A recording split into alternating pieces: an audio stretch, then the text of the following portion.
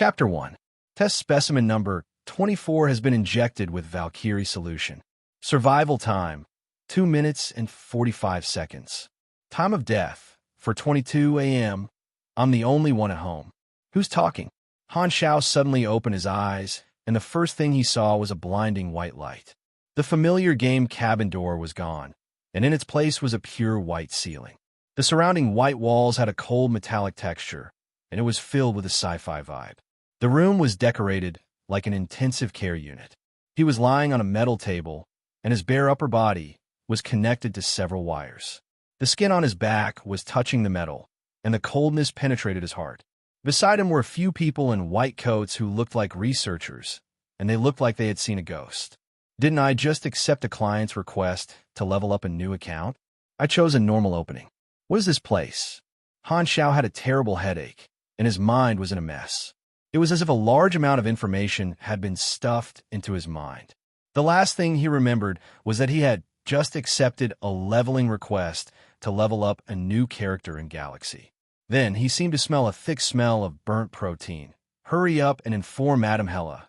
The test subject is alive.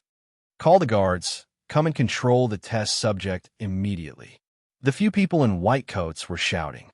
Han Xiao did not understand their language, but he could understand what they were saying. The words test subject, survival time, and guards made him feel very uneasy. There were hurried footsteps outside the door. Someone was quickly approaching. Should I stay here and do not move, or should I run? After a moment of hesitation, Han Xiao decisively chose the latter. Waiting for death was not in his character. He turned around and tore off all the wires connected to his body. He staggered toward the door of the laboratory. The surrounding people in white coats hurriedly backed away and did not stop him. Bang! Outside the door was a long white corridor. At both ends of the corridor were more than 10 guards in black combat uniforms with electric batons. Han Xiao recognized the half-sapling symbol on the left chest of their uniforms and gasped. The Germinal Organization of Version 1. 0 Blue Star?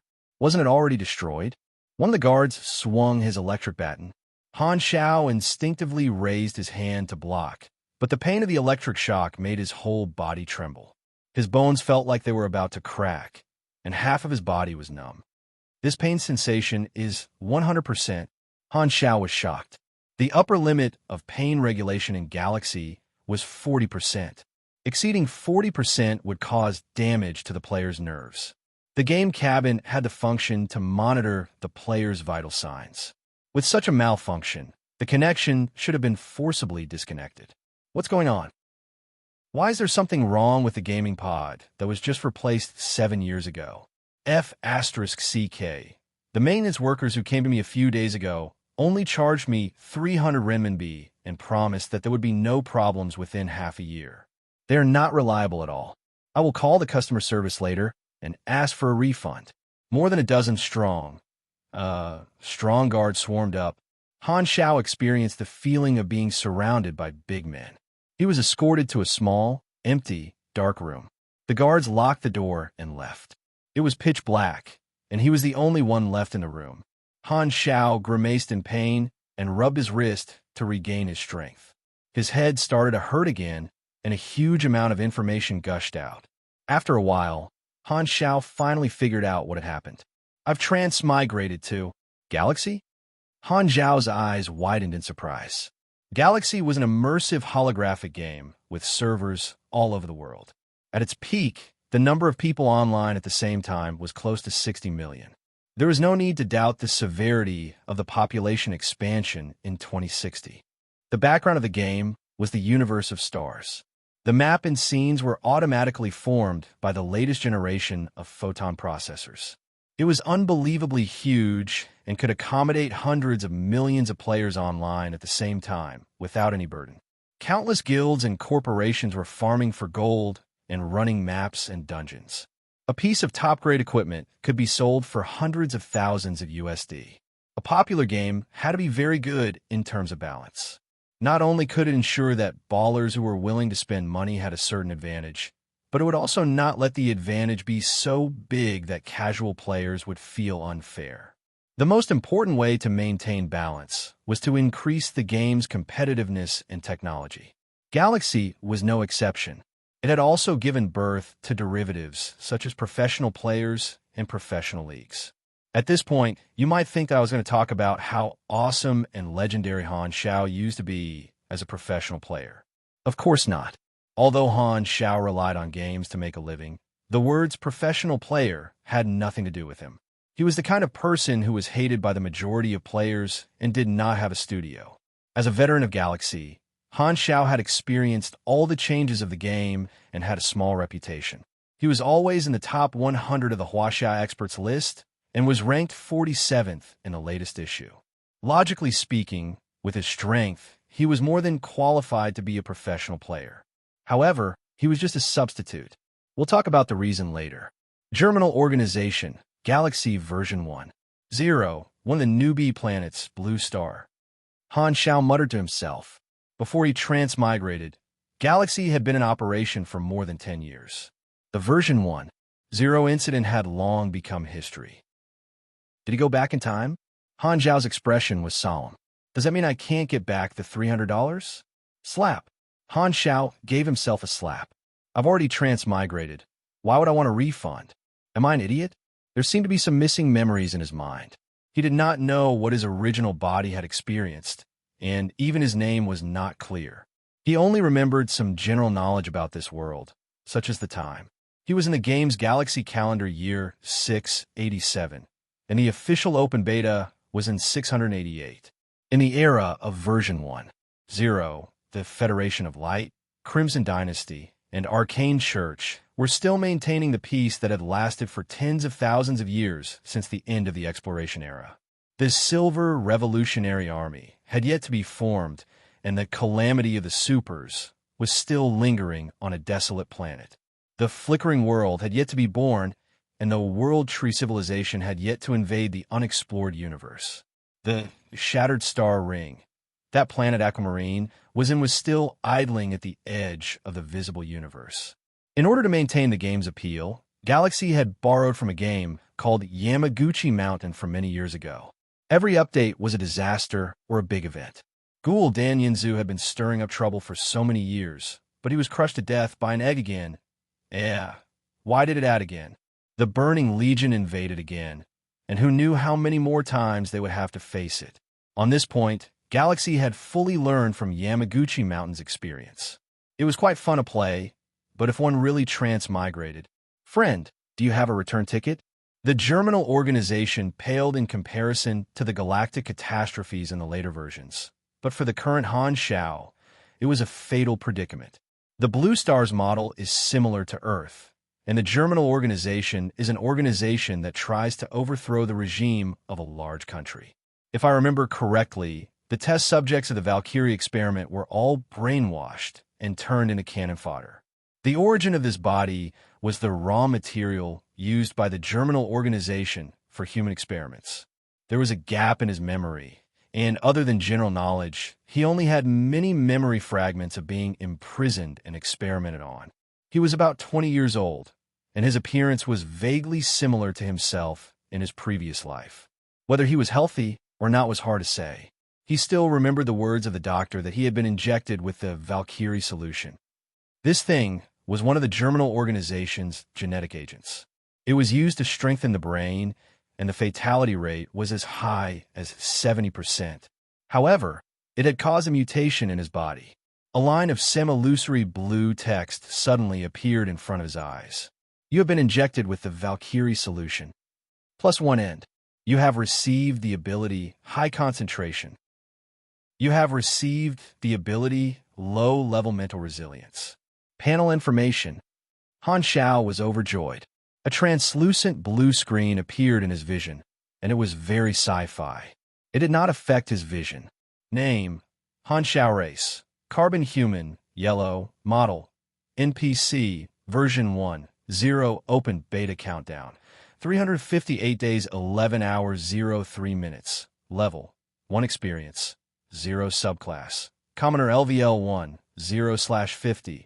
Main Class. None Attributes. 2 STR, 2 DX, 3 END, 3 INT, 1 MYS, 2 CHA, 1 LUK free attribute points. 0 energy, 0 LVL 0, energy rank.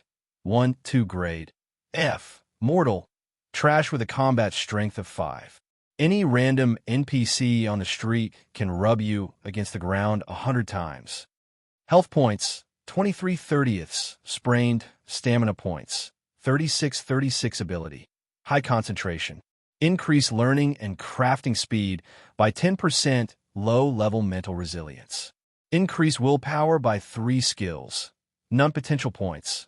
0 class knowledge tree. Locked influence. None legend. 0 equipment. None Galaxy's game panel. Thank goodness this thing is still here. God bless handsome guys. However, Han Xiao soon found something strange. NPC template. I'm not a player. Countdown to version 1. 0. Han Xiao furrowed his brows and found a few important factors. First, although he did not know why the attribute panel followed him, this was the real world. Every life was alive. If he died, he would not be revived like in a game. Second, although he had become an NPC, he still had the system panel of a player. This was undoubtedly good news, as he could level up like a player. Third, the countdown made him realize that the real world might have returned to the time before Galaxy was released. He had really returned to the past. Did that mean that the players of the past would appear again? Fourth, that was the main point. He was in a very dangerous situation. Han Xiao was troubled. Look at other people's transmigration. That was a normal start, okay? 500 gold coins, 10 people, resources, helpers, and maybe even next girlfriend. Even without that, at least the environment was safe.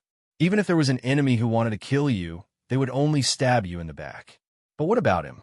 At the start of the battle, he was a solo hero in enemy territory. If he was not careful, God would send him back to the martyr's palace, if such a thing existed. Han Xiao did not have the ability to revive players. He only had one life. It would be a pity to lose it here. That's right. What he thought was pity, which was slightly different from the normal person's I must survive. As for my life is not in the hands of the heavens. If the heavens want to destroy me, I will destroy the heavens, or swallowing a golden core and breaking through the door of life and death. That was usually the reaction of a person in the late stages of middle school. What the hell? Am I the only one who is being attacked? Han Xiao complained. Although his senses were no different from reality, he had a lot of doubts in his heart. What was the essence of his existence? A real life? Or a set of data? A soul transmigration? Since I'm here, I'll just have to take it one step at a time, Han Xiao thought to himself. No matter what he was, if he did not want to die a hero, he had to find a way to survive. There was still a year to the open beta. Before the players arrived, he had a year to prepare. This was the only good news that excited him. He had a deep understanding of the destructive power of the players. Like a plague of locusts, they were synonymous with chaos and madness. Clang! At this time, the door of the small dark room opened, and a few people walked in. Because of the backlight, Han Xiao could not see their faces clearly. He could only vaguely see that the leader was a woman with a hot body. How's the test subject? The woman spoke to her subordinates behind her. Her voice was slightly hoarse, like a cup of rich coffee. There was a touch of sexiness in her languid voice. Looks like he's out of the manic phase. The person in charge of the experiment, Lin Wei Xian, looked at Han Xiao with a burning gaze, as if he was looking at his own private property. Han Xiao asked hoarsely, "Who are you?" Seems like there's a problem with his memory. The woman raised an eyebrow. Valkyrie stimulates the brain.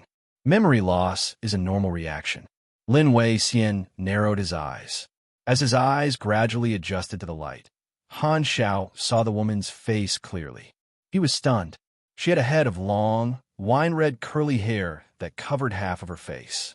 She was wearing a tight black combat uniform, and her hot figure looked like it was going to burst out of her clothes. She was very attractive. Her facial features had the three-dimensional features of a Westerner and the gentleness of an Oriental. She was like a mixed blood, beautiful and alluring. She had black eyeshadow on, and her whole body exuded a mature and languid temperament, just like a beautiful snake. If Daji was this beautiful, Then King Zhou's death was not in vain. This thought surfaced in Han Zhao's mind. Hela, the person in charge here. The red-haired beauty stared at Han Zhao, waved her hand, and said, "Take him away for a blood test. I want to see the report immediately." Two expressionless elite guards walked forward, grabbed Han Zhao's arms, and dragged him out. Han Zhao looked at the strong bodies under the uniform and the pistols on their waists, and immediately gave up on resisting. He recognized Red Snake Hela. This was one of the Blue Star Challenge locations, the Valkyrie Laboratory, one of the subordinate bases of the German organization. In version 1.0, the boss Hela had tortured countless Blue Star newbies and was called Sister Dissuade on the forums. In the future, she even became a galactic powerhouse in the Colton star cluster, and her strength exceeded the Calamity grade. She was crowned with the title Goddess of Death, and was famous in the entire Shattered Star Ring. Han Zhao smiled bitterly to himself. His current situation was truly the coldest winter in the 12th lunar month. Although it took a little longer than expected, mainly because I slacked off for half a month. That's right, arrogant face. That was not important. The important thing was that the book was finally published. The new book needs everyone's care. Please recommend it. Please collect it. Please support it. Please everything. P.S. I originally wanted to call it Machinery Heavenly King, but someone already gave it that name. I thought that Machinery Dominator was not bad, but it still didn't work. I tried more than 10 names and finally found a name that could be used. All the good names were taken, and not a single one was left for me. Chapter 2. A chapter of close to 6,000 words. Because there are many settings in it, there are no chapters. If you don't want to look at the settings, you can skip them. It's not important anyway. Serious face. Before the story begins, let's briefly introduce who our main character is. Han Zhao, man. The reason for this ambiguous name was simple. His mother's surname was Han, and his father's surname was Zhao. Simple and direct, but the meaning was profound. When he was in his 30s, he had enough to eat and the whole family wasn't hungry. As for his looks, he was the type of person who would be called Big Brother by a 30-year-old uncle sitting at the same table as him when he was bribed by his neighbor's elementary school student with 200 yuan to pretend to be a family member and attend a parent-teacher conference. Although he looked a little dispirited in the circle of Galaxy, he had a lot of friends and was somewhat famous. His main ID was Old Man, chatting coquettishly young madman. He was at the level where he could feel the admiration and envy of casual players when he was strolling in the player's city. In the official forum's comments on the experts in the China region, his comment was unpredictable battle style, professional level reaction on the spot, good at 5 classes, and excellent at mechanics. Compared to the 2 or 3 pages of comments of other experts, Han Zhao's comment was only 1 sentence. It was rumored that he was not a person who liked to be in the limelight, and he often rejected interviews for video game reporters, so he did not have much exposure. The truth was that whenever a reporter interviewed him, he hoped that the reporter would add an advertisement at the beginning of the interview. Are you still troubled by the 10 consecutive kneels in the arena? Are you still depressed about being piked in the wild? Great leveled in Galaxy. Accept gold farming, leveling, revenge, and bonus services. Price is negotiable. You won't lose out if you don't buy. You won't be tricked. Honest management. Scammers get lost. Contact ID. Reality proved that, even in the parallel universe of 2060, small advertisements were still frightening. That was why Han Zhao was so quiet. "Sai, I have to eat. It's all because of life." Han Zhao was brought back to the laboratory for a blood test. The terrain of the base was unknown, and the number of armed personnel was unknown. With his basic attributes as a newbie, rashly resisting was asking for death. The well-trained guard in the corridor were probably level 5 to level 8 special agent subclasses. They were the strongest among ordinary people. If he remembered correctly, Hela was currently an executive officer of the German organization. She was a grade E Esper with an energy level of more than 500 Ona. Conservatively speaking, she could probably take on 1,000 of him. In the year 23333 of the exploration era, A genius concluded the cultivation method of key, establishing the same basic theory for all the cultivation systems in the universe, completely opening a new era, and supers began to shine. Galaxy was a stage for superhumans. There were a total of 5 supers: Esper, Pugilist, Mechanic, Mage, and Psychic. These are the main classes in Galaxy, and they could be obtained by learning the class knowledge book. Professions were divided into main professions and subprofessions. There were only 5 main professions, but there were many subprofessions, and they did not require any profession knowledge books. The first test that all newbies faced upon entering Galaxy was to find the book of professional knowledge and change to their main profession. New characters could choose from 2 starting points. The first was the normal starting point, in which the system would give them a set of clothes that would never be dropped to prevent them from running around naked, a fixed amount of money, and a set of starting points on a newbie planet, usually in different factions. This starting point was very stable. The second was the random starting point, in which the new character would be involved in a special event, which could lead to danger or opportunity. Han Zhao's current situation was very similar to the random starting point. Although the game had turned into reality, he was still familiar with the background, and he had a wealth of experience to rely on. Han Zhao calmed down. Not long after, the blood test results were out. Hela took the data from Lin Wei Xian and frowned. There's nothing wrong with the blood test. The Valkyrie solution mainly stimulates the brain, Lin Wei Xian said. Maybe we should cut open his skull to check his brain activity. Cut open a ladle to extract the juice? Would I still be alive? Han Zhao grumbled. Hela waved her hand to stop him. He is the first surviving test subject of the Valkyrie's experiment. Unless absolutely necessary, do not use destructive means. Han Zhao rolled his eyes. Perhaps this identity could be put to good use. Lin Wei Xian did not agree with Hela's words. It would be a pity if such a good subject could not be studied. Then let's observe for a while and see if the Valkyrie solution has improved his abilities. Hela narrowed her cold eyes. Let's brainwash him first. Brainwash? Han Zhao's heart sank. Brainwashing was a common method used to control subordinates. Players who were successfully brainwashed would automatically join the faction. However, his current life was real.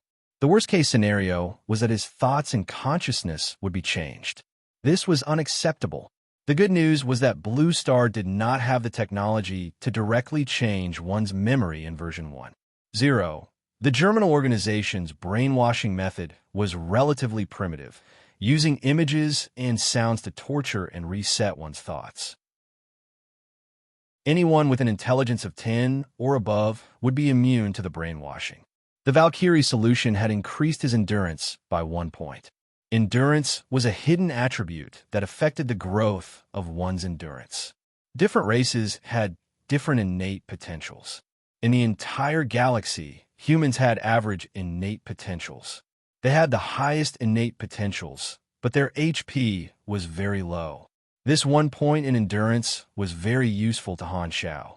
High concentration increased learning and crafting speed by 10%, increasing efficiency. Low-level mental resilience gave him 3 points of mental resistance, which was equivalent to an additional 3 points of intelligence. If he wanted to be immune to the brainwashing, he was still short of 3 points of intelligence.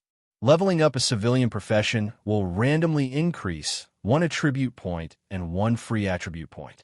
The chances of it increasing intelligence are too low. Han Zhao knew his limits. In the past, when he was playing the lottery in the game, he always wondered if there was a distant relative at home who was sleeping in the black soil of Africa. If there was a god protecting him, it had to be the goddess of calamity. In comparison, obtaining a new profession was undoubtedly the safest option. Currently, Han Zhao was unable to move freely. However, a random start would not be a hopeless situation from the start. It would definitely give the player a chance. He suddenly paused. Come to think of it, I'm an NPC now. The system might not be protecting me, right? Take him to the brainwashing room.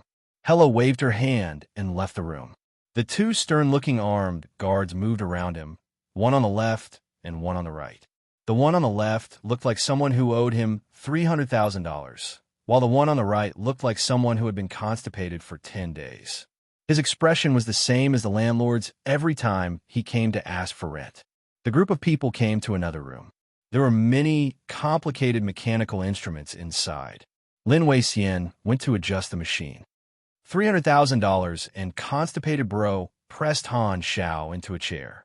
10 meters away from the wall was a row of glass bookshelves. Han Xiao turned his head to look at the bookshelves. Rows of titles jumped into his eyes.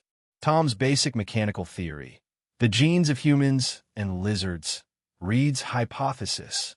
It seemed like these were the reserved books for researchers. Wait, there's a profession knowledge book here. There's always a way out. Han Xiao was overjoyed. The two guards behind him were eyeing him covetously. It seemed that if he made the slightest move, he would be attacked. Han Xiao did not hesitate at all. He suddenly stood up and walked toward the bookshelves. This action gave the others a fright. $300,000 and constipated bro completed the action of aiming their guns in 0.6 seconds. With a black muzzle pointed at his back, Han Xiao's expression did not change. He did not stop walking and said to himself, "Don't shoot.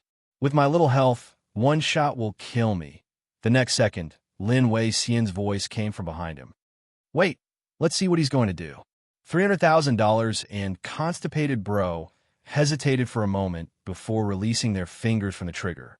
Han Xiao let out a sigh of relief. He had made the right bet. As long as he did not have any aggressive tendencies, the identity of the first successful test subject would be his protective talisman. His actions would only be treated as an experimental effect. Tom's Basic Mechanical Theory, a book of basic knowledge for the mechanic class. This was his goal. He took out the book from the bookshelf and started flipping through it. You have completed a self-study of basic mechanical knowledge. Due to your INT, Basic Assembly Progress, 0% plus 0, 2% for high concentration. It worked. Han Xiao was overjoyed. Although he could not understand it, the system would automatically judge and help him learn the knowledge within. Lin Wei-Xian's face was filled with confusion. The test subject's actions seemed to be learning. Could it be that the experiment increased his learning ability? Out of consideration for his observation, Lin Wei-Xian did not stop Han Xiao. The entire room was silent. Only the rustling of the pages could be heard. Basic Assembly Progress, 15% plus 1, 5%, 29% plus 2, 9%, 48% plus 4, 8%. The speed at which the pages were flipping became faster and faster. Han Xiao's expression did not change, but in reality, he was slightly anxious. Every second that passed was not only time, but also his freedom. With a bang, the door opened again, and Hella walked in. Seeing the scene, she frowned. "What's going on?" "It's like this," Lin Wei-Xian explained and told her about the Valkyrie's experiment. "You're saying that his learning ability has been enhanced?" Lin Wei-Xian, this is the conclusion of my preliminary observation. If you allow me to cut open his brain for testing, I can give you a more accurate conclusion. Han Xiao could not help but think to himself, this old guy is so passionate about cutting open people's brains. How much does he like to eat brains? Hella waved her hand and rejected Lin Wei-Xian's request.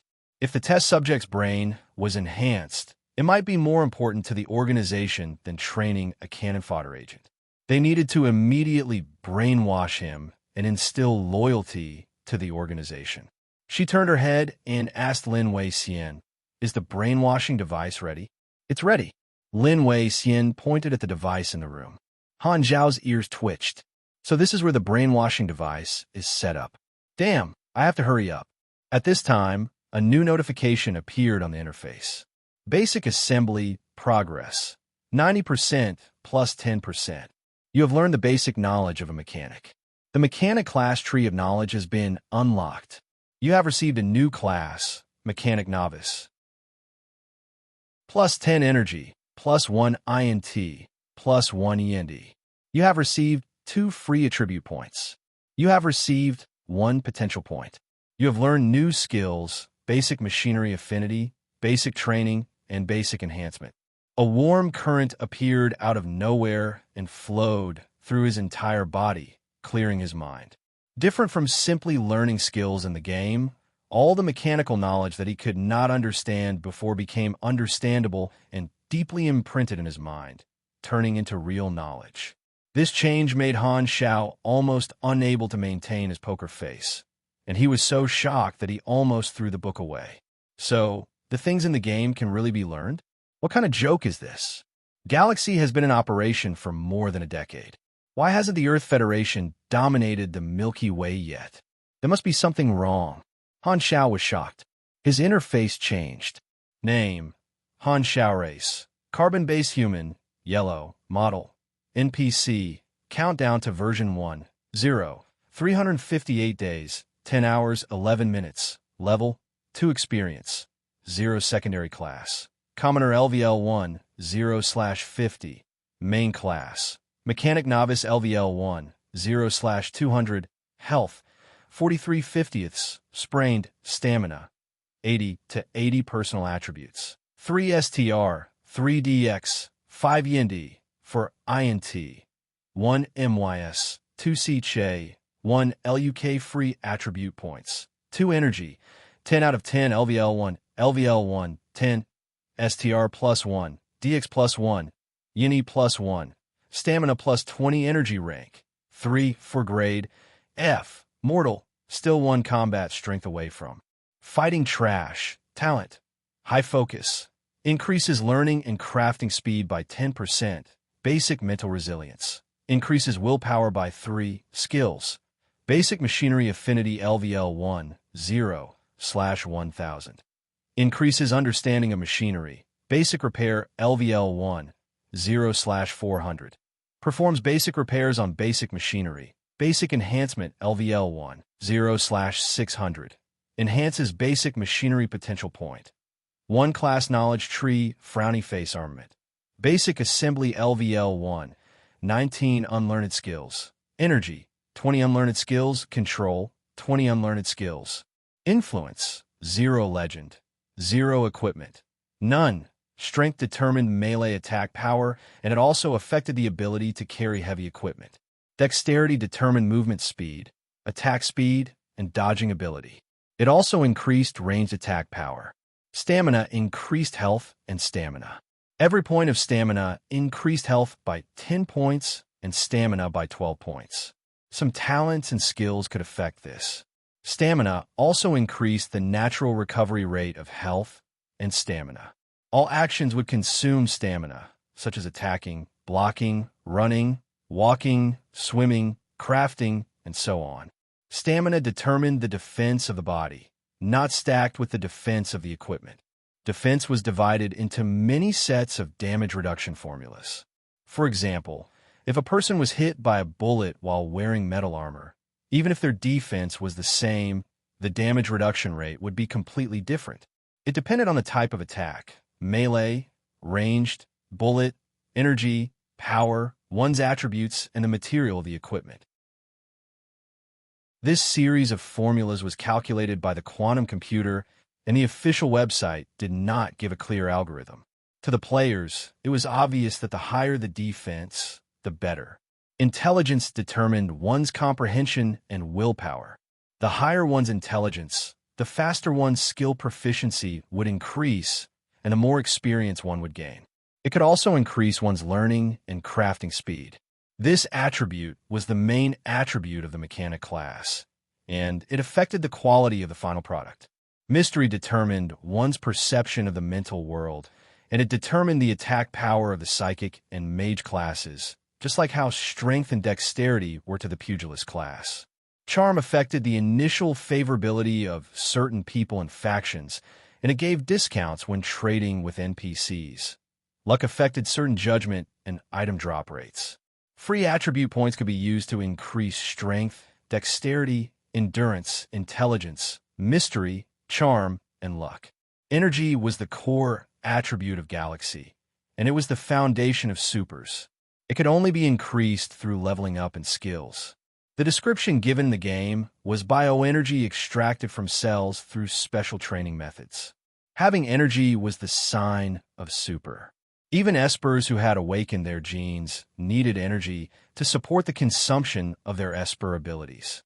In history, there had been countless people who had been drained by their own esper abilities. Every time one's energy reached a certain standard, they would receive an attribute bonus effect. For example, 10 energy was the standard for energy level 1, 50 energy was level 2, and 100 energy was level 3. The attribute bonus at each level was not fixed, and it would change with the main class. The higher the grade of the class, the higher the attribute bonus. Using super skills basically consumed energy. Once one's energy decreased and fell below a certain level, they would lose the attribute bonus of that level. For example, energy level 1 was 10. Once one's energy was consumed below 10, they would lose the attribute bonus of energy level 1. This concept was equivalent to a decrease in status after using a skill, which greatly increased the importance of the details of the battle. Energy could slowly recover on its own, but it could also be quickly recovered by consuming stamina. If one's energy was depleted and still persisted in using skills that consumed energy, it would consume stamina at a disproportionate rate. Once stamina was depleted, one's health would start to decrease. Supers who were drained by their own esper abilities all died this way. Energy level was an evaluation of a character's combat ability and determined the grade of a super. Professor Stuart Ona of the Radiant Federation had created the energy level theory and unified all the complicated energy calculations into the energy level unit Ona. The calculation method was not addition or subtraction, but a complicated function. The overall trend was a curve. E, D, C, B, these are the grades of supers. The standard for grade E supers was 100 Ona. Hela was one of the stronger supers in grade. Grade A was a watershed, also known as the calamity grade. It could cause a destructive disaster on the surface of a planet. There were even higher grades above grade A, and Han Xiao had once been an expert at that grade. However, to the current him, it was still very far away. After becoming a grade 1 mechanic, plus 2 free attribute points, it was only enough to push his intelligence to 6 points. He still lacked one crucial attribute point to be immune to the brainwashing. Han Xiao was a little depressed. Other than leveling up, he had no other choice. The problem was, how was he going to gain experience? It was obviously impossible to fight monsters, and the chances of triggering a mission were not high. *T. Is there no other way? Han Zhao's eyes suddenly flashed. Maybe there was still a way. He threw the book away, turned around, and stared straight at the pistol on 300,000's waist. His expression was wooden and blank, as if he was in a daze. Hela frowned and swallowed the order that was about to come out of her mouth. She looked at Han Xiao with confusion along with everyone else, not knowing what he was going to do. Han Xiao tightened his muscles and deliberately made his movements appear stiff. He walked toward 300,000 and stretched out his hand as slowly as possible so that everyone could see his movements clearly. He reached for the pistol on 300,000's waist. 300,000 instinctively covered the gun. He found that Han Xiao had no intention of fighting for it, but he refused to let go. He felt like a child stubbornly holding onto a toy that he wanted. It was also because Han Xiao had deliberately slowed down his movements that 300,000 did not pull out his gun and open fire. Unload the bullets. Hela showed an interested look. She wanted to see what Han Xiao was up to. 300,000 did as he was told. He pulled out the magazine and allowed Han Xiao to take away the pistol. The moment he received the pistol, Han Xiao learned the item's information. Type 73 Wasp. Gray, small caliber portable firearm. Attack 28-35, fire rate 1. 1/S. Energy output level 13. Spring mechanism, sleeve, firing pin, magazine, missing. Basic assembly gave him a lot of mechanical knowledge, and the structure of the Type 73 Wasp automatically appeared in his mind. Han Xiao instantly understood how to assemble it. The process in the game was simplified by the system and only required a loading bar, but now he had to do it himself. This was more immersive than the game. He also confirmed that he had transmigrated to a certain reality and not just a game. Suppressing the complicated feelings in his heart, Han Xiao awkwardly disassembled the pistol into a pile of parts and then began to reassemble it. Basic assembly, and his skill bar glowed slightly. 40 seconds later, the pistol was assembled. This speed was nothing for a special agent, and it was even a little slow. However, Hela and the others did not forget that Han Xiao had not received any training at all. He had only read a book for 10 minutes. Everyone was shocked. Was this the effect of the Valkyrie's experiment? Lin Weixian was excited. What a strong learning ability. If I can study his brain, maybe I can replicate it. Damn, how obsessed are you with brains? Han Xiao repeated the process of disassembling the pistol. You have completed one mechanical assembly, basic, 69% perfection, 28 EXP gained. You have completed one mechanical assembly, basic, 73% perfection, 32 EXP gained. There were many ways to gain EXP in Galaxy. Other than killing monsters and missions, skills and manufacturing experience were important sources of EXP for mechanics. Mechanics were weaker in the early stages of the game, so they were more inclined towards logistics. As he became more familiar with the process, the speed of disassembling the pistol became faster and faster. Gradually, he could complete it in 20 seconds. Hela finally came back to her senses and said seriously, "Brainwash him immediately." At this time, Han Xiao completed the last assembly, and his EXP finally reached 200. Put all into Novice Mechanic. A warm current appeared in his mind, and a pleasant notification sounded in his mind. Novice Mechanic leveled up to LV. 2. Plus 10 energy, plus 1 INT, plus 1 END. You have received 2 free attribute points. You have received 1 potential point. That was close.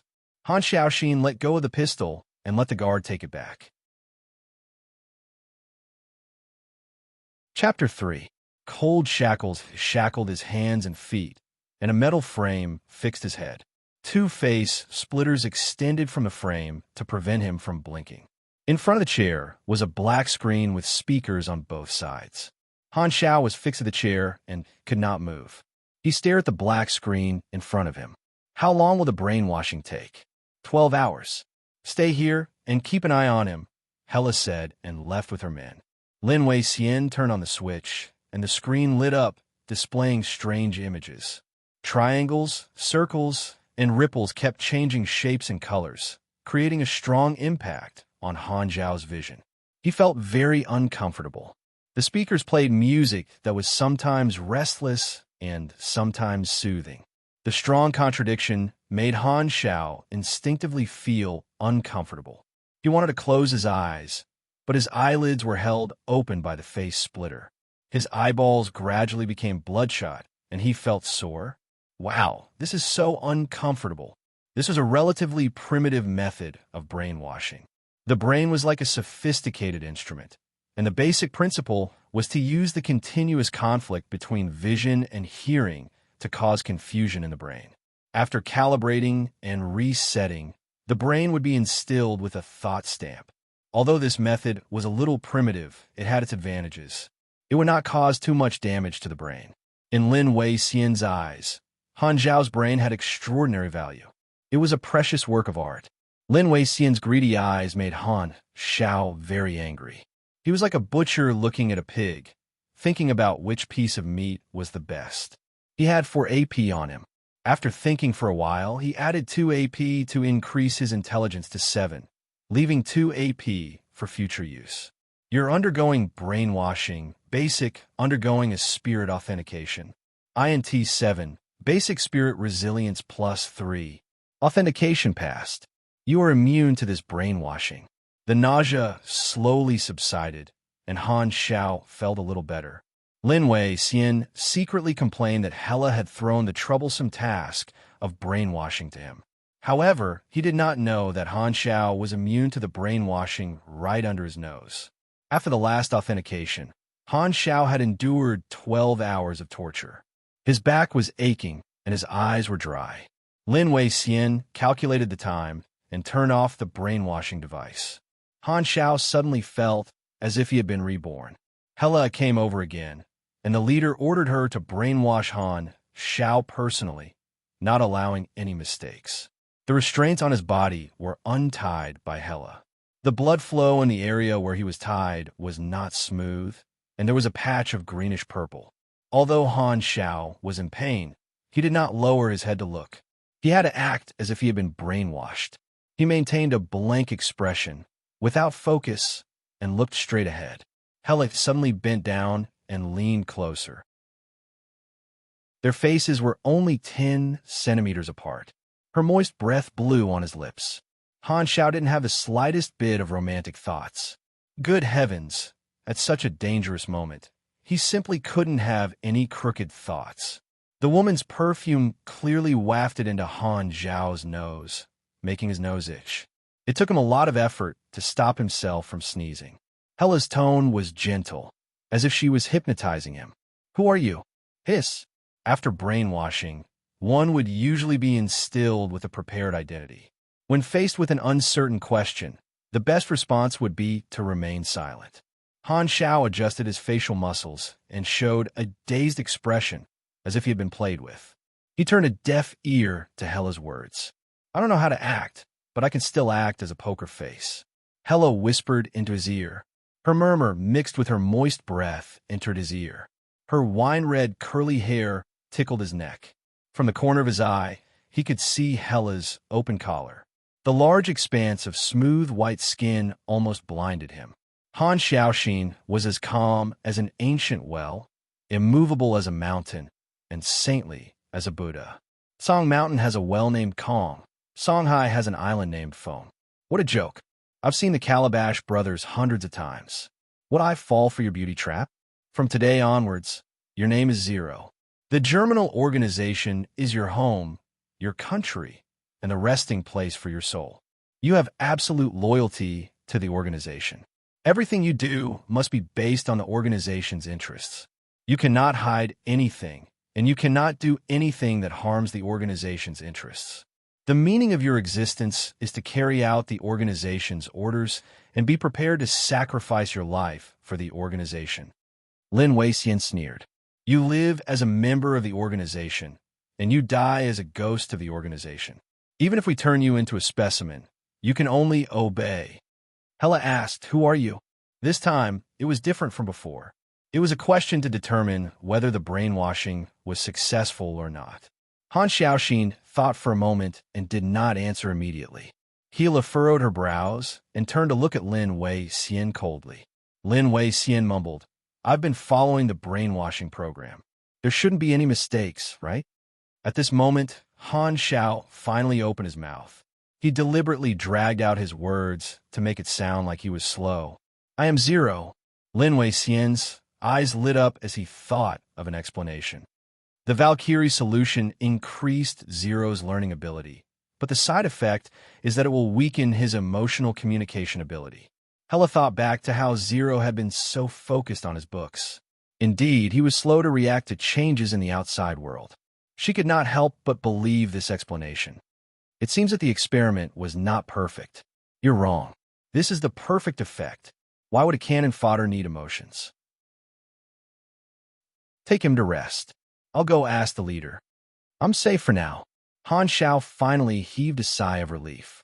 When he was being brainwashed, he had already thought of creating an image of himself as slow to lower the enemy's vigilance. Although the location of my transmigration is not very good, the timing is not that bad. The Valkyrie experiment he had experienced was only the prototype of the future Super Soldier project. They had not yet developed a miniature self-destructing chip to control the loyalty of test subjects. If he had transmigrated to that time, he felt that he would have suffered less if he had killed himself earlier. The goddess of luck has finally blessed me. Hela connected the call to an encrypted number. Leader, Zero's condition is stable. A hoarse male voice came from the phone. Has the brainwashing been completed? I'll personally conduct it. There won't be any problems. What do you plan to do with Zero? The purpose of the Valkyrie experiment is to nurture warriors and train him. Hela did not comment. Since it was the leader's arrangement, she had no objections. How's my sister? That's not what we agreed on. The male voice was slightly joking. I gave you the right to visit her once every 2 months. Don't cross the line. Hella's white and tender hands were bulging with veins. Her expression was uncertain. The male voice laughed hoarsely. It was as ear-piercing as sandpaper. With a click, he hung up the phone. The Valkyrie laboratory was built in white. It was located underground, and the air was oppressive. The guards who came and went had cold gazes. After a night's rest, Han Xiao was brought to a sealed training ground where Hella was waiting for him. He did not know what the Germinal organization had planned for him, but he guessed that they would not give up on his learning ability. He would definitely have many opportunities to gain experience in mechanical engineering. It seemed that he would not be able to escape from this heavily guarded base in the short term. Han Xiao mentally prepared himself for a long time to come. 0. From today onwards, you will undergo combat and shooting training every day. Hella threw a set of protective gear to Han Xiao. Put it on. Han Xiao quickly put on the protective gear. It looked like a fight was about to break out. Hella twisted her feet, and her high-top combat boots made an ear-piercing sound as they scraped against the ground. With a burst of kinetic energy, she crossed the 5-meter distance between them in the blink of an eye and rushed in front of Han Xiao. Her long legs wrapped in a tight black uniform whistled through the air like a whip. Bang! She was too fast. Han Xiao's vision blurred, and he was kicked. Even with protective gear, his sternum creaked. His face paled, and he stumbled back a dozen steps.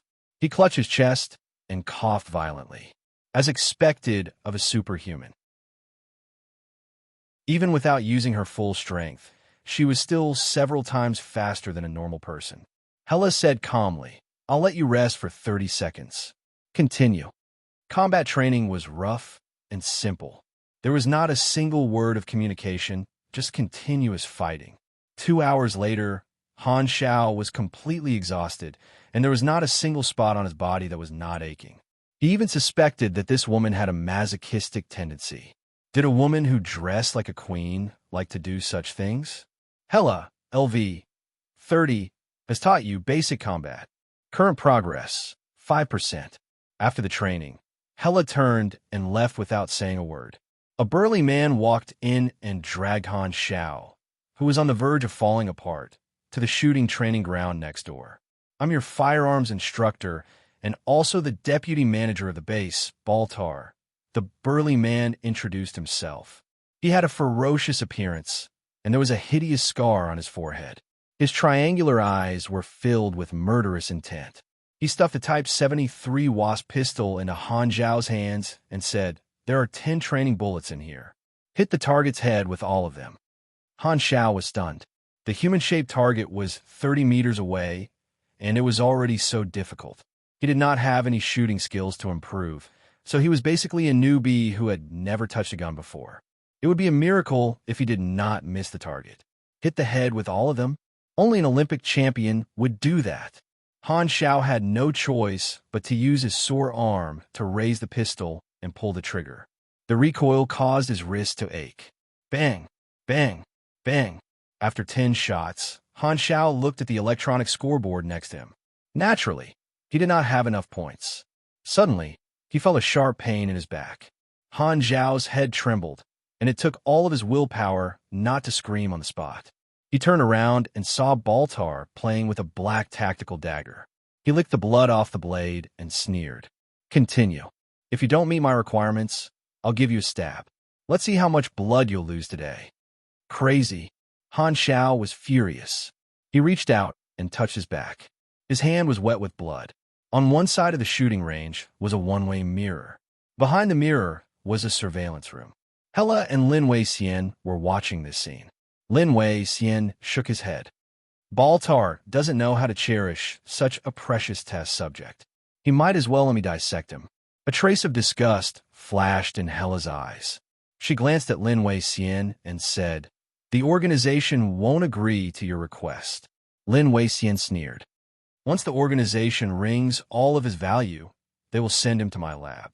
I created him, so he's my personal belonging. Hella knew that Lin Wei Xian was telling the truth. This was the organization's way of doing things. She did not say anything. In the eyes of the organization, Han Xiao was just a tool. He was not even a human. Baltar LV-15 has taught you basic shooting. Current progress, 5%. Agent, class, unlocked. 1% his arm was cut again. The cuts were not deep, but there were already more than a dozen wounds on his body. His clothes were soaked in blood. Baltar looked at the pale but silent Han Xiao with interest. He enjoyed the feeling of the blade cutting through flesh and the smell of blood. It was the most beautiful scene in his eyes. "Why don't you scream?" Baltar played with the dagger and said, "If you don't scream, you're not a qualified toy." "Damn pervert." Han Xiao took a deep breath. He wanted to punch Baltar's morbid face, but he knew that such a reckless action would only lead to bad results. It was like playing League of Legends. If he fought with the enemy head-on, he would only end up worse. The right thing to do was to call the jungler and kill the jungler as well. Then, everyone would happily argue and type GG in the midst of laughter. That would save them a round of wasted lives. If it were the same as when he was young, he would have slapped Baltar twice. But now, he could not resurrect like the players. What else could he do? He could only forgive Baltar like a father. "I'll let you laugh as much as you want first. There will be a time when you cry." Han Xiao gritted his teeth, not because of anger, but because of pain. Chapter 4. On a novice planet with a magical background, the potions used to replenish HP and MP were things like life recovery potions and mana recovery potions. On a planet like Blue Star, the red and blue potions were clearly a set of nutrition potions and healing potions. After the infuriating shooting training ended, Han Xiao was brought to a nutrition pod filled with healing potions by the researchers for 2 hours. The wounds on his body had scabbed over, and he could move freely. However, it would affect his wounds, causing him to feel a dull pain in his nerves. There was an empty machinery modification room in the base. Because he had displayed his talent in machinery, he was placed there alone. He could use the lathe, materials, and tools as he pleased. There was a surveillance camera in the corner of the room. Han Xiao was not surprised at all. The researchers were probably observing him at all times. The bookshelves by the wall were filled with books, and Han Xiao found a few basic machinery knowledge books. Blue Star, year 687 of the galaxy calendar, one of the novice planets. It had just come into contact with galactic civilizations and was in the process of transitioning from the old civilization era to the new civilization era. Its civilization level was still on the surface of the planet, and its technology was similar to that of Earth. The machinery technology that could be found was at most advanced knowledge. The mechanic class tree of knowledge had 3 branches: armed, energy, and control. Each branch had 20 types of knowledge, which were divided into 5 levels: basic, advanced, high-end, peak, and ultimate. Class knowledge was the growth tree of the players, the core system of the main class. The first class knowledge was used to obtain the main class. The class knowledge after that required potential points to learn, and the level of the knowledge was also increased through potential points. There were 3 ways to obtain potential points: leveling up, or rewards from certain high-level missions. Training a skill to the max level. He had 2 potential points, but he did not plan to learn new class knowledge for the time being. Class knowledge was not urgent, and he had other uses for the potential points. Many players had squandered all their potential points in the beginning because it was easy to level up, and they were dumbfounded when they needed them. As one grew, potential points would become harder and harder to obtain, and every point was precious. Han Xiao spent all his free time outside of training on machinery, trying to accumulate enough EXP as soon as possible so that he could escape from this enemy camp. Time passed quickly. Han Xiao gained EXP by using the 2 techniques of assembling and strengthening machines. As he became more familiar with the technique, he was able to maintain the perfection rate of the basic machines at 90% and above. Every time, he would gain a lot of EXP. If a machine was assembled too many times, the experience points would continuously decrease until it gave no experience at all.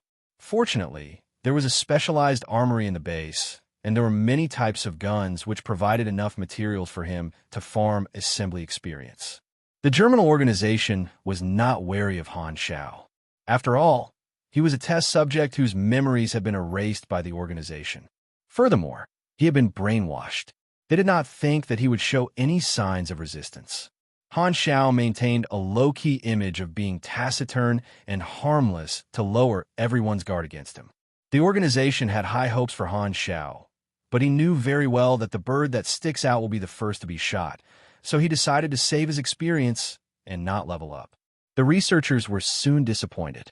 This level of mechanical assembly could be done by trained logisticians, but it was not in line with their expectations for the Valkyrie experiment. After a month of observation, the researchers stopped their 24-hour surveillance and came to the conclusion that Test Subject 0 was a failed product. Thus, they began to focus on improving the Valkyrie potion. Han Shao did not have to disguise himself under the surveillance at all times, so he was much more relaxed. As there was no return on their investment, the German organization's patience with him gradually decreased. Only Lin Wei-Xian and Baltar continued to pay attention to him. Lin Wei-Xian was curious about Han Zhao's mutation and repeatedly suggested to the organization that they dissect Han Shao to obtain more experimental data. However, he was always rejected with the reason of weight. Han Shao knew very well that according to the German organization's way of doing things, he would end up in Lin Wei-Xian's hands sooner or later. This gave him a lot of pressure.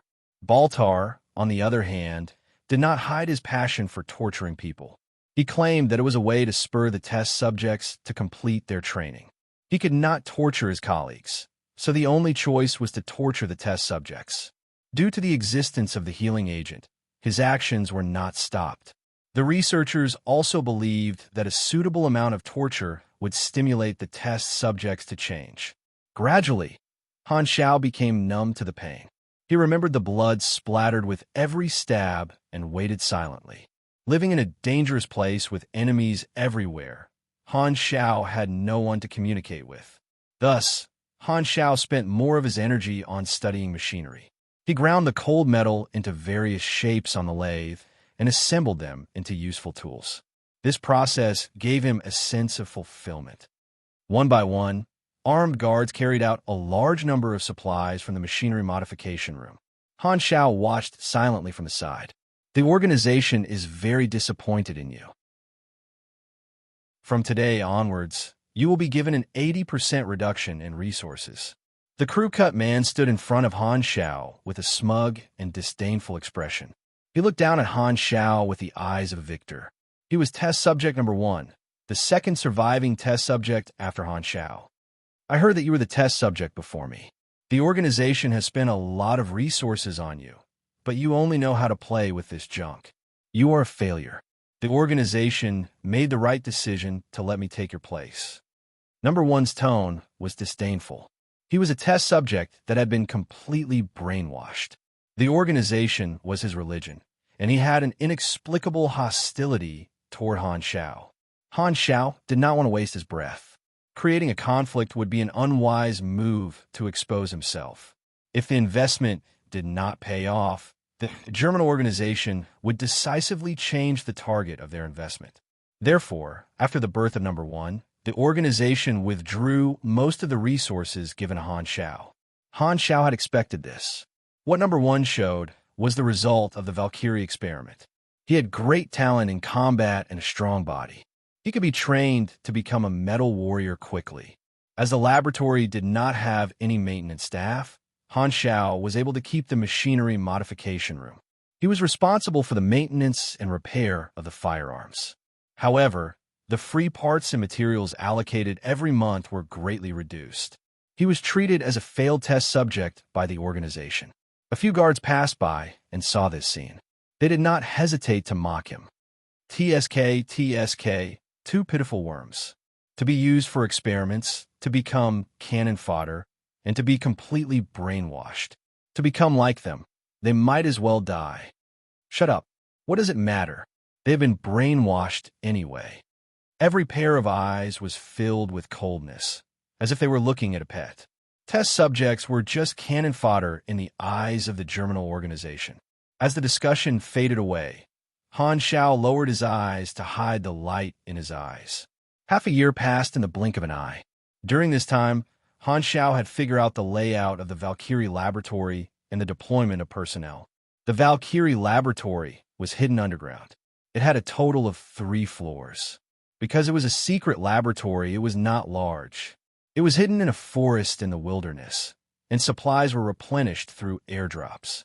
There were a total of 60 armed guards stationed there. Hela was the supervisor of the laboratory, and Lin Wei-Xian was the person in charge of the experiments. Every once in a while, the organization would send a batch of human subjects whose memories had been erased for experiments. This base was the main laboratory of the Valkyrie project, including Han Xiao and Number 1. There were a total of 78 successful test subjects. Apart from this, the German organization had more than a dozen laboratory branches to mass replicate cannon fodder. Most of the 78 successful test subjects were transferred to other places via helicopters. Only Number 1 led 9 of the most talented test subjects to form an elite reserve team and receive training there. Ever since the organization stopped paying attention to him, Han Zhao's life became monotonous. Every day, apart from training, he would stay in a machinery modification room to repair and assemble firearms. It had basically become his own little world. The guards were used to ignoring Han Zhao's existence. When their eyes swept past Han Xiao, they would not linger on him for even a moment. It was as if Han Xiao was just a wall, just a background. The lack of attention gave Han Xiao a lot of convenience. His nonstop mechanical work gave him a huge amount of EXP. Just like the mistletoe, he quietly absorbed nutrients from the germinal organization under everyone's nose. He also memorized the structure of many basic firearms. This kind of basic technological weapon, which could be found anywhere, only needed to be assembled many times to master the manufacturing method. It was not a skill that was recorded on the interface. The EXP gained from assembling and enhancing were separate.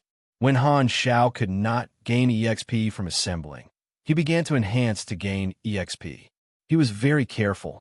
Every time he was done, he would return the gun to its original state and hide its ability. Through Hela and Baltar's training, he had mastered basic combat and basic marksmanship.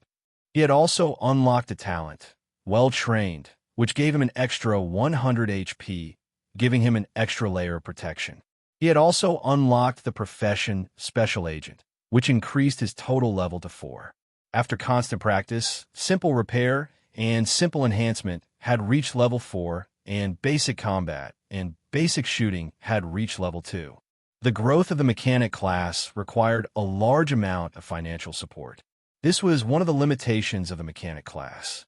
Fortunately, the Germinal organization provided materials for free. After Han Xiao had assembled 90% of the firearms in the armory, he finally reached the limit of the EXP he could gain in the base. 600,000 EXP, half a year of accumulation. In his previous life, the ratio of time in real life to in-game time was 6-1. Half a year was equivalent to a month in real life. Without doing any missions or fighting monsters, this amount of EXP was very impressive in the early stages of the game. Only the mechanic class could accumulate so much EXP under such limited conditions. Approve Lin Wei-Xian's request to dissect Zero. He has requested it many times. The leader said over the phone. Hela frowned. You have rejected him many times as well. The Germinal organization has invested in him, so there must be a return on investment. The leader's tone was indifferent. The only value of a waste product is that it can be disassembled and recycled. Zero is a waste product. Hela bit her lip. Understood. Zero's question was not the main point of the call. The leader changed the topic. How is the training of Zero's test subject team? Very promising. They have great potential. Very good. Send them to the Owl base for training. I've already sent the Owl squad to pick them up. They will arrive in 2 or 3 days. That's the day I visit my sister, Hela said in a low voice. You don't need to accompany the Owl squad on missions. That's good. Chapter 5. Hela exhaled and shouted. Her tender fists were filled with immense strength, and they flew toward Han Zhao's chest like bullets, creating a crackling sound in the air. Han Zhao took the punch head-on. Enduring the suffocating feeling in his chest, he grabbed Hela by the collar of her uniform and twisted his waist, throwing Hela over his shoulder. Hela didn't panic at all. With her palms on the ground, she lightly flipped over and easily resolved the shoulder throw. Han Zhao didn't chase after her. He just stood there and rubbed his chest. Is that all you've improved? Hela was dissatisfied. Han Zhao didn't say a word. He was deliberately hiding his strength. With his performance, the organization should have given up on him. However, for the past 6 months, Hela continued to train him every day. Today, she was especially hardworking. Hela didn't expect Han Zhao to speak. She knew that Zero was a man of few words, like an emotionless robot. Although she was the supervisor, she was actually very free. She had nothing to do in the base every day. Training Han Zhao was one of her few activities. When she found out that the leader wanted to hand Han Zhao over to Lin Wei Xian, Hela's feelings were complicated. Although the two of them had almost never interacted with each other, after half a year together, there was bound to be some kind of special feeling between them. Even if it was something commonly used, she would still miss it, let alone a person. Perhaps it was because of a trace of nostalgia, but Hela could not bear to see Han Zhao being dismembered into hundreds of pieces on that scumbag Lin Wei Xian's experiment table. How many times had those familiar faces disappeared on a normal day, never to appear again? The organization's ruthless methods had caused her to lose many friends. And her sister. Hela was disappointed. If Zero could display his talent in combat at the last moment, perhaps the leader would change his mind. That was why she was working so hard to train Han Zhao today. Unfortunately, miracles didn't happen so easily. The leader agreed to let Lin Wei Xian dissect you. Hela sighed. Strictly speaking, this was the first sentence Hela said to Zero that had nothing to do with training. Hela didn't notice that Han Zhao's eyes had turned sharp for a moment before disappearing. So, this day has finally come. Han Zhao had long expected that his performance would lead to such a result. To the Germinal organization, useless people were trash stocks that needed to be sold as soon as possible to recover their investment. However, Han Zhao did not regret it at all, as the degree of importance was directly related to the degree of surveillance. If he had displayed his extraordinary abilities in a high-profile manner, he would only have been exploited even more harshly. With his identity, it was impossible for him to enter the core of the Germinal organization, and he would always be treated as a tool. At most, it was just a matter of whether he was useful or not. Otherwise, Han Zhao would not have minded working for the Germinal organization. Suddenly, Han Zhao saw a photo on the ground. It seemed to have fallen out of Hela's pocket during the shoulder throw. He bent down to pick it up. It was a group photo. The background of the photo was a clear blue sky. The sun was setting, and the main characters of the photo were two little girls standing side by side. One of them was a young Hela, smiling brightly. The other girl looked somewhat similar to Hela, but her hair was snow white, and she looked gentle and obedient. Hela's expression changed. She quickly snatched the photo back. Seeing that it was not damaged, she heaved a sigh of relief. She carefully kept the photo, looked at Han Zhao deeply, and turned to leave the training ground. A message suddenly popped up on the interface. You have triggered a D-level mission, Night Owl Operation. Accept/reject? Han Zhao's eyes flashed. This was the first time he had triggered a mission in half a year. There was nothing to hesitate about. Accept. Mission hint. The dark and bloody rise of the Germinal organization has always been a secret of the 6 nations of Blue Star. Hela's past is unknown. Is she really loyal to the Germinal organization? You have found a clue. If you continue to investigate, you may be able to obtain unexpected rewards, but it may also lead to unexpected danger.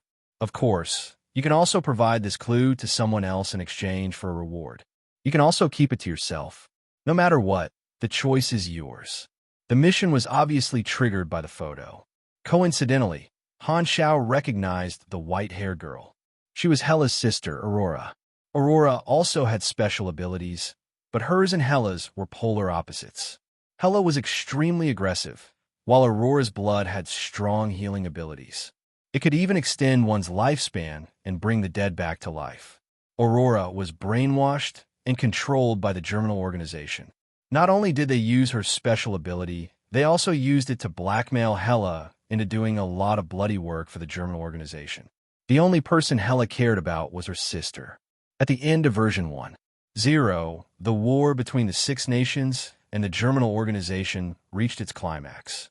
The Germinal organization dismembered Aurora and used her flesh to create countless healing potions with effects comparable to a second life. They won a huge victory on the battlefield.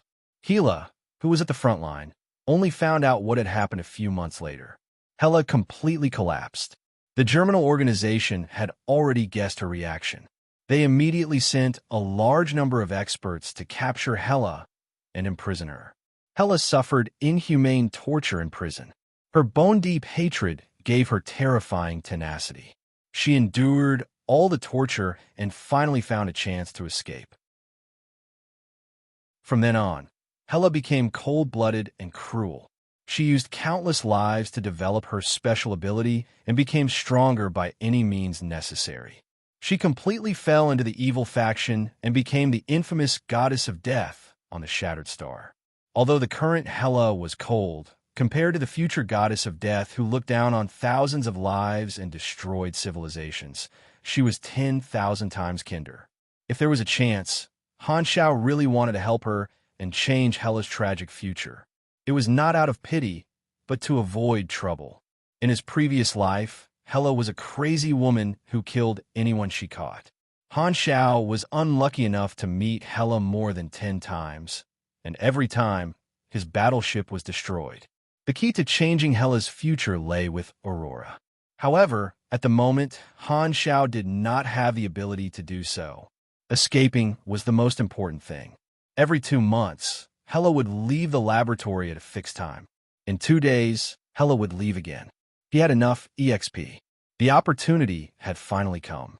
Returning to his machinery modification room, Han Shao called out the interface. He now had 3 professions: civilian, special agent, and novice mechanic. The civilian professions could be ignored. The other 2 professions were his capital to escape from the laboratory. Among the 5 professions, mechanic was the weakest in the early stages. However, he did not regret it at all. Mechanic was the profession he was best at. In the early stages, mechanic was more focused on logistics and living professions. However, after version 3.0 opened the profession knowledge tree, mechanic's combat ability soared and became more popular. It was even comparable to pugilists, which had the most players. In the later stages, a high-level mechanic was a galactic army. The mechanic class was famous for having many skills. Every blueprint was equivalent to a skill, and there were thousands of blueprints for the mechanic class. Therefore, the potential for development was very high. Different skills could be used to create countless combat styles, such as trap style, positional style, heavy cannon style, sniper style, army style, mechanical suit style, and so on. However, the disadvantage was also very obvious. To train a mechanic expert, the EXP required was many times more than other professions. Mechanic beginner leveled up to LV3, plus 10 energy, plus 1 INT, plus 1 END, plus 2 free attribute points, plus 1 potential point. Mechanic beginner leveled up to LV10 max, plus 30 energy, plus 1 INT, plus 1 END, plus 2 free attribute points, plus 1 potential point. The upper limit of every profession was LV10, and they could only continue to level up after the class advancement. Han Shao spent a total of 130,000 EXP to level up Mechanic Beginner from LV2 to LV10, which gave him an additional 8 END, 8 INT, 100 energy, 16 free attribute points, and 8 potential points. His total level was now LV12. The main profession was usually the most important to level up as it gave him the most energy. After Mechanic Beginner reached LV10, Han Shao temporarily did not meet the requirements for the class advancement. He had expected this and put it aside for now. Han Xiao then leveled up Agent to LV9, which cost him 80,000 EXP. Agent gave him a total of plus 12 STR, plus 9 DX, plus 3 CHA, 9 potential points, and 9 free attribute points. His total level was now LV20. A character could have an unlimited number of professions, but there was a bottleneck every LV20, and he needed to complete the promotion mission before he could continue to level up. The level cap in version 1.0 is LV60. There were hundreds of professions in Galaxy, and the players had countless combinations.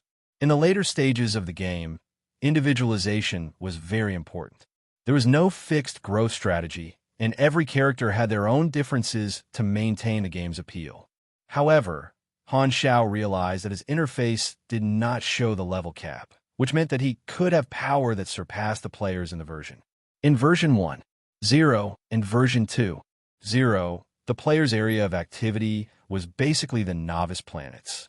In the depths of the universe, the large galactic organizations had always existed, but the players could not come into contact with them.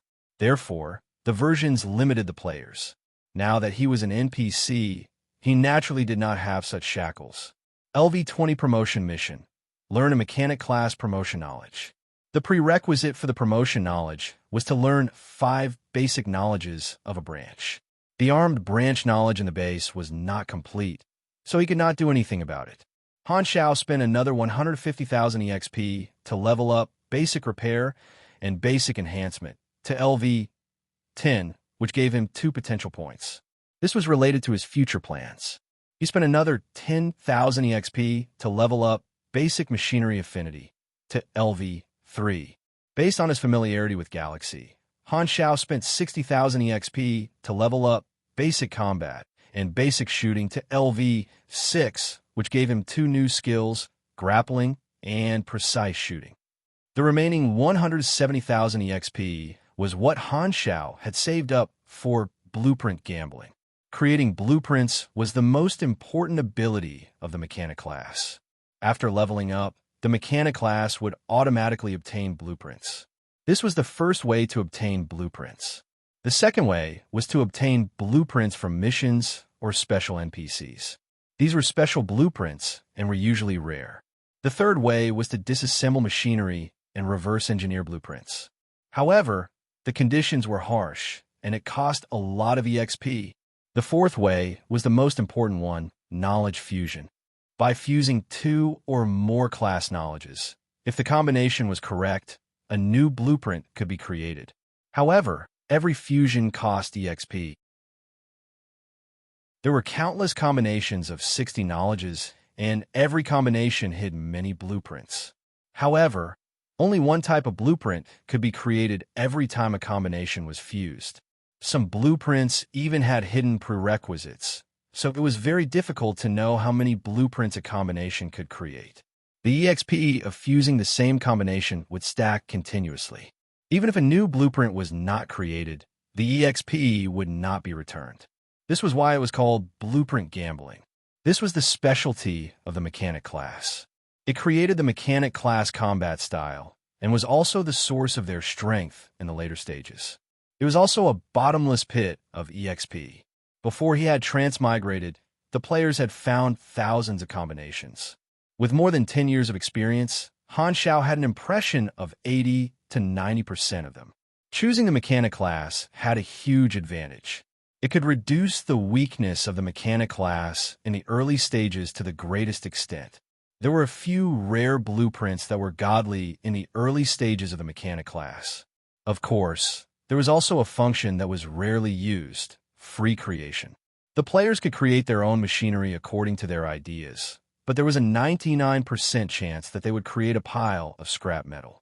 The success rate depended on the rationality of the concept, the quality of the materials, the level of the class knowledge, talents, tools, and so on. Until the version before Han Xiao transmigrated, the players had not perfected the self-creation function. Even if they occasionally created their own machinery, the effect was not as good as the blueprint machinery. This function had always been seen as useless. Leveling up his class gave him 19 potential points. Maxing out the 2 skills gave him 2 potential points. He had a total of 21 potential points. Han Xiao took out the class knowledge book that he had prepared long ago from the bookshelf, took a deep breath, and invested the potential points. Do you wish to spend 1 potential point to learn the armament branch, basic mechanical engineering? Do you wish to spend 1 potential point to learn the armament branch, basic bionics? Yes. A large amount of knowledge was poured into his mind. Han Zhao's head was swollen and overloaded. It felt like it was going to explode. It was so painful that his face twitched. It took a full 10 minutes for the pain to subside.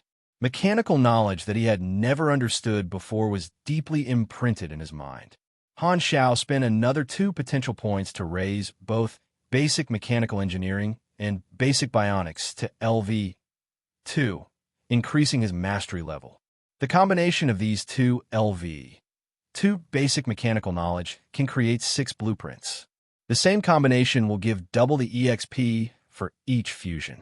The first fusion of the basic combination will give me 10,000 EXP. 170,000 EXP is enough for me to fuse 4 times. I have to find that thing in these 4 times. Han Xiaoxin was nervous. His palms were sweaty. He dragged LV2 basic mechanical engineering and LV2 basic bionics together on the interface. Do you wish to fuse knowledge, basic mechanical engineering plus basic bionics? This fusion will cost 10,000 EXP. Yes. His brain was dizzy for a moment. A brand new invention blueprint appeared out of thin air. Fusion successful. Congratulations on creating cloud, swallow, gliding wings. Not this. Han Xiao clenched his fist. Continue. This fusion will cost 20,000 EXP. Fusion successful. Congratulations on developing the bionic artificial limb. F***CK. Even the trashiest blueprints are out. This is not it. Again. This fusion will consume 40,000 EXP. Fusion successful. Congratulations on developing the lightweight mechanical arm. Got it. Han Xiao slammed the table excitedly, and a screw fell out of the way. Lightweight mechanical arm. This is what I want. Half a year's worth of savings was almost gone. Name, Han Xiao race. Carbon-based human, yellow, model, NPC, countdown to beta 1. 182 days, 8 hours, 23 minutes. Level, 20 advancement not yet completed, EXP. 100,000 subclass. Civilian LV. 1. Agent LV. 90/25,000. Main class. Novice Mechanic LV. 10. Max. Class advancement not completed, HP. 32320 stamina. For 34,434 attributes. 21 STR. 17 DX. 22 END. 15 INT. 1 MYS. 5 CCHE. 1 LUK free attribute points. 27 energy. 120 LV. 3 LV. 110 STR plus 1. DX plus 1. Yini plus 1. Max stamina plus 20 LV. 2 50 STR plus 3. DX plus 2. Yini plus 3. Max stamina plus 50 LV. 3 100 STR plus 3. DX plus 3. Yini plus 5. Max stamina plus 100 energy rank. 48 55 grade. F. Mortal. Compared to the weakest superhuman, you're just an ant. Abilities. High focus. Elementary mental resilience. Well trained. Plus 100 base HP. Skills frowny face mechanic class. Elementary machinery affinity LV. 3. Simple repair LV. 10 max. Simple enhancement LV. 10 max. Blueprint. Gliding wings LV. 10/5000. Blueprint. Bionic prosthesis LV. 10/2000. Blueprint. Lightweight mechanical arm LV. 10/10,000. Agent. Basic combat LV. 60/16,000. Plus 6% unarmed attack basic shooting LV. 60/16,000. Plus 6% accuracy grappling LV. 10/3000. Plus 3% parry counterattack. Rate plus 2% unarmed attack rate precision shooting LV. 1-0/3000. Plus 3% accuracy. Plus 2% critical hit rate potential points. 17 class knowledge tree frowny face arms. Basic assembly LV.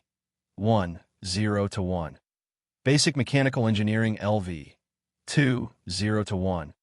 Basic bionics LV. 2-0/1. 17 unlearned skills energy. 20 unlearned skills control. 20 unlearned skills influence. 0 legend. 0 equipment. None. After half a year of accumulation, he had risen by 20 levels, and his combat power had soared. With a total of 27 free attribute points, Han Xiao spent 5 points to raise his intelligence to 20, meeting the requirements of the blueprint for the lightweight mechanical arm. He saved the rest for emergencies. There was only one last step left, and that was to equip himself. Looking at the mechanical parts all over the floor, Han Xiao laughed. I'll teach you what it means to raise a tiger and invite calamity. Cherish the attribute panel. He won't appear again for a long time. Chapter 6. The Valkyrie's laboratory was disguised as a building on the ground. It was an abandoned farm. The fields were abandoned, and the roof tiles were broken. The farm was enclosed by an electrified wire fence, and there was only one gate. It was surrounded by an endless forest, and there were many broken buildings in the forest. Nearby was a small city from the old civilization of Blue Star, but it was now abandoned. A few decades ago, the Blue Star had connected with the interstellar forces and obtained all kinds of universal knowledge. They had entered the new civilization era, and the social environment had changed dramatically. Many cities were abandoned, and there was only a kind of post-apocalyptic atmosphere. A black Harrier helicopter landed on the abandoned farm. 6 fully armed agents in black suits got off the helicopter. They were wearing black goggles, and their faces were cold. They were emitting a cold-blooded aura that prevented people from getting close to them. I'm the leader of the 3rd Night Owl Squad, codenamed Silver Knife. I'm here to transfer the Valkyrie's test subject team. Silver Knife's tone was as cold as stone. Gila combed her long hair that was blown up by the wind created by the wings of the helicopter. She said calmly, "Do whatever you want. There are off-road vehicles in the garage. I'm taking the helicopter. Don't waste my time." Number 1 led the 9 test subjects to Silver Saber. He held his head high and said, "Test subject number 1 greets, sir." Silver Knife said coldly, "Come with us." "Yes, sir." Number 1 was so excited that his face turned red. Going to the headquarters for training was a supreme honor in his eyes. The Night Owl Squad and the test subject team came to the garage and opened the camouflage forest green dustproof cloth, revealing several high-horsepower bulletproof off-road vehicles. The 2 squads drove the vehicles out of the only gate and disappeared into the forest. Hella got on the helicopter and flew away. She suddenly felt uneasy. She had an ominous feeling. Strange, I feel like I've overlooked something. Hella frowned. Today was the day that the leader allowed her to visit her sister, so Hella didn't think too much about it. In the machinery modification room, after installing the last hinge, Han Xiao put down the wrench and wiped the sweat on his forehead.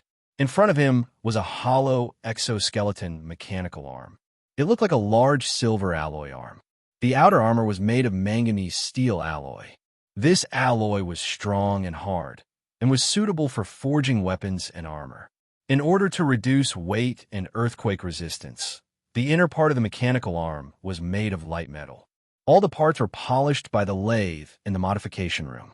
The German organization's workshop and equipment were very advanced, and the parts were polished perfectly. These metals were all ready-made. Although the base had reduced the amount of materials in his machinery modification room, it was not difficult to find some good metals. During the construction process, the left arm was used as a reference, and the left hand could be inserted into the mechanical arm to control it. With a flick of the finger, the hinge switch could be activated. The power came from the small engine and air pump hidden in the core of the mechanical arm. It was protected by layers of armor and could provide a lot of power. The blueprint contained all the details of the production. Coupled with Han Zhao's own experience, the process from polishing, processing, and final assembly was very smooth.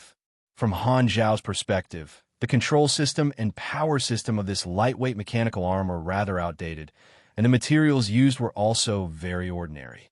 However, for the time being, this was already the best weapon he could build. It could be considered an excellent piece of equipment in the early stages, and the success rate of escaping would increase by at least 20%. Moreover, he found that although making it himself was much more difficult than the loading bar of a game, it gave him more room to play freely.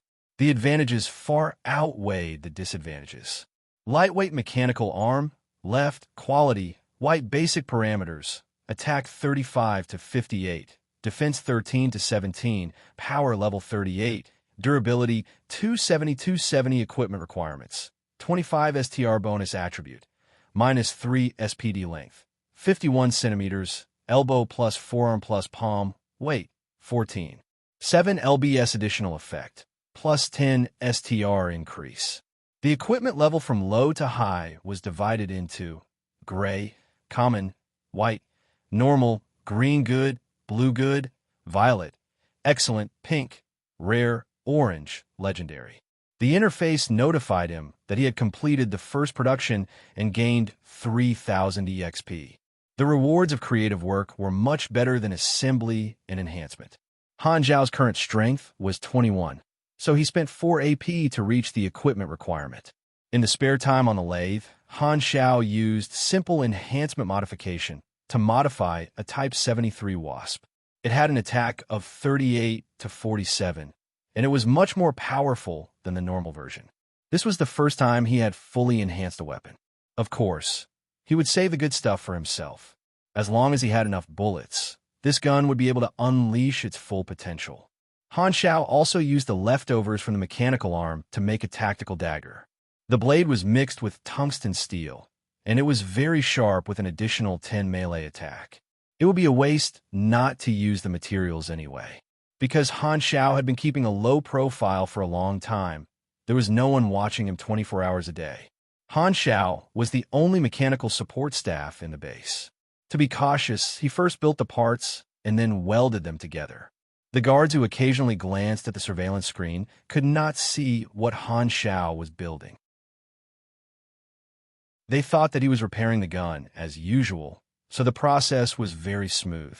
Han Zhao hid the lightweight mechanical arm and the enhanced Wasp. His inventory was a real weight, not an extra-dimensional space. As the equipment was too eye-catching, he could not carry it around with him. Han Zhao hid the dagger at his waist and walked out of the room. He went to the cafeteria in the basement. When they had nothing to do, most of the agents would play cards here to pass the time. A lot of his intelligence came from the daily conversations of these agents. No one avoided him when they talked, so this gave him a chance to ask for more information. As expected, pretending to be slow was a wise choice. I'm so jealous that Hella can leave the lab and stay in this shitty place every day. It's so boring. She's the executive officer of the organization. Her position is much higher than ours. Hella's face and body. If I could play with her for a night, I'd be willing to shorten my life by 3 years. Kid, you new here, right? The last person who dared to challenge Hella didn't even have a single strand of hair left. How do you think she became the executive officer? You mean she's a superhuman? Humph, of course. Han Zhao's eyes flashed. It was good news that he did not have to face Hella head-on. He did not have the slightest confidence that he could win against Hella. He stood up and left the cafeteria without attracting any attention. There were surveillance cameras in every corridor. If he wanted to escape, he would have to clear the surveillance room first. The surveillance room was on the 3rd floor. Han Zhao pretended to wander aimlessly as he approached the room. The armed guards he met along the way ignored him. 2 armed guards were guarding the door of the surveillance room, and there would be 2 more inside the room. In other words, it would not be easy to kill 4 guards quickly and silently. However, he had practiced this thousands of times in his mind, so he was not nervous at all. There was a surveillance camera at the corner of the corridor. Han Zhao saw that there was no one around. He took out the leftover soft bread for breakfast, put it in his mouth, and soaked it with his saliva. He swung his hand and stuck it on the camera lens, blocking the image. He did not have any advanced hacking equipment, so he could only use this old method. After waiting for 3 seconds, no one came out of the surveillance room. Han Xiao was surprised. He had heard the complaints of the guards on duty and their colleagues before. The base had never encountered any danger, so the guards on duty would not take it seriously and were all lazy. Han Xiao calmed himself down and walked to the door of the surveillance room. 2 armed guards extended their hands and stopped him. Unauthorized personnel are not allowed in. This is Zero. It's useless to talk to him. Just chase him away. The guard on the left nodded and pushed Han Xiao's shoulder. Just when the two of them were completely unprepared, Han Xiao moved. He twisted the wrist of the guard on the left and pulled out a tactical dagger from his waist with his other hand. He stabbed the dagger into the guard on the right through his head. The dull sensation of the dagger penetrating flesh was clearly transmitted from the handle to the guard's wrist. The expression of the guard on the right froze on his face. He did not make a single sound before he died instantly. Han Xiao released the dagger and pulled back his arm. Before the guard on the left could react, his head was in Han Xiao's arms. As a trained security personnel, the guard knew very well how fatal this position was. In a panic, he tried to pry Han Xiao's arm away. In the next second, Han Xiao twisted with all his might. With a crack, the person in his arms stopped struggling. It took less than a second to end 2 lives. You have hit a critical point. Normal attack has been converted into a critical attack. -162 and -171 light blue damage values appeared above the heads of the 2 guards. The critical attack damage was the maximum health of the target. You have killed an armed guard of the Germinal organization. You have received 360 EXP. Grabbing the corpse and letting it fall silently, Han Xiao took a deep breath. He had actually simulated the swift and clean kill countless times in his mind. Killing did not bring him any discomfort. He was secretly shocked. Is it because I've been too depressed recently that I've become a psychopath? In his previous life, the largest animal he had killed was probably a gutless rat in his hometown. Now, he felt no different from killing people. He urgently needed psychological treatment. The interface prompted him to obtain the information of the 2 guards. Special Agent Level 7, Strength 10, Yini 15, Health Points 150. This was the standard of most of the armed guards in the laboratory. Individual health points were slightly different due to their physique. You have received 4 pistol magazines. Han Xiao found 4 Wasp magazines on the 2 corpses. Holding the dagger in his hand, he quietly pushed open the door of the surveillance room. Dozens of blue lights from the surveillance screens lit up the room. Han Xiao saw a scene that made him completely dumbfounded. 300,000, who was on duty, and Constipation Bro were hugging each other intimately. Their lips were only a centimeter away from touching each other. When they heard the door open, they turned their heads in panic. The 3 of them were suddenly embarrassed, and the atmosphere was very stiff. Han Xiao was dumbfounded.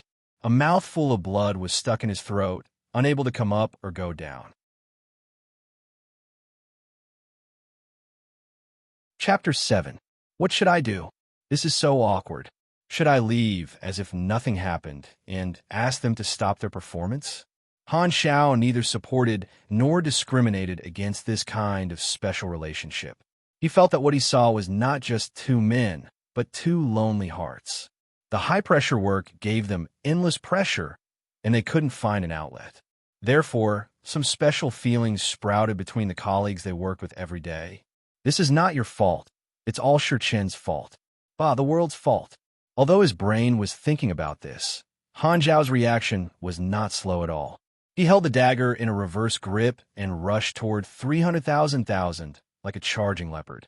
As if waking up from a dream, 300,000 hurriedly pulled out his gun. Han Xiao saw the opportunity and swung his dagger. If Constipation Bro hadn't kicked 300,000 away, the dagger would have cut off 300,000's wrist. His surprise attack was dodged, but Han Xiao was not discouraged at all. With a flick of his finger, he turned the dagger from a reverse grip to a forward grip and stabbed Constipation Bro in the abdomen. He clenched his fist and hit Constipation Bro on the neck. His movements were smooth, and he was knocked unconscious. 42. 45. Your STR is 25, and the target's STR is 10. STR authentication successful. Your STR is more than twice the target's STR.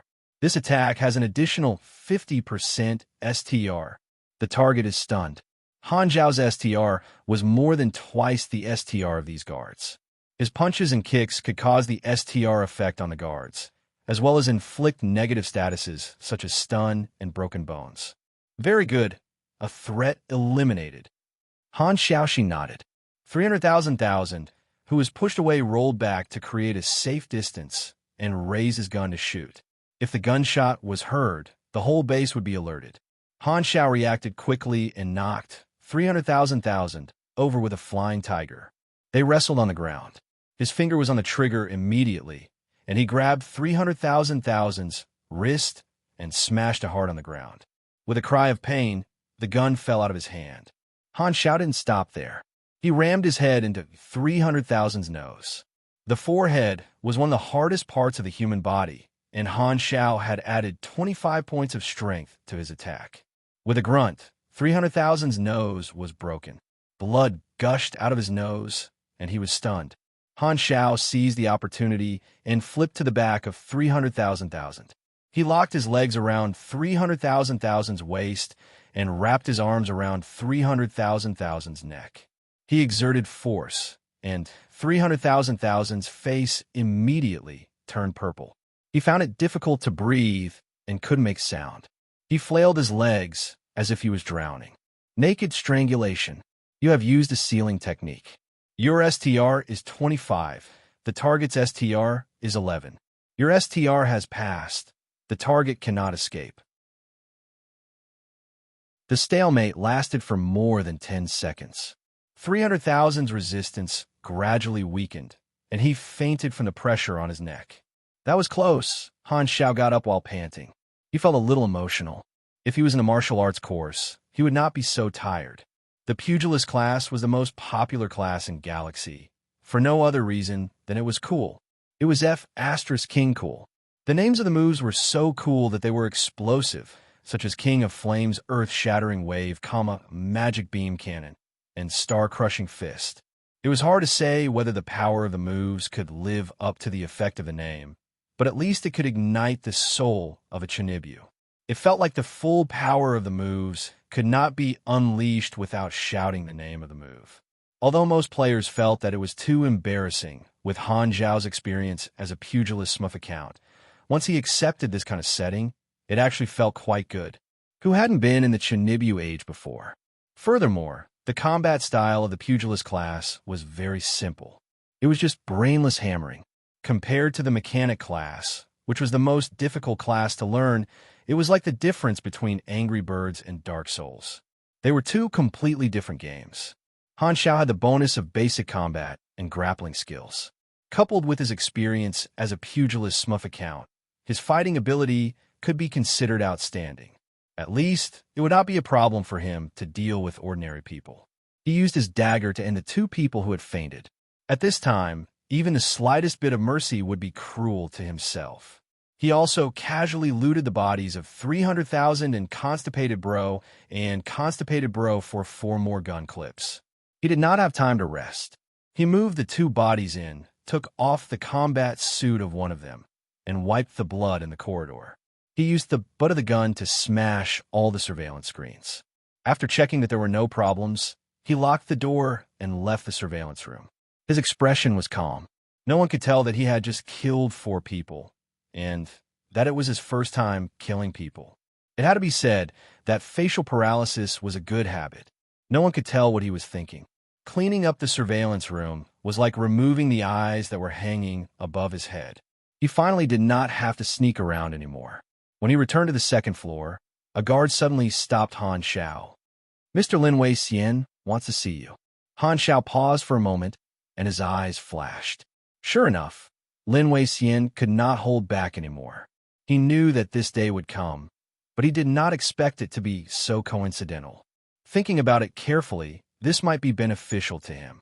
Lin Wei Xian was an important person in charge of the experiment. He had a respected status and was one of the few people who had access to the base. Han Xiao originally wanted to make a move on him, but the other party took the initiative to come knocking on his door.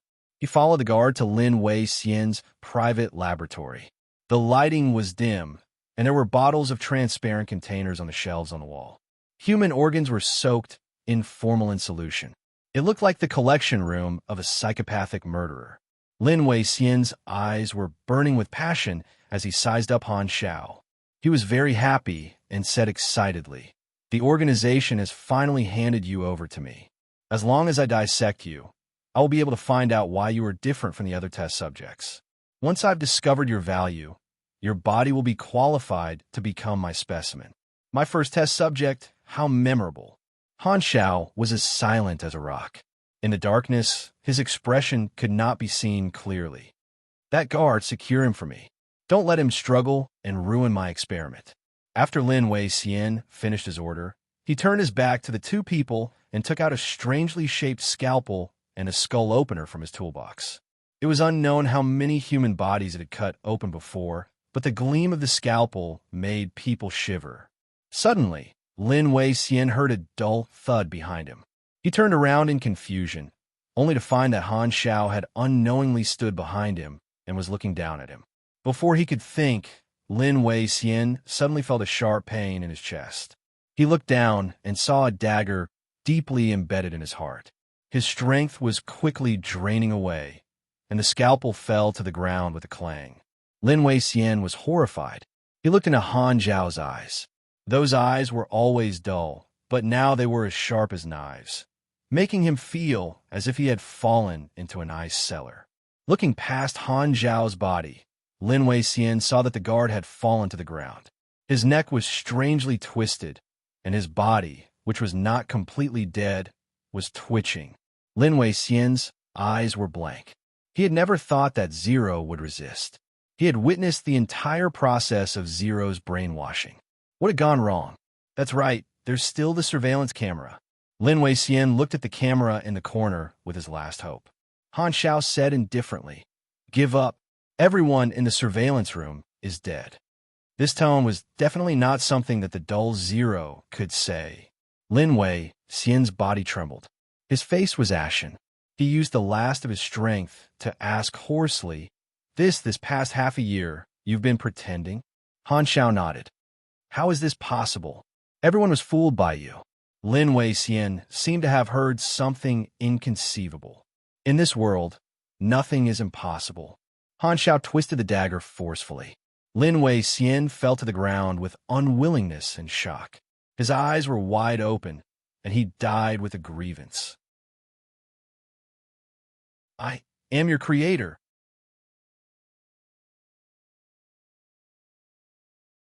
Chapter 8. Han Xiao changed into the guard's uniform and left Lin Wei Xian's lab. Many people in the base knew that he was taken away by Lin Wei Xian, so he couldn't appear in his original identity for the time being. Only 4 people had a deep impression of him: Hela, Number 1, Lin Wei Xian, and Baltar. The first 2 were not in the base, and Lin Wei Xian had been killed by him. As long as he didn't run into Baltar, he would be safe for the time being. The door to the underground lab was made of a special alloy that was 80 centimeters thick. Even all the explosives in the armory would not be able to blow it open. The only way was through the electronic access control. Only 3 people had the right to open the door, and Lin Wei Xian was one of them. A pure white card was lying quietly in Han Zhao's shirt pocket at that moment. However, there were sentries guarding the entrance, and the first floor was the guards' dormitory. Everyone here knew the 3 people with the white cards, so it was impossible to fool them. Beside the sentries was an emergency door closing device. As long as the gate was pulled, the access control system would be manually turned off, and the door would be completely locked. If Han Xiao swaggered into the lab with a white card, there would be no way out, and he would be surrounded within 10 seconds. At that time, it would be like catching a turtle in a jar. A single bullet could take away dozens of health points. If he was lucky, he would probably be able to survive for 0.8 seconds. Very heroic. Not a bad way to die. He decided to keep this as a backup option. Han Zhao's plan was to cut off the communication and buy himself a few hours of free time. This was the safest way. In fact, the original plan was to destroy the power supply, but the access control system was electrified. Cutting off the power supply would cause it to stop working. The transmitter for the communication signal was hidden in the wall of the third floor underground. He would need a mechanical arm to break through the wall. The machinery modification room was on the second floor underground. Han Xiao had to go back to get his equipment first. However, plans could never keep up with changes. When he was only 50 meters away from the machinery modification room, a large hand suddenly reached out from the side and pressed on his chest. Han Xiao's eyes narrowed. The person who stopped him was Baltar. The base was so big, so why did he have to run in a Baltar, the person he least wanted to run into? What kind of luck was this? Was Murphy the embodiment of fate? Which group are you from? Why haven't I seen you before? Baltar asked. Han Xiao lowered his head and covered his face with his cap. I'm new. I'm in Team B. Baltar looked suspicious. When did we get new people? How come I didn't know? I think I've heard your voice somewhere before. Raise your head and let me see your face. Han Xiao glanced at Baltar from the corner of his eye. He saw that Baltar's hand was already reaching for the pistol at his waist, ready to fire at any time. The other three guards also sensed that something was wrong and moved closer. What to do? If they were discovered, Baltar would definitely send someone to look for Lin Wei-Xian. Once Lin Wei-Xian's body was discovered, his actions would be exposed. So, was it really necessary to dismember the body before leaving? No. For the sake of my appetite in the next few days, I shouldn't do such a thing. Die here? Don't have that kind of thinking. You have to have confidence in everything you do. If it's obvious that you'll die if you fail, don't think about failure before thinking about victory. How troublesome. I didn't want to use Plan B in the first place. What are you talking about? Baltar didn't hear him clearly. Han Xiao suddenly raised his head and revealed a dangerous smile. I've always wanted to tell you that you should go see a psychiatrist. 0. While Baltar was still in shock, Han Xiao took the initiative and stabbed his dagger into Baltar's chest. Baltar's pupils constricted, and he hurriedly leaned back. The dagger grazed his chin and cut open his flesh, leaving behind a trail of blood. Shoot! The three guards hurriedly pulled out their guns, but they were too close to Han Xiao. They were less than 3 meters away, which was not a good distance for a gunfight. Han Xiao strode across the 3 meters and punched one of the guards in the face. If there was a slow-motion replay, one would see the skin on his face tremble like a ripple. 48. The powerful punch stunned the guard. He staggered and knocked into his 2 companions, and the 3 of them fell to the ground. Han Xiao decisively turned around and sprinted toward the machinery modification room. Gunshots rang out behind him, and the bullets brushed past him, creating sparks on the wall. Baltar held his bleeding chin, and his expression was gloomy. He raised his gun and fired wildly at Han Xiao. All agents, reinforce the machinery modification room on the 2nd floor immediately. Target 0. The test subject is out of control. Baltar shouted into the mini walkie-talkie on his collar. The patrolling guards on each floor were shocked. They thought they were hallucinating. 0 out of control? Are you kidding me? Wasn't the test subject brainwashed? Is this a drill? Are you stupid? I heard the gunshots. Han Xiao suddenly became extremely calm. This was his special state of focus. His mind was as cold as ice, and his mind was cold as ice. Countless pieces of information gathered in his mind. The world in front of him became a crisscrossing grid, like a spider's web. Everything was connected. Reach the machinery modification room in 2 seconds. Baltar will take 7 seconds to catch up. The 3 guards won't be a threat to me for 2 seconds. Reinforcements will take 25 to 35 seconds to arrive. Han Xiao had been through countless battles. His rich combat experience was the basis of his ability to maintain this state. He ran like a snake, completely focused on dodging the bullets. Baltar chased after him. He didn't care about why 0 had lost control.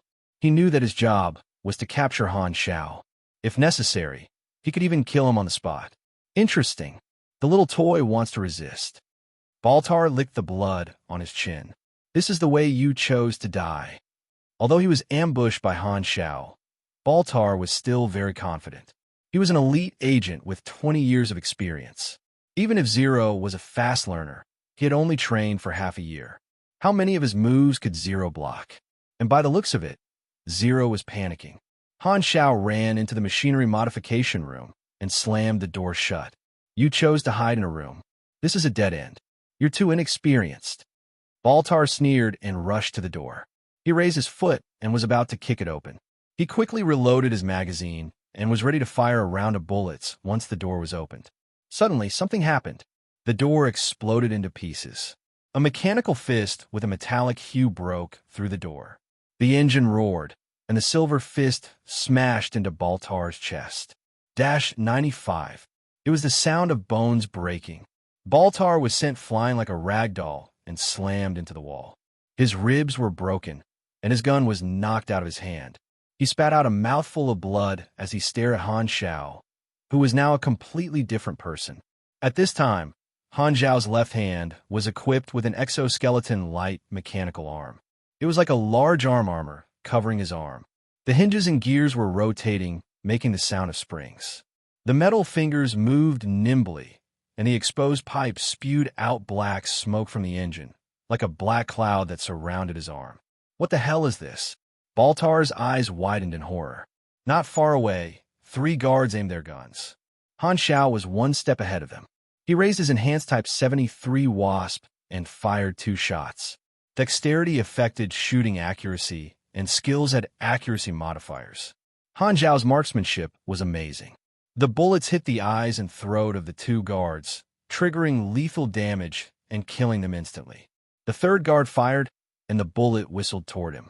Han Xiao raised his mechanical arm first, and with a clang, the bullet bounced off the outer layer of the mechanical arm. Lightweight mechanical arm, left, lost 8 points of durability. Han Xiao fired another shot, sending the 3rd person to the afterlife. The guard's eyes widened before he died. He could not believe that the silent and dull Zero was so strong. Didn't they say that the test subjects were brainwashed? It was all a lie. The corridor was quiet. Only Han Xiao and Baltar were left. It will take about 30 seconds for the nearest guard to arrive. Han Xiao moved the mechanical arm and said calmly, "I want to break your neck with my own hands to thank you for the 420 cuts you inflicted on me in the past 6 months." Baltar's eyes were fierce as he spat out a mouthful of bloody phlegm. He pulled out a dagger from his military boots and bent down, ready to pounce at any moment. He sneered, "That punch was powerful enough, but you're dreaming if you think you can beat me with this broken machine. Prove it. 30 seconds is enough for me to kill you 10 times over." Baltar roared and pounced with his dagger like a cheetah. Han Xiao raised a mechanical arm in front of him and clashed head-on with Baltar. Sparks flew as the dagger clashed against the armor.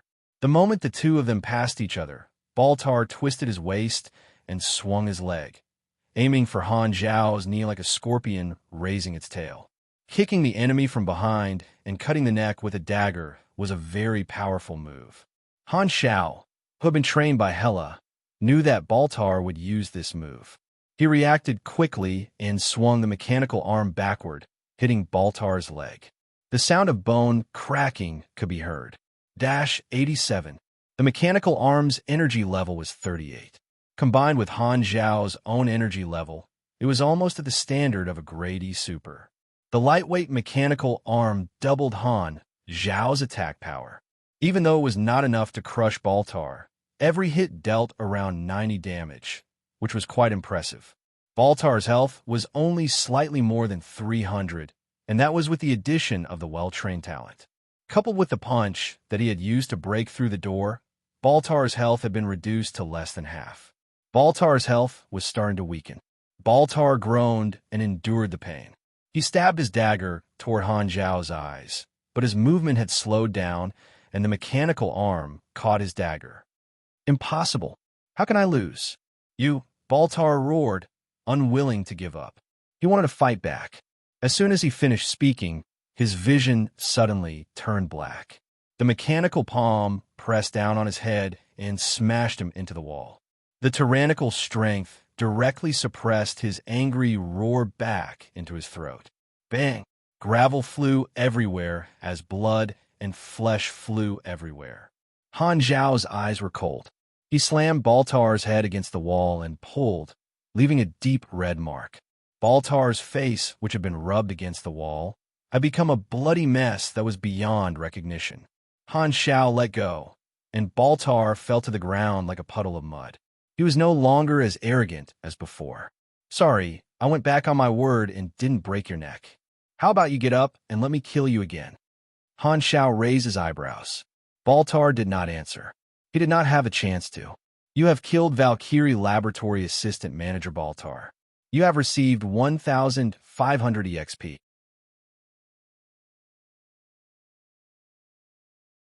Chapter 9. Teams A and B rushed to the second floor and stared at Baltar's mangled body in shock. Baltar was killed. What happened here? Where did the enemy go? Why isn't anyone in the control room answering? Go ask for Professor Lin Wei-Xian's help. Team C found Professor Lin Wei-Xian's body. Oh my God. All the guards sucked in a breath of cold air, their faces full of horror. Was this all done by the Zero, who had no combat power at all? Zero had single-handedly turned the entire base upside down. All the important leaders had either left or died. The guards were shocked to find that no one was giving orders. Wasn't that test subject brainwashed? Could it be that he had been waiting for the right moment to strike? Thinking of this possibility, the guards were shocked to find that Han Zhao had been keeping a low profile. He was like a sharp knife hanging over their heads, ready to take their lives at any moment. They hadn't noticed him at all. Instead, they had ignored Han Zhao's existence. Everyone broke out in a cold sweat. Don't panic. There's only one enemy. Do a carpet search. Fire at will. Team A, go to the armory. Team B, check the control room. Team C, go to the lab to protect the experiment data. Team D, guard the main door. No matter what Zero wants to do, if he wants to escape, he'll definitely go to the main door. Move. At this critical moment, the Team A leader took over the command. The orders were clear. The guards immediately sprang into action. There were 60 armed personnel in the base, divided into 4 teams, A, B, C, and D. They were usually stationed at different posts, but they would gather in the event of an emergency. However, Han Zhao had many plans to deal with all kinds of situations. Boom! A muffled sound came from below. Every guard felt the ground shake. The Team A leader was shocked. What's going on? The sound of gunfire came from a walkie-talkie, mixed with urgent shouts. Team C encountered an enemy in the lab. I repeat, Team C encountered an enemy in the lab. Damn it, Zero detonated a grenade. The lab is on fire. Where did he get the grenade? The Team A leader was furious. He and his team had been waiting outside the armory. No one had come. Reinforcements. Send reinforcements immediately. Which team is the closest? Our Team B is also on the 3rd basement floor. The surveillance room has been destroyed. We are rushing to the location of the exchange of fire. On the 3rd floor, Han Zhao was hiding in the corner of the corridor. The laboratory 10 meters away from him was filled with billowing black smoke and raging fire. He had used 3 grenades tied together to set the Valkyrie's experiment data on fire. More than 10 guards from Team C were shooting at the corner where he was hiding. After killing Baltar, Han Zhao did not go straight to the main entrance. Instead, he went back to the 3rd floor in the opposite direction. He knew that the guards had set up an inescapable net and were searching from the top floor. If he rushed up recklessly, he would be ambushed. Since the plan of sneaking away didn't work, Han Zhao could only change his plan. The laboratory was on the 3rd floor underground, where all the experimental data was stored. It could be said that it was the core area of the entire base. Blowing it up would disrupt the enemy's deployment to a certain extent. What? You want to ask him where he got his grenades?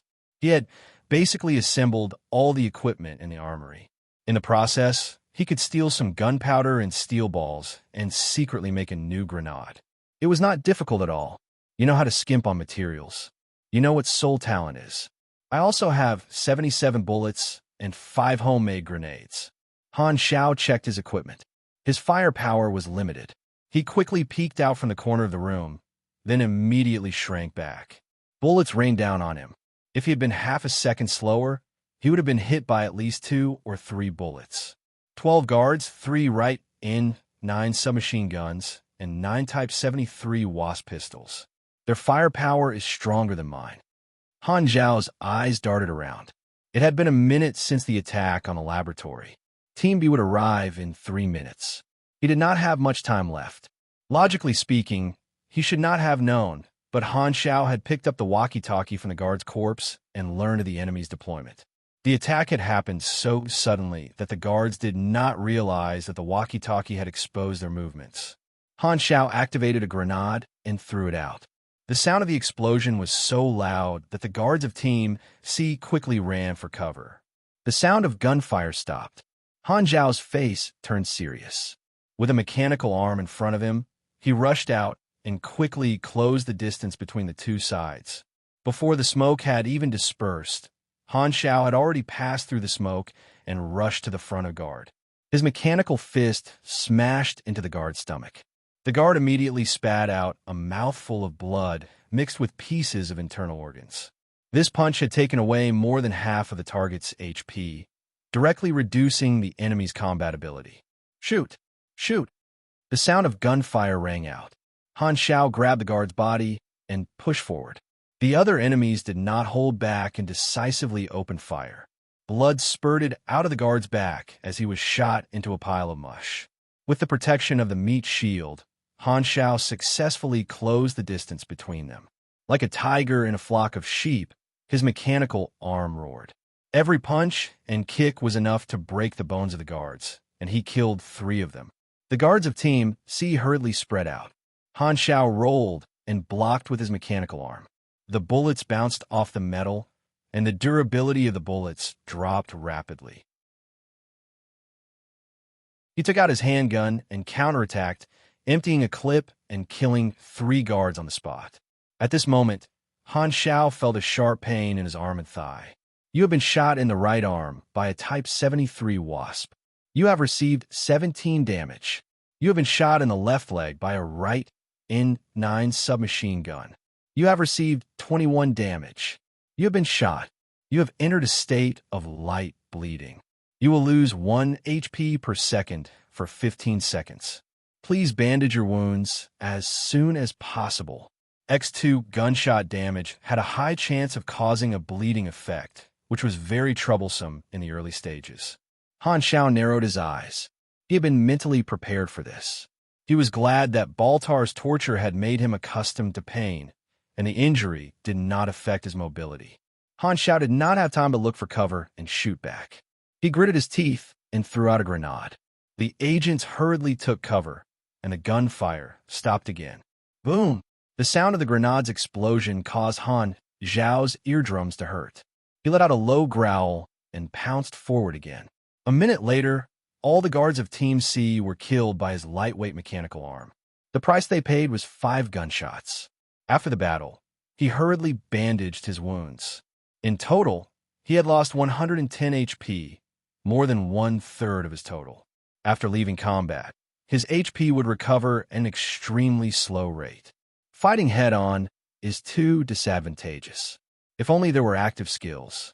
Basic combat and basic shooting only provide passive bonuses. Han Zhao shook his head and took out his walkie-talkie. Team C, respond quickly. What's the situation? Han Zhao coughed and said, cough, cough. Team C has suffered heavy casualties. We've already trapped the target in a laboratory. The target has been shot.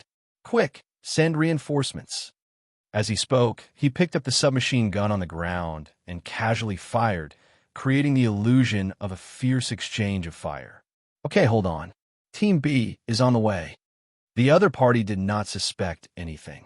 Han Zhao's taciturn persona was deeply ingrained in their minds. They did not expect Han Zhao to use such a tactic. Han Zhao tied the remaining 3 grenades together and hung them on the door of the lab. A ring was attached to a thin string to make a simple booby trap. The moment the door was opened, it would detonate. Then, he placed a table horizontally as cover and quickly found a large number of magazines on the bodies around him. He reloaded the 3 submachine guns and placed them next to him. Then, he fired at random to create the illusion of a firefight. He crouched behind cover and waited for the enemy to break in. Noisy footsteps approached from afar, and with a bang, the door was kicked open. Boom! A violent explosion came as expected. The flames expanded, and the shock wave sent glass, bullet shells, and rocks flying. Screams of pain could be heard. Han Xiao did not say anything. He picked up a submachine gun in each hand and rushed to the door under the cover of the dust. He stuck the gun out of the door and fired at the walls on both sides. The smoke blocked his vision, and the dull sound of bullets hitting flesh could be heard continuously. Only when the magazines were empty did the surroundings become quiet. The standard way to break in was for one person to kick the door while the others hid beside it. Although Team B was lucky enough to avoid the first round of grenades, they could not avoid the subsequent rounds of gunfire. Dozens of kill notifications appeared on the interface like a waterfall. Team B was almost completely wiped out. Only 3 guards were still breathing and lying in a pool of blood. When they saw Han Xiao walk out of the smoke, their eyes were wide open and filled with shock and astonishment. He even knew how to use booby traps. Was this still the low-profile and dull test subject 0? Han Xiao fired 3 shots and sent the 3 of them back to their homes. What was the explosion? What's the situation now? Team A's leader asked loudly. Han Xiao picked up a few guns and fired randomly. He pretended to be flustered and said, Team B was ambushed and is currently fighting with the enemy in a laboratory. Requesting backup, requesting backup. Team A, send backup immediately. Team A's leader was shocked.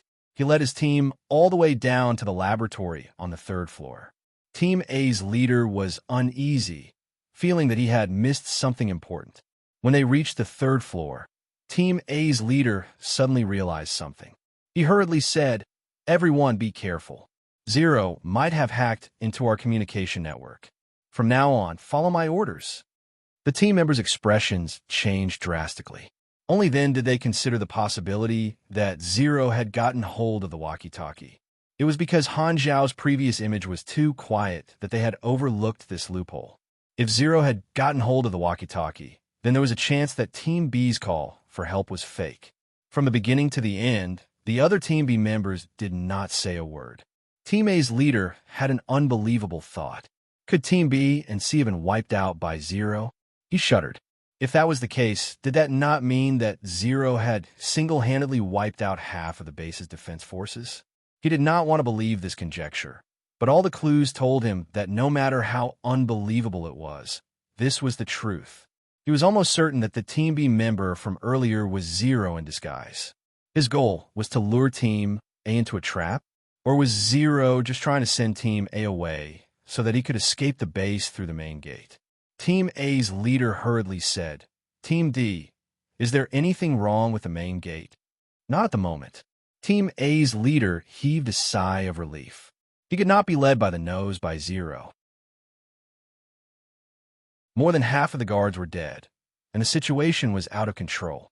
It was no longer realistic to rely on the remaining people to eliminate 0. He had to inform Madame Hella immediately. Team A, listen up. Return to the main gate immediately. Team A's leader made a decision.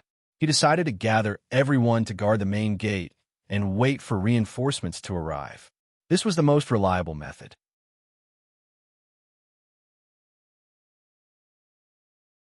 Chapter 10.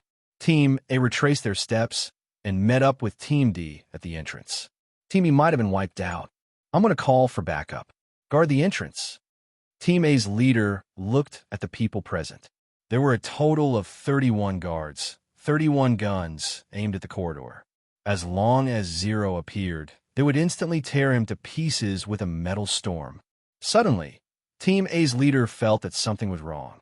Wait, aren't we supposed to have 30 people? Beep, beep. The door lit up with a green light, and the entrance opened abruptly. Everyone turned around and saw an agent in black with a tactical backpack standing beside the entrance. He was holding a white card. His fingers pushed up the brim of his cap as he turned around and whistled happily at everyone. Bye-bye. The man pulled down the door lock and rolled on the ground, jumping out of the room before the door was locked. All the guards were petrified. They stood rooted to the ground, dumbfounded. Veins popped out on Team A's leader's forehead. The locked door seemed to be mocking him silently. When did Zero sneak in? The 80-centimeter thick alloy door slammed shut. Finally, he escaped. The long-awaited sunlight shone on his body. It was warm and comfortable, and the stuffy feeling in his chest slowly dissipated. He looked at the sky. It was about 4 or 5 in the afternoon.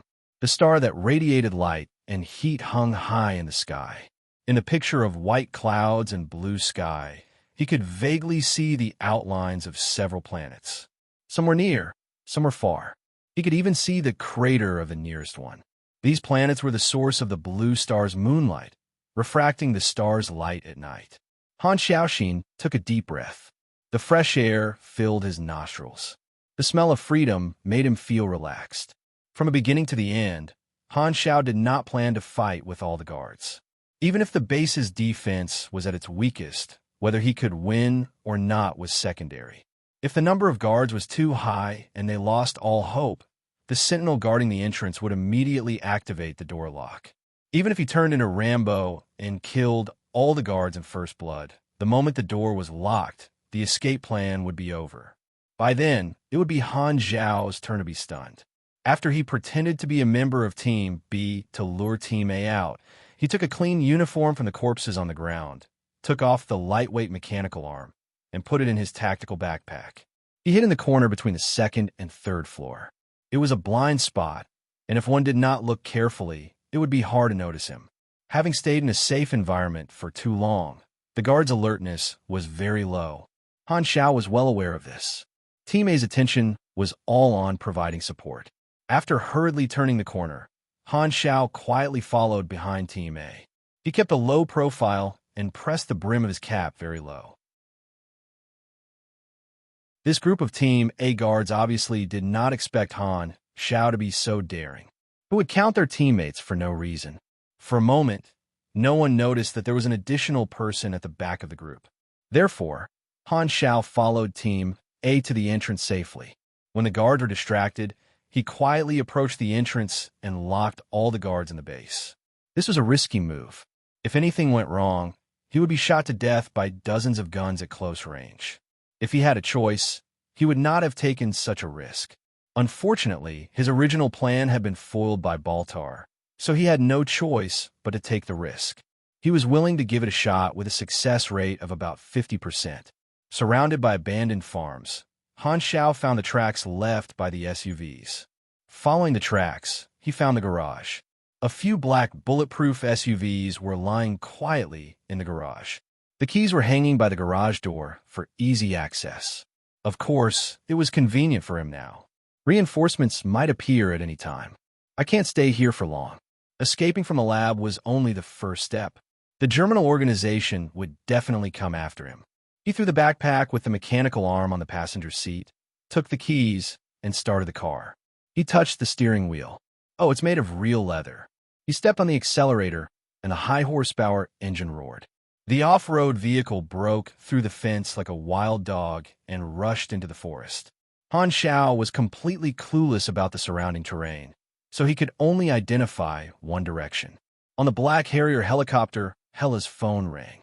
She frowned and picked it up. "Who is it?" "Manager Hella. Something happened at the base.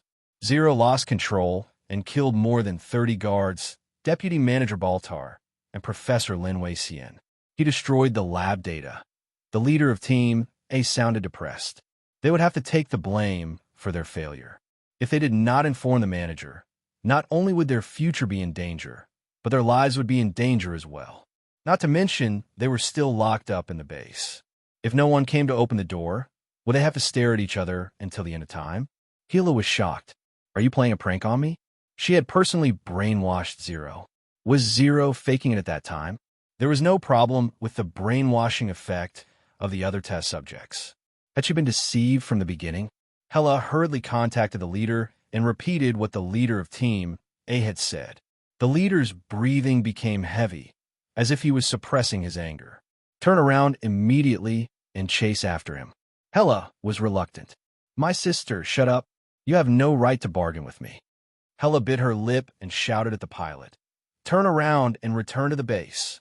Executive Hela, the plane needs to land and refuel. Hurry up. The Owl Squad received their leader's order halfway. A few off-road vehicles turned around and opened the gate of the base from the outside. The agents who had been locked inside walked out with their faces covered in dirt. Looking at the pitiful state of the base, Number One's face was filled with shock and anger, his expression mixed with disbelief. He pointed at the leader of Team A and said angrily, "There are dozens of you, and you can't even stop one person. Is there a traitor?" He did not believe that he could do it, but he also did not believe that Han Xiao could do it. The faces of the guards changed drastically. No one could bear the accusation of betraying the organization. "All right, stop arguing." The leader ordered us to chase after him. Silver Knife interrupted the conversation. His face was cold as he led the Owl Squad into the car. "Wait, our test subject team will go with us." Number One yelled as he led his team members onto the other two vehicles. He had always thought that he was the perfect test subject and was extremely disdainful of Han Xiao, who had a code name before him. However, Han Xiao's battle record had inevitably caused him to fall into a state of self-denial. Therefore, he felt very frustrated. Number One felt that only by defeating Han Xiao could he prove his value to the organization. From the beginning to the end, the Owl Squad did not pay any attention to the surviving guards. Their indifferent attitude showed that they also thought that they could not stop Han Xiao. They were a bunch of trash. The guards were indignant. When they really meet Zero, they will know what they are facing. This group of guards actually hoped that Zero would succeed in escaping. If even the Owl Squad failed, then wouldn't their mistake seem excusable? Night fell.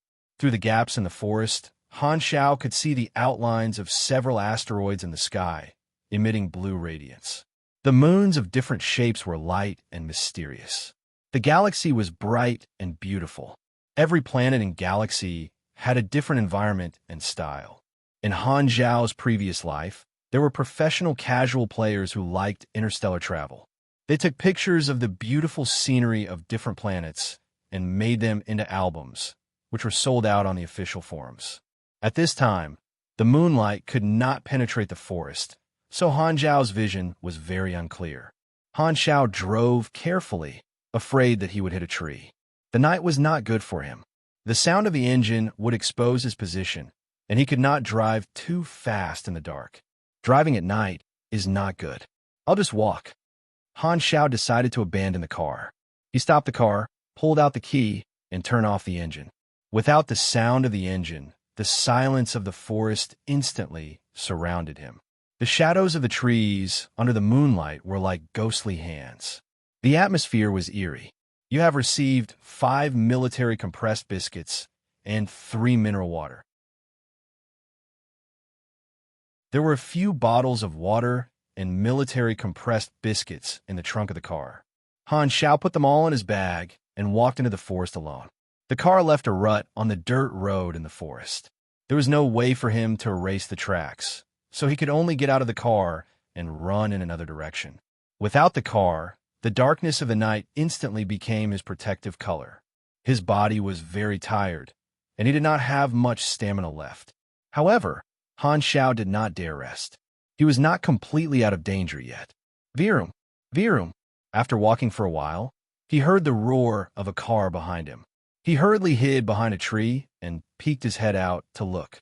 He saw 6 headlights flickering in the forest and driving in 3 different directions. 3 cars of enemies. Han Xiao pursed his lips. He had abandoned the car and run, causing the enemies to lose their trail and have to split up to chase after him. Han Xiao sneakily moved in another direction.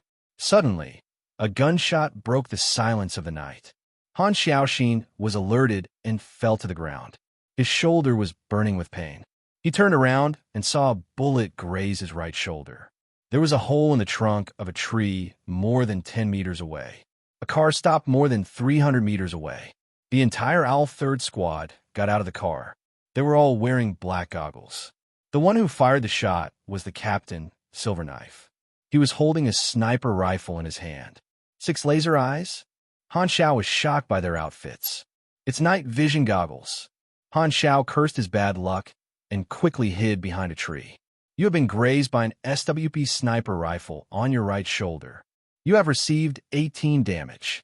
Being grazed by a sniper rifle alone was comparable to being hit by a pistol. You have entered combat mode. Based on your level, you have received detailed information about the enemy. Night Owl Agent. Level 15 Profession. Special Agent LV10. Elite Special Agent LV5 Attributes. 18 STR, 15 DX, 25 Yindi, 10 INT, 3 MYS, 8 C Che, 1 LUK Energy, 0 Energy Rank, 40 HP, 350 Abilities. Well-trained, increases base HP by 100, ignore pain. Combat effectiveness does not decrease due to injury. Skills: LV4 Basic Combat, LV5 Basic Shooting, LV2 Precision Shooting, LV1 Sniper, Team Leader Configuration, Equipment Frowny Face SWP Sniper Rifle, Team Leader's Equipment Grade, Gray, Large Caliber Sniper. Rifle, Attack 70 to 88, Fire Rate 0. 5/S, Magazine Capacity 5, Damage Level 30, Requirements. LVL1 Sniper, Thermal Vision Night Vision Goggles, Grade, Gray, essential for night battles. Type 73 Wasp Pistol. Grade, Gray, Small Caliber Portable Firearm, Attack, 28-35, Fire Rate, 1. 1/S, Magazine Capacity, 10 damage, 13 Type G Fragment Grenade. X3 deals 50 to 80 damage in a 20-meter radius. Has a chance to deal multiple damage. Energy Rank 45 Kala Light Bulletproof Vest. Grade, Gray, Range Defense 10 to 12, Durability 50 Alloy Dagger. Grade, Gray, Attack 8 to 12, Length 0. 28 M. These 6 Owl agents were all elite enemies. Although their levels were lower than his, they were all Tier 2 fighters who specialized in combat. Their attributes were very high, and they were fully armed.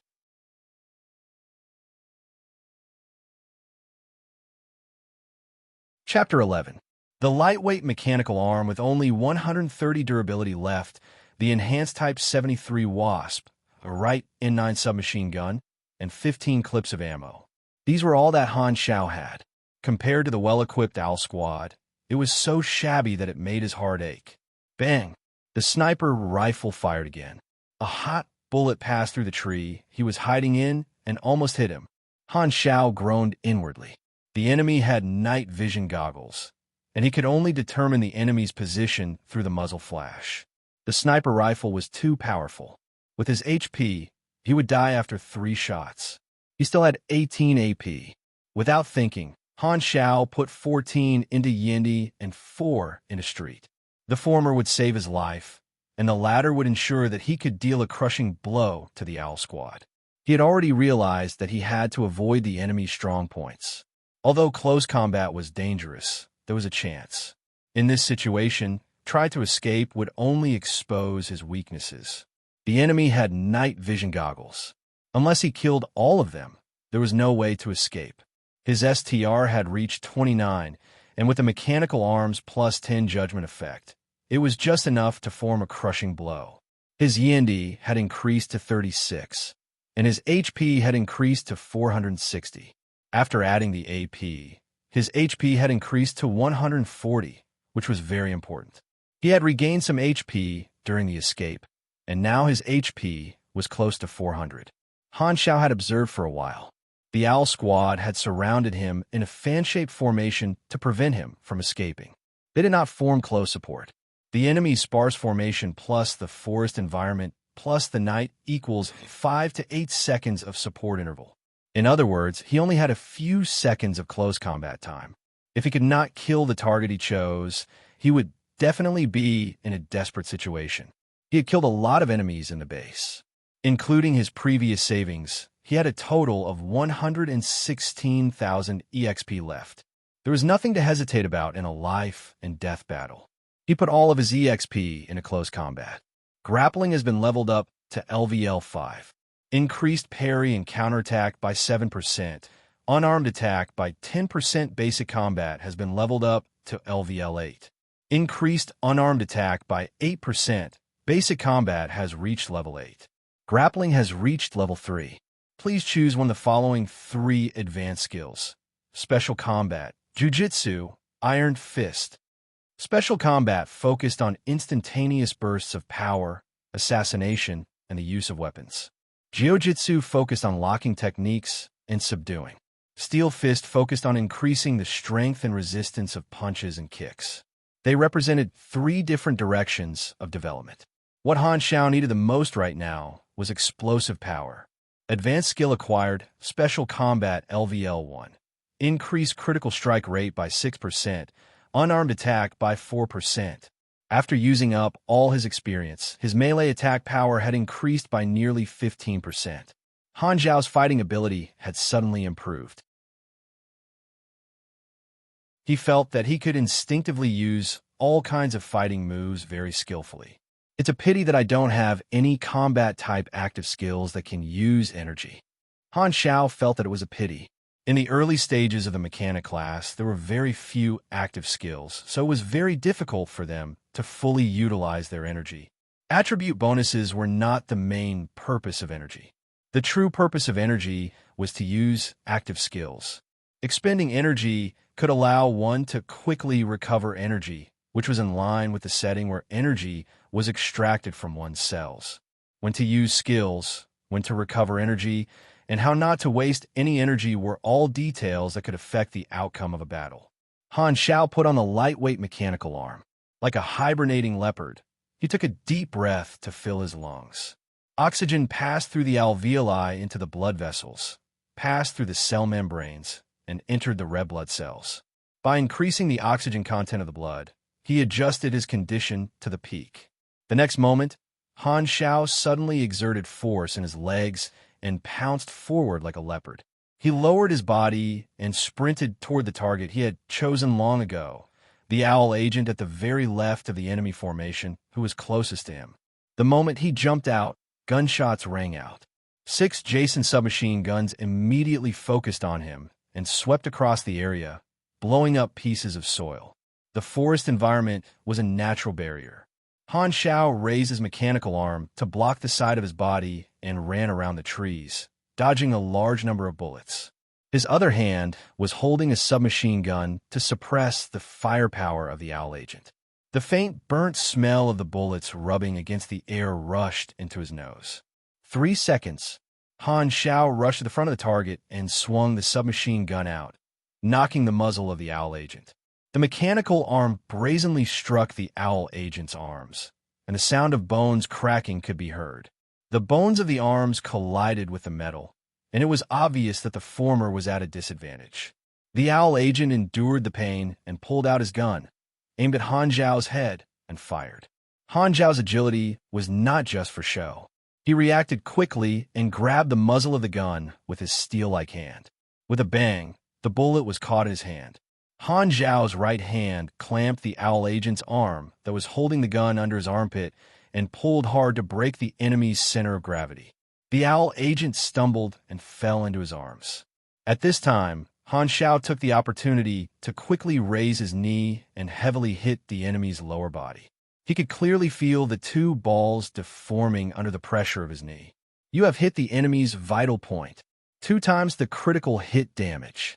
The enemy will be paralyzed for 2 seconds.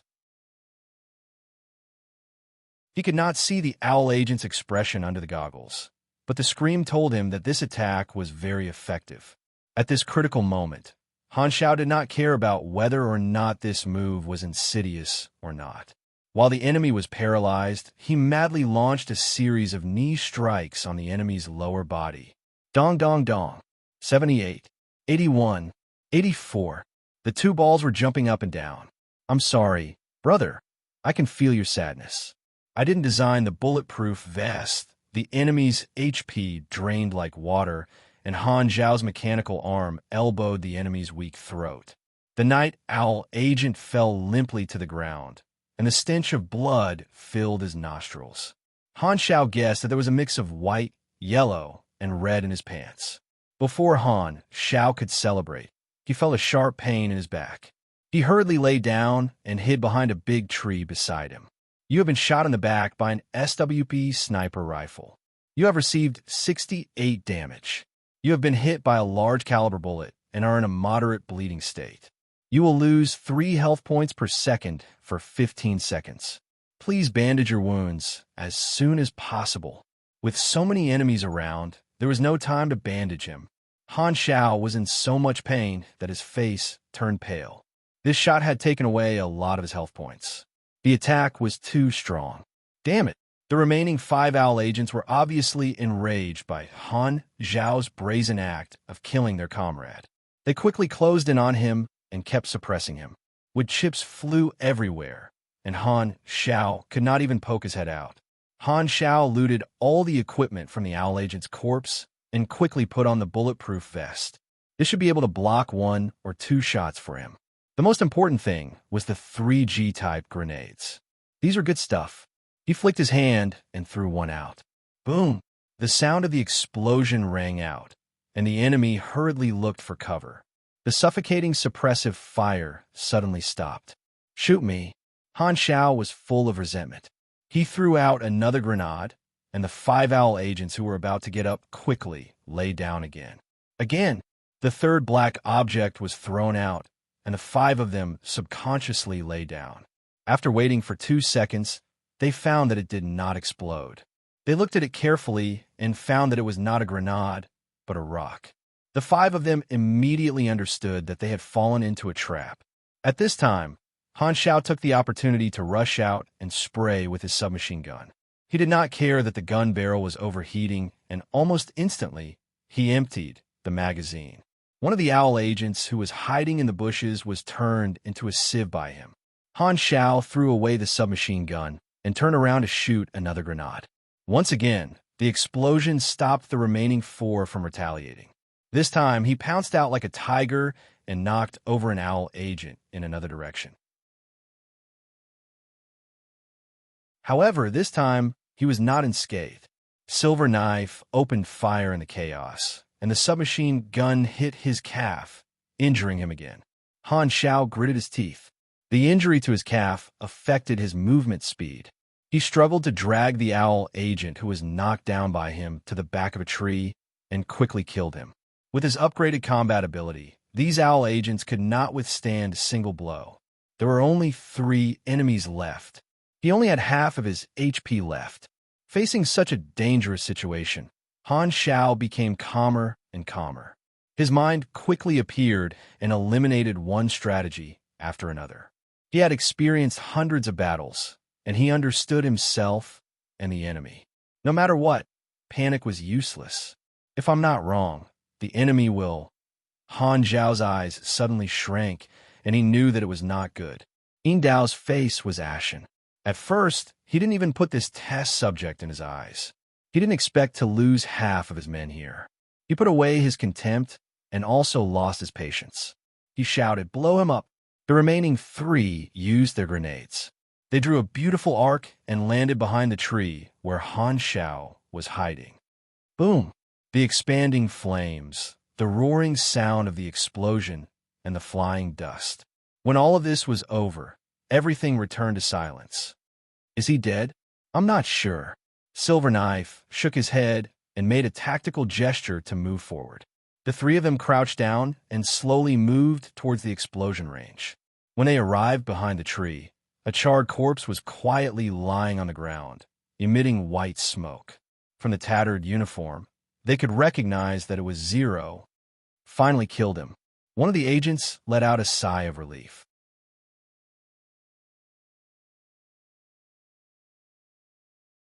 Chapter 12. Before Silver Knife's 2 companions could react, a spinning bullet was fired from the forest not far away. It accurately hit the 3 grenades hidden under the corpse's palm. In such a close-range explosion, the 2 owl agents were instantly injured by multiple grenades, and the dazzling flames engulfed the 2 of them. You have dealt 60 explosive damage to the enemy. X8, you killed Agent Owl. 1500 EXP gained. X2, the grass rustled as Han Xiao stood up. He was currently in a very sorry state. Half of his body was charred black, and he only had around 50 HP left. He was still bleeding, and his stamina was almost empty. His HP was like a candle flickering in the wind and could be extinguished at any time. His vision was dark, and exhaustion hit his nerves like a tide. He forced himself not to faint. Han Xiao used the corpse of the Nightingale agent he killed as a meat shield to save his life from the explosion of the grenades. Enduring the pain, he covered the corpse with his own clothes and used the 3 newly obtained grenades to set up a trap. Then, he hurriedly hid in the bushes and held his breath like a hunter. Only Silver Saber noticed the problem and managed to escape. Blood blurred his vision.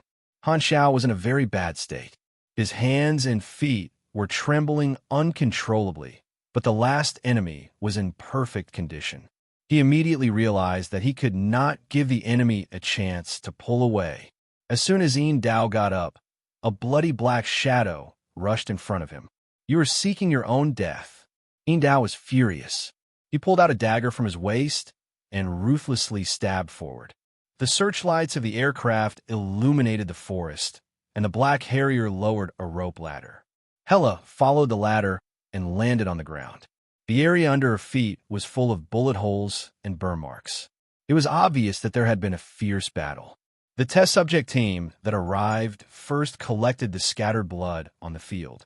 Number 1's face was livid. He clenched his fists and didn't say a word. Hela looked at the 6 corpses in front of her, her face full of shock. The Night Owl 3rd Squad was completely annihilated. Zero had disappeared without a trace. The result of the battle was simply unbelievable. Hela was in a daze for a few minutes. Corpses can talk. Hela squats down to observe. 2 of them were killed by the explosion, 1 was shot to death, and the other 3 were killed in close combat. Silver Knife's goggles had been shattered, and the shards had pierced into his eyeballs. He had died a miserable death. She reached out and pinched Silver Knife's body. It was soft to the touch. Most of the bones were broken, especially the pelvis and lower body. These injuries were obviously caused by a close combat expert. No matter how she looked at it, it did not seem like Zero had done it. She was the clearest about Han Zhao's close combat skills. He was just a little better than a normal person. No, he might not even be as strong as a normal person. Combat was not something that could be learned quickly. Every one of these special agents had trained for more than 10 years, and the Owl Squad was even more elite. Even if Han Xiao had been hiding his true strength, at the very most, he had only trained for half a year. If the truth was not right in front of her eyes, Hela would not have believed it. Could it be that he's the same as me and has also awakened his Esper ability? Hela felt a little regretful. If she had paid more attention to Han Xiao, she might have found out a long time ago. When Zero escaped, she was coincidentally not at the base. This made Hela very depressed.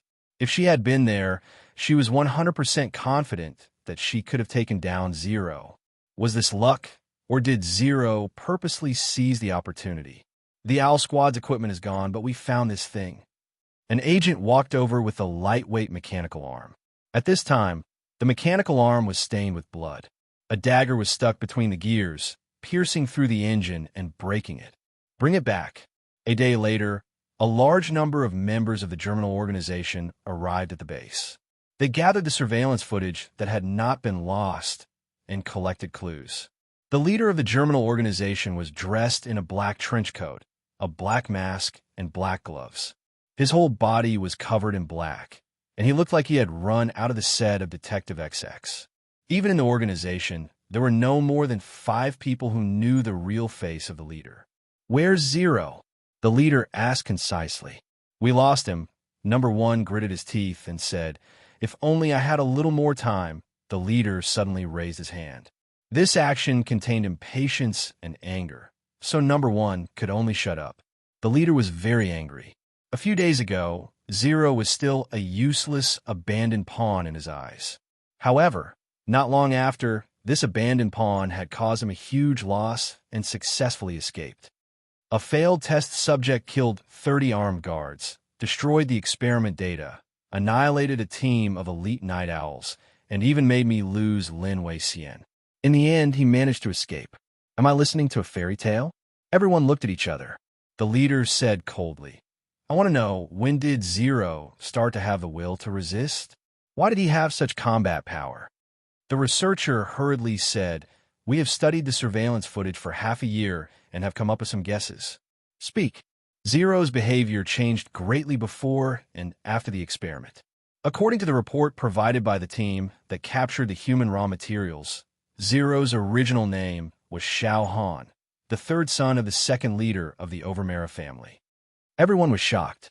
The Overmera family, a famous warlord family, a partner of the Theseus kingdom. The human raw materials for the experiment were mostly prisoners and wilderness wanderers. How did they capture someone with such a background? The leader was surprised. The son of the second leader of the Overmera? What happened? According to our investigation, Xiao Han is the most ordinary son of the second leader of the Overmera. He has not awakened his strength, nor does he have outstanding leadership skills. His personality is very weak. The researcher flipped through the report. We found Xiao Han among the corpses on the battlefield. According to our investigation, Xiao Han was following his brother Xiao Hai's team when they were escorting a batch of supplies. They were ambushed midway. Continue. At that time, Xiao Hai was the commander of the team. The target of the ambushers was not the supplies, but to kill Xiao Hai. Xiao Hai is the rising star of the Overmera family. If there are no accidents, he will inherit the position of the second leader of the Overmera. According to our informant, this ambush was the result of an internal struggle. The cause was that someone wanted to eliminate the second leader successor.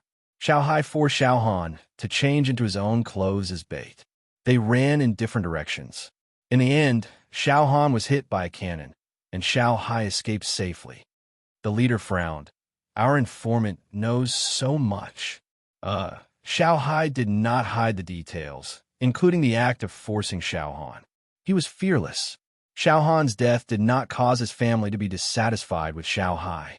The second leader of the Overmera said, it is enough as long as Xiao Hai is safe. You know, the Overmera family values power. Xiao Han's position in the family is dispensable. His brothers and sisters did not seem to care about his death at all. After that, we accidentally found Xiao Han, who was not completely dead.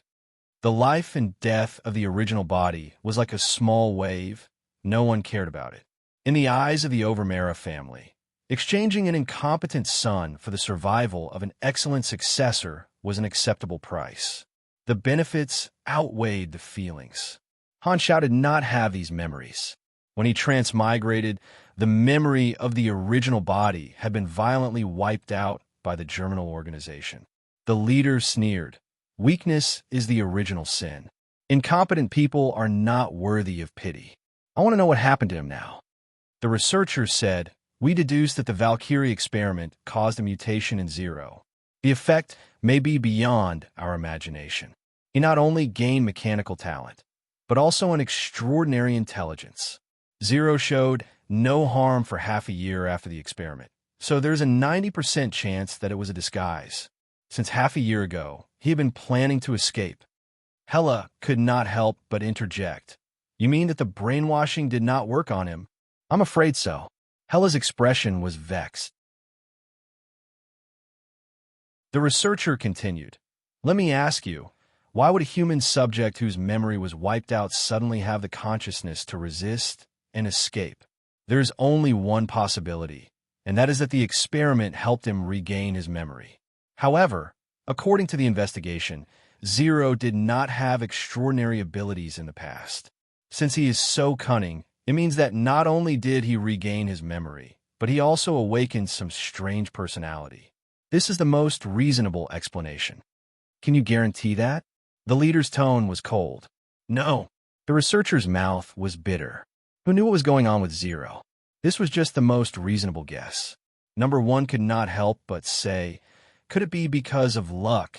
The leader stared at him as if he was looking at a fool. If you can replicate Zero's results with luck, I'll let you sit in the leader's seat. By the way, the guards brought back the exoskeleton mechanical arm used by Zero. The researcher took out the report and exclaimed, "Although the technology is very crude, it is very innovative. It is estimated that most of Zero's combat strength came from this machine. The weapons development department is happy to imitate and improve it. Of course, this will require a lot of money, and the weapons department is requesting for funding." Finally, there was good news, and the leader's mood was slightly better. Money is not a problem as long as they can give us the finished product. The researcher nodded and returned to the original topic. No matter the reason, Zero has endured for half a year. Coupled with the mechanical talent and combat strength he has displayed, he is undoubtedly a meticulous and extremely dangerous person. Everyone's heart trembled. Zero is a special example of an experiment with high research value. If we can obtain his body, even if it is dead, we can further improve the experiment data. When sorting out the previous surveillance videos, Zero's half a year of disguise and such patience made everyone shudder. All the researchers felt fear from the bottom of their hearts, but at the same time, every researcher had a fanatical desire to study Han Xiao. Number 1 noticed the yearning in the researcher's eyes, and his face suddenly became hazy. What he could not tolerate the most was losing to Zero. When he was born, Number 1 knew that he was the second test subject, and there was someone else whose code name was before him. Therefore, he had always regarded Han Xiao as an imaginary enemy. When he thought that he had finally stepped on Han Xiao, reality gave him a slap in the face. The leader suddenly remembered something. "By the way, before we find out the hidden dangers of the Valkyrie potion, stop all experiments and brainwash all the existing test subjects. I don't want to give birth to another Zero." Number 1's eyes were full of anger. He felt that his loyalty had been insulted. He shouted, "I am willing to lead the team to hunt down Zero." The leader looked at him. He had high hopes for the test subject team. He slowly said, "Can you do it? I promise to complete the mission." Number 1 felt the leader's attention, and his fighting spirit was high. He loudly made a military promise.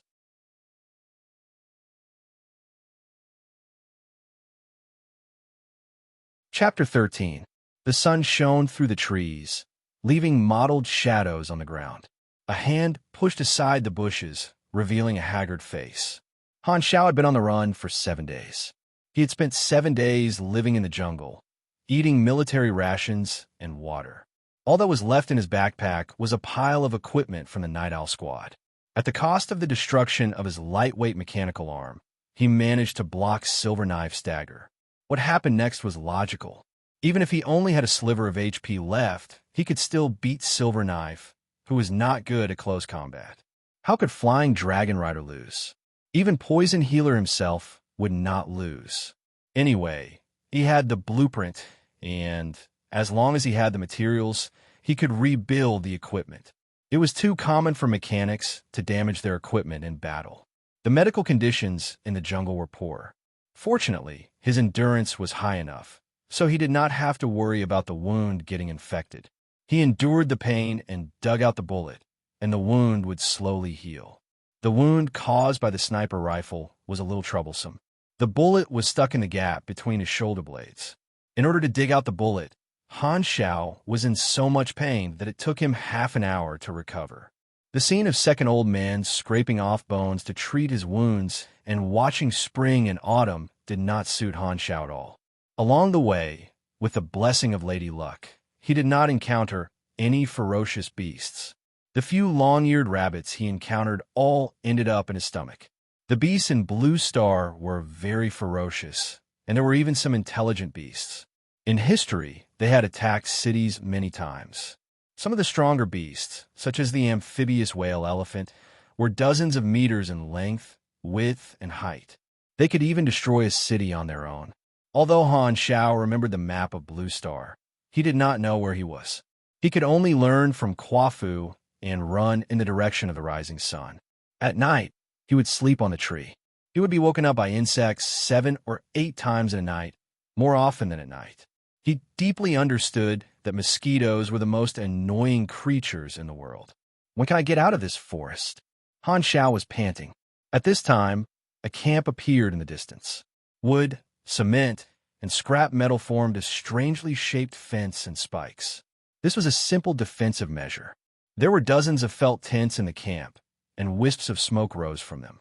This was clearly a very common wanderer settlement in Blue Star. Han Xiao was overjoyed. He was in desperate need of supplies. After walking a few dozen meters forward, Han Xiao's expression suddenly changed, and he quickly retreated. The dust on the ground in front of him surged, and suddenly a thick rope net rose up. Thin metal pieces were tied to the net. This was a dangerous knife net trap. Fortunately, he reacted quickly, otherwise there would be a pile of holes on his body. This guy actually dodged it. A long-haired young man walked out from behind the tree. He was wearing a rogue outfit made of various animal skins. He looked at Han Xiao maliciously and pointed a shotgun at Han Xiao's head. He said arrogantly, "Stop, don't move." The young man was obviously a resident of the settlement. Han Xiao did not want to cause any conflict, so he raised his hands. "I'm just a passerby." A passerby? The long-haired youth noticed Han Xiao's bulging bag. His eyes were filled with greed. "What do you have in your bag? Take them all out." Seeing this, Han Xiao sighed inwardly. He had probably been robbed. No wonder the knife net trap was about the size of a human body. It was used to catch people. In times of chaos, human lives were cheap. Most rogues were people who refused to join the Six Nations. The harsh environment in the wilderness had cultivated their greedy, hyena-like nature. It was common for them to kill people to steal resources. "Are you deaf? Take them out." The long-haired youth scolded as he approached. He pointed the shotgun at Han Xiao's forehead.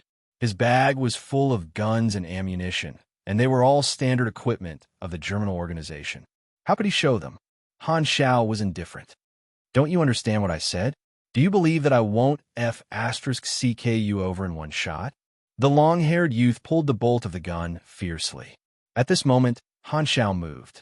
He was as fast as lightning, and he raised his elbow and struck the long-haired youth in the chest. The long-haired youth screamed and flew backward. Han Xiao used his other hand to snatch the shotgun from the long-haired youth. *T, I met a tough nut. The long-haired youth clutched his chest and panicked. He crawled backward on all fours, wanting to get as far away from this vicious person as possible. Han Xiao untied the knife net trap, pulled out a thick rope, and tied the long-haired young man to the tree. He then picked up the shotgun and sized it up. The gun was crudely made, and the barrel was crooked. It would explode with a single shot. Using such a thing to rob people was purely idiotic. However, this also proved that this young man had never killed anyone before. He was just bluffing. Seeing Han Xiao pick up the gun, the long-haired youth panicked and begged for mercy. Big brother, I was blind. Please forgive me." Han Xiao slapped him on the head and yelled, "Now you know you're wrong." The long-haired youth did not have any backbone. He hurriedly said, I was wrong. What was wrong?" The long-haired youth hesitated for a moment before carefully asking, "Should I have brought an extra gun?" Han Xiao was so angry that he laughed. "You're quite *King naughty. Please be magnanimous and let me go like a fart." The long-haired youth cried, *CK off. I don't have a fart as big as yours." Han Xiao raised the gun and knocked the long-haired youth unconscious. He shook his head helplessly. This person was a resident of the settlement. He still needed to enter the settlement to buy food and water. He did not want to cause more trouble by killing people, so he could only tie him up and knock him unconscious. "Count yourself lucky," Han Xiao muttered. After trekking for half an hour, Han Xiao finally entered the settlement. The residents here looked at him with vigilance. The wilderness was dangerous, and the wilderness wanderers were xenophobic. Although outsiders were rare, it was not unprecedented. Therefore, Han Xiao was not surrounded like a monkey in a zoo. The lifestyle of the wilderness wanderers was similar to that of the gypsies, and they often migrated. Beside each tent, there was a small pickup truck covered with a dust-proof cloth. These pickup trucks were basically modified vehicles, and they were covered with rust. Some of them did not even have shells installed, and their skeletons were exposed to the air. Each pickup truck represented a family. This settlement was not big, with only a few dozen families. However, As small as a sparrow may be, it had all the essentials. Han Xiao successfully found the market. A bearded white man was doing business on the back of the pickup truck. Outsider, the bearded merchant glanced at Han Xiao coldly. Do you know the rules here? What rules? We only accept barter. That's good. I don't have a single cent on me. I need a map, 3 buckets of water, and 5 kilograms of food. Meat, jerky, and bread will do. Han Xiao took out a pile of bullets from his bag. I want to pay with these. Bullets. The bearded merchant's eyes lit up. He subconsciously looked at Han Xiao's bulging backpack, and a greedy look appeared on his face. Bullets were hard currency in the wilderness. All wanderers needed bullets, and the process of making bullets was more complicated than the homemade guns. Even if a small group of wanderers could make bullets, the production rate was very low. Every shot was one less bullet. 150 bullets, the bearded merchant said. Han Xiao's face darkened. You're asking for a sky-high price. The things he wanted were just daily supplies.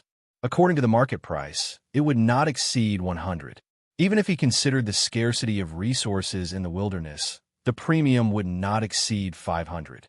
As for the bullets, 1 bullet would cost at least 3, and these were the lowest quality bullets. Every brass bullet Han Xiao gave was high-quality ammunition produced in the assembly line. The shells were shiny, new, and exquisite. 10 bullets were not expensive, and 150 bullets would cost at least 1,500. Han Xiao only brought 300 bullets, and the bearded merchant wanted half of them. This was clearly a ripoff. Don't buy it if you can. The bearded merchant lowered his head and rubbed his fingernails with an expression of "I'll eat you up."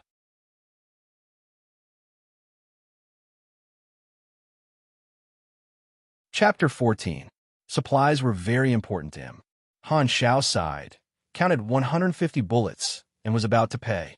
Big Beard shook his finger and started to raise the price. 180 bullets. Han Xiao's eyes were filled with anger. You King profiteer. You're raising the price. Big Beard saw this and shouted exaggeratedly. Oh, what a scary look. Do you want to kill me? Everyone, come and look. Someone wants to kill me. As soon as he said that, dozens of rogues surrounded him. Some of them even picked up weapons like crowbars and iron rods, eyeing him fiercely. This is our territory. You dare to make trouble? Okay, you're the best. 180 bullets, that's the price. Han Xiao was so angry that his teeth itched. He did not want to cause more trouble, so he squeezed the words out of his mouth and threw the bullets to the ground. Big Beard smiled proudly and asked someone to bring the things over and hand them to Han Xiao. After confirming that the map and supplies were correct, Han Xiao gave Big Beard the middle finger. He did not want to stay a second longer and turned to leave. At this time, Big Beard spoke again. Hey, do you want to walk out of this forest on foot? Why? Do you have a problem? Han Xiao stopped and said in annoyance. I have an old pickup truck. Do you want it? Big Beard said casually as if the unpleasantness just now had never happened. I can't afford to pay you, Han Xiao said sarcastically. You can afford it. Big Beard pointed to Han Xiao's backpack. You have so many bullets. You must have brought a lot of guns. Use those guns to pay. High-quality guns were very popular among rogues. They generally relied on hunting to maintain their food source. One more good gun meant one more hunter. Han Xiao's backpack was full of the Owl Squad's equipment. The quality was very good, and there were also sniper rifles and bulletproof vests. It was more than enough to exchange for an old pickup truck. However, he shook his head and refused Big Beard's proposal. The tracks left behind by driving in the forest were too obvious. It was basically the same as pointing at the nose of the pursuers and saying, "Did you see that I'm taking this road?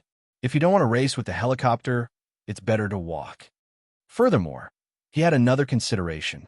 These guns were all standard weapons of the Germinal Organization. Once a Germinal Organization team came to this settlement and discovered the organization's standard weapons, the settlement would be destroyed. Selling these guns was equivalent to indirectly killing people. Although Han Xiao had just been ripped off by the merchants, he was not that crazy. The bearded man was still unwilling to give up and wanted to sell a few more words. Suddenly, a bell-like voice sounded from his side. Carol, you are tricking an outsider again.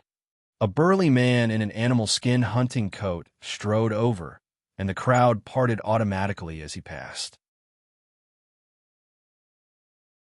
It was obvious that he had a lot of prestige in this settlement. Big Beard Carlos had a bitter expression. Hu Hongjun, I finally managed to make a deal with you. Don't meddle in my business. Hu Hongjun snatched the bullet from Big Beard and handed it to Han Xiao. He said generously, the things you want are not worth much. I'll give them to you. Here, these are your bullets. Han Xiao was stunned. He carefully looked at Hu Hongjun. This man was Asian. He had a strong body, white hair, sharp eyes, and a sense of heroism in his speech. His righteous action of returning the bullet immediately made Han Xiaoxin have a good impression of him. Hey, what should I do? Carlos shouted. Hu Hongjun did not even turn his head. Isn't it just some food? I'll return it to you tomorrow. Carlos was flustered and exasperated. It was not easy to rip off a customer, and you gave me a fair trade. Do you know what business is? Hu Hongjun was very hospitable. He said, you are a guest from afar. Looking at your haggard appearance, you must not be used to life in the forest. How about this? Stay at my house for a night and continue tomorrow. Han Xiao hesitated for a moment before nodding. He indeed wanted to have a good rest. Moreover, his first impression of Hu Hongjun was that he was a straightforward and forthright man. He did not seem like a bad person. Of course, even if the other party had bad intentions, Han Xiao would not be scared. The two left together. The surrounding wanderers also dispersed. Only Big Beard Carlos was left. He was angry, but he did not dare to say anything. There was no other way. Hu Hongjun was one of the hunters in the settlement. Everyone relied on him to hunt and bring back food. Moreover, Hu Hongjun was very generous and had a good relationship with people. He did not dare to offend him.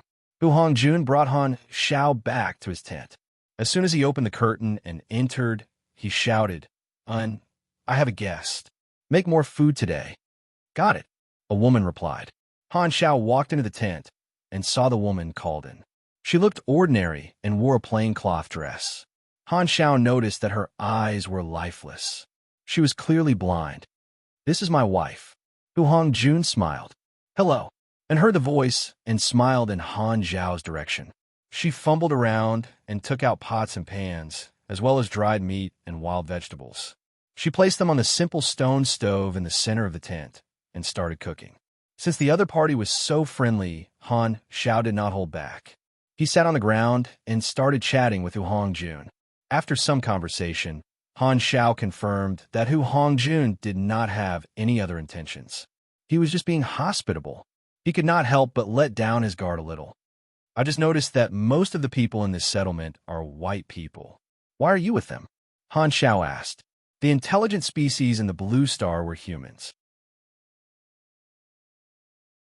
There were a total of 4 races: black people, white people, yellow people, and Shanu people. They were all products of natural selection. Darwin said that it was natural selection. The more dangerous the environment, the stronger the life. The Shanu people were stronger than the black people. There's no special reason. During the war, I happened to meet this group of wanderers. At that time, I was sick and needed to be taken care of, so I stayed. Although our countries and races are different, we're all survivors of the old era. There's no distinction between you and me. We're just in the same boat. Hu Hongjun sighed. Blue Star originally had hundreds of countries. After coming into contact with interstellar forces, they understood that having so many countries on a planet was a complete waste of the planet's limited resources. If they were not unified, there would be endless internal friction. If this continued, when the planet's resources were depleted, the civilization would be trapped on the planet and lose the opportunity to step into the universe. Therefore, with the help of some people, the social environment changed drastically in a few decades. Wars, negotiations, economic pressure, and through peaceful or not peaceful ways, the social environment was reduced to only 6 countries. Those who lost their countries, some chose to join the 6 nations, some chose to join the German organization, and the rest became wanderers. The world of Blue Star was in the throes of the transition from the old era to the new era. The people of those countries that were annexed destroyed, and disintegrated were immersed in grief and disillusionment. Everyone hoped that their country could survive, but when the wheel of history felt that it had stopped for long enough and needed to move on, some things that seemed indispensable could only accept the fate of being abandoned by the era and become a few words left in the history books. To give some simple examples, such as the wave of layoffs in the early 1990s, countless iron rice bowls were broken, or the 5,000 years of Chinese history. Until the Republic of China, the imperial system that lasted for thousands of years was finally destroyed. Before that, the existence of the emperor was something that everyone thought was natural. Another example was the dark religion in the Western Middle Ages. The progress of civilization was like a surging river that could not be stopped. Everyone, everything, and even countries were just sand in the river, drifting with the flow. Those with limited individual strength could only vent their grief on the internet or in demonstrations, or immerse themselves in the glory of their country in the past. The more radical ones refused to accept the invitations of the citizens of the Six Nations and became wanderers in the wilderness, living in groups in the wild. Wanderers made up 30% of the entire population of the planet. Some warriors who had sacrificed their blood and sweat for their country used even more extreme actions to oppose the Six Nations. The Germinal organization was a behemoth born in such a social environment. Its philosophy was to overthrow the Six Nations and unite against a common enemy. It was worthy of being the leader of the underground world. It was easy to maintain one's status, but reform was always accompanied by pain.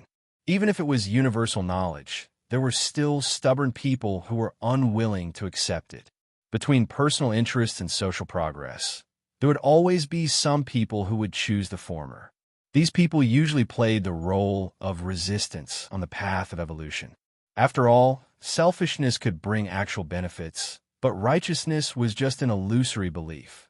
Selfless people were rare animals. Otherwise, selflessness would not be called a virtue. Otherwise, there would not be a need for the annual Touching China Award. It was just to tell everyone, look, there are still good people in the world. Learn from them and save the organization some trouble. Hu Hongjun said, ever since the Battle of Andria, history has been divided into two halves. The past few thousand years are called the Old Era, and the current era is the New Era. Sometimes, when you think about it, what was wrong with life in the past? It was peaceful and stable, but because of the so-called theory of internal friction, the consequences were probably more serious than internal friction. Besides, even if it were to happen, it would only happen a few hundred years later. The problems in the future would be left to the future generations to solve.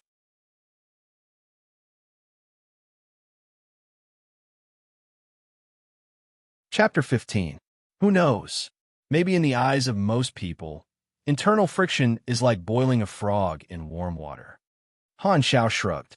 The Battle of Andria was the final battle of the Long War, the key battle that determined the structure of the Six Nations. Andria was the name of a continent that once had some countries. When the war broke out, the countries of the other continents seemed to have an unspoken agreement to use Andria as the main battlefield, controlling the scope of the war, not wanting to let the war destroy the ecology of the entire planet. Countless missiles, tanks, and planes bombarded Andria, and hundreds of millions of people lost their lives in Andria. After the war, Andrea's plants withered, the land was scorched, and the people were in a terrible situation. The rivers and lakes gave off the stench of rotting corpses, and the fertile green mountains were covered in a dark yellow shadow, becoming a dead zone. The Six Nations, on the other hand, retreated, leaving behind a mess and completely abandoning the Andria continent. They were like heartless scumbags. Now, there were very few survivors in Andria, and all of them hated the Six Nations. Han Xiao noticed the calluses on Hu Hongjuan's palm.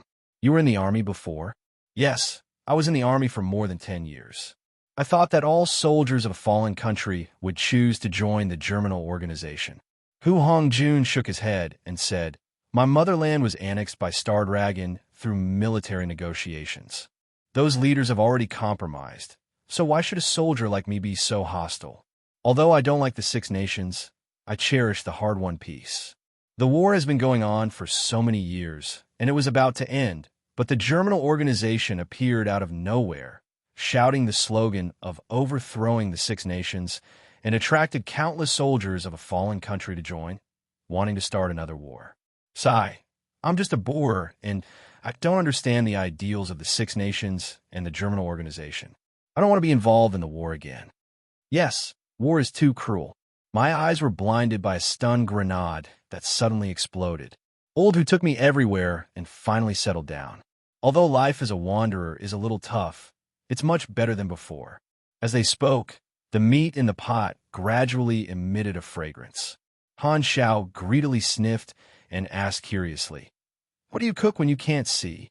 And Buman said, "Don't look down on me. Although I'm blind, I still have my sense of smell, hearing, and touch. I'm also nimble. I'm not a cripple." Hu Hongjun smiled bitterly. "She's stubborn and won't let me take care of her no matter what. I can't drag you down by being a cripple." En's voice was filled with tenderness. Hu Hongjun awkwardly scratched his head. It seemed that he was not used to teasing his wife in front of outsiders. He hurriedly changed the topic. "Right, I'll let you see my baby." Han Zhao's expression changed slightly. He thought of some unhealthy things and quietly moved back. Fortunately, Hu Hongjun did not take out a big treasure. He opened the box next to him and took out an old rifle wrapped in cloth. He proudly said, "Let's see if you know what it is. Army knife rifle, old, quality, gray, white, basic stats. Attack 38 to 40, fire rate 0. 9/S. Magazine capacity 20. Effective range 200 meters. Damage level 25. Durability 5/300 bonus attribute. DX plus 1 length 0. 77 M weight 7. 1 lb additional effect. Accuracy, stable trajectory, low wind influence. Remark: this weapon has participated in many battles with its owner. Good gun." Han Technician's professionalism exploded. He praised, "Although it has been used for many years, it still feels so smooth. The barrel is long and straight, and the bullet has enough acceleration range. The force of the spray is definitely strong. The exterior is black and glossy, and the murderous aura is dense. And it's really a lethal weapon." Huh? Why did the atmosphere suddenly change? Was it an illusion? This is my old partner. It has been with me for almost 10 years. Hu Hongjun laughed. "Don't look at the new exterior. That's because I always use oil. In fact, the components inside are all old.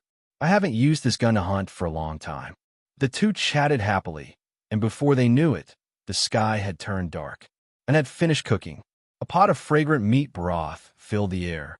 The broth was rich, pure white, and had the texture of milk. The meat was cooked thoroughly, and pieces of wild vegetables floated on top of the oily broth, embellishing it with a touch of emerald green. It was very appetizing. The smell of the meat was like a seductive little fairy, firmly locking onto Han Zhao's gaze. He swallowed his saliva, and his stomach that had been tortured by food for 7 days kept growling. His favorability towards Hu Hongjun kept popping up on top of his head. After wolfing down his dinner, Hu Hongjun asked Han Xiao to stay for the night. It was difficult to refuse such kindness, and considering that it was indeed difficult to travel at night, Han Xiao agreed. He used a curtain to separate a compartment in the tent, and Hu Hongjun and made a bed for him. "Your backpack is too big. I'll put it outside for you," and said. The space in the tent was limited, and his compartment was very small. It could only fit a bed, and it certainly couldn't fit a backpack full of guns. He thought about it, and asked Hu Hongjun for a piece of animal skin.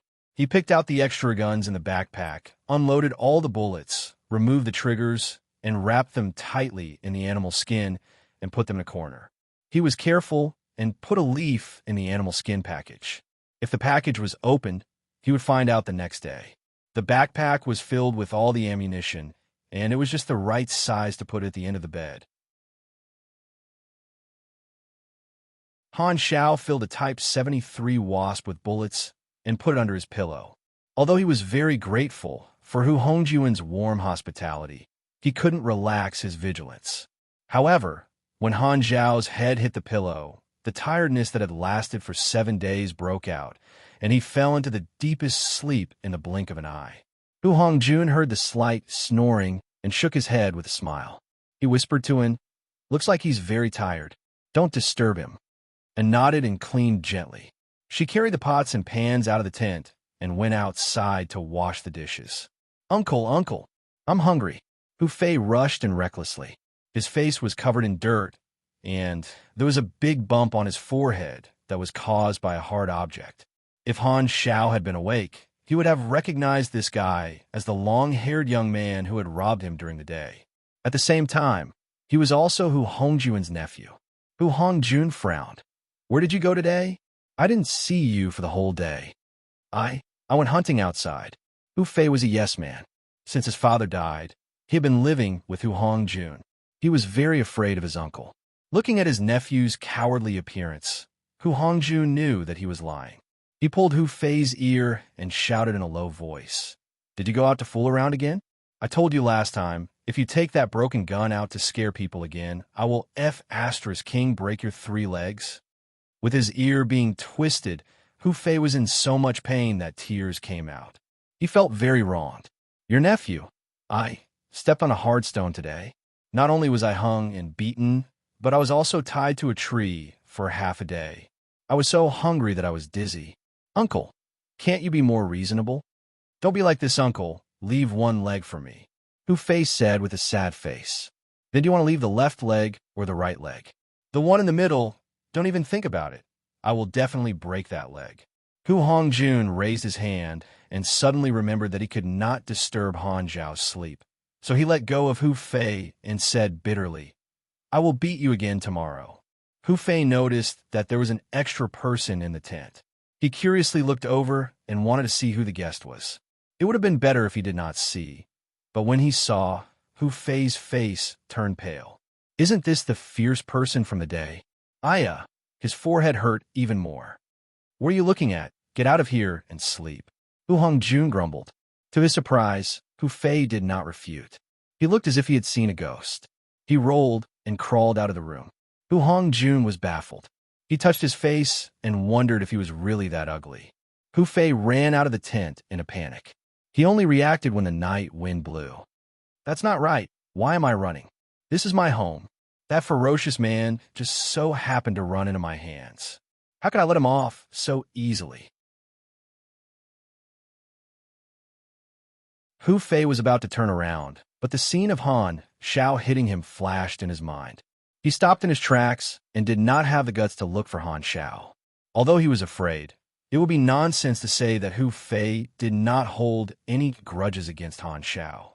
He did not dare to look for trouble with Han Xiao, but he was not willing to just let it go. "Hu Fei, oh Hu Fei, show some of your manly courage and take revenge for your grievances." Hu Fei made up his mind and thought of a way to take revenge. He was very curious about Han Zhao's bulging backpack. He had noticed the animal skin package in the tent just now. Hu Fei clearly remembered that there was no such thing in his house, so it must be the fierce person's luggage. In the middle of the night, it was quiet. Everyone in the settlement was asleep. Hu Fei, who had been waiting for a long time, finally made his move. He tiptoed and sneaked into the tent like a thief. He carefully touched the animal skin package. "Hee, let me see what you brought." Hu Fei's eyes widened as he opened the layers of animal skin. He was so shocked that he almost fell on his butt. Guns. All of them were excellent guns. Hu Fei was ecstatic. His eyes were filled with greed. It was indeed good stuff. He wanted to take all the guns, but when he thought of Han Zhao's fierce look, his courage shrunk. If that fierce person found out that his luggage was missing, he would definitely kill him. "I can't take all of them." Hu Fei was reluctant. He gritted his teeth and picked up 2 Type 73 Wasp pistols. He did not have the guts to take more. "Forget it. At least my uncle treated you well. It's not too much to take 2 of your guns." Hu Fei convinced himself. He returned the animal skin package to its original state and left quietly.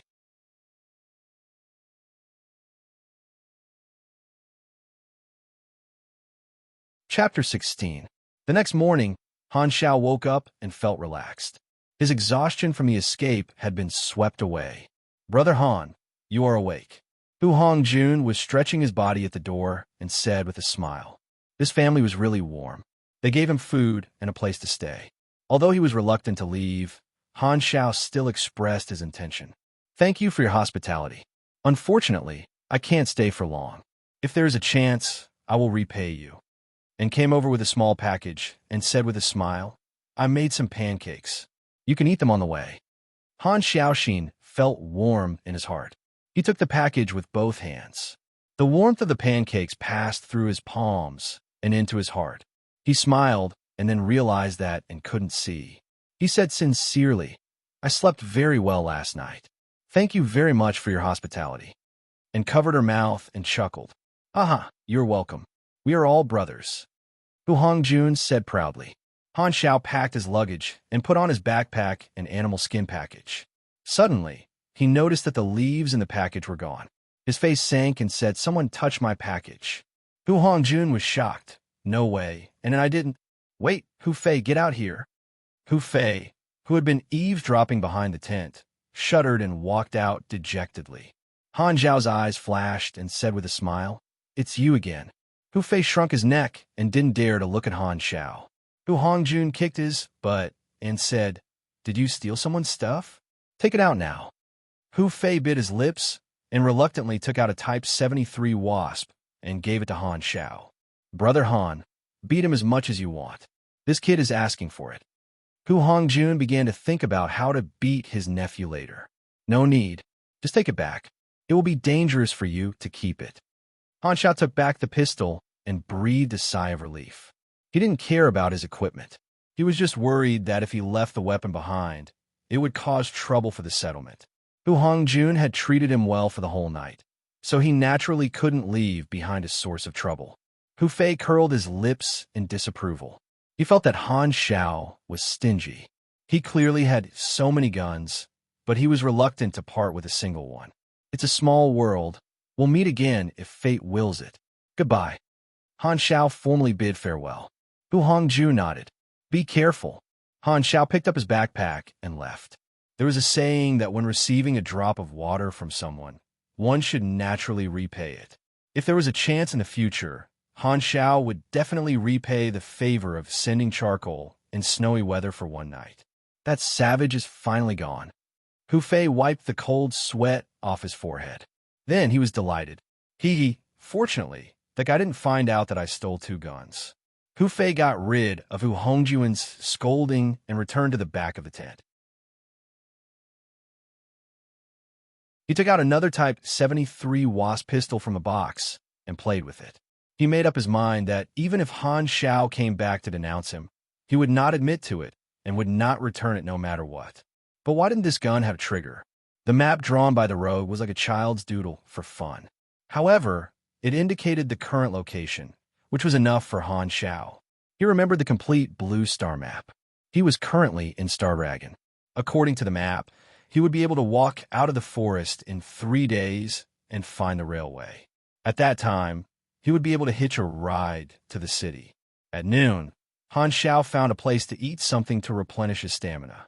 He glanced at the animal skin bag that had a few holes made by thorns and branches. Han Xiao opened the animal skin bag and was about to put the guns one by one into his backpack when he suddenly stopped. It seems that 1 gun is missing, he counted again.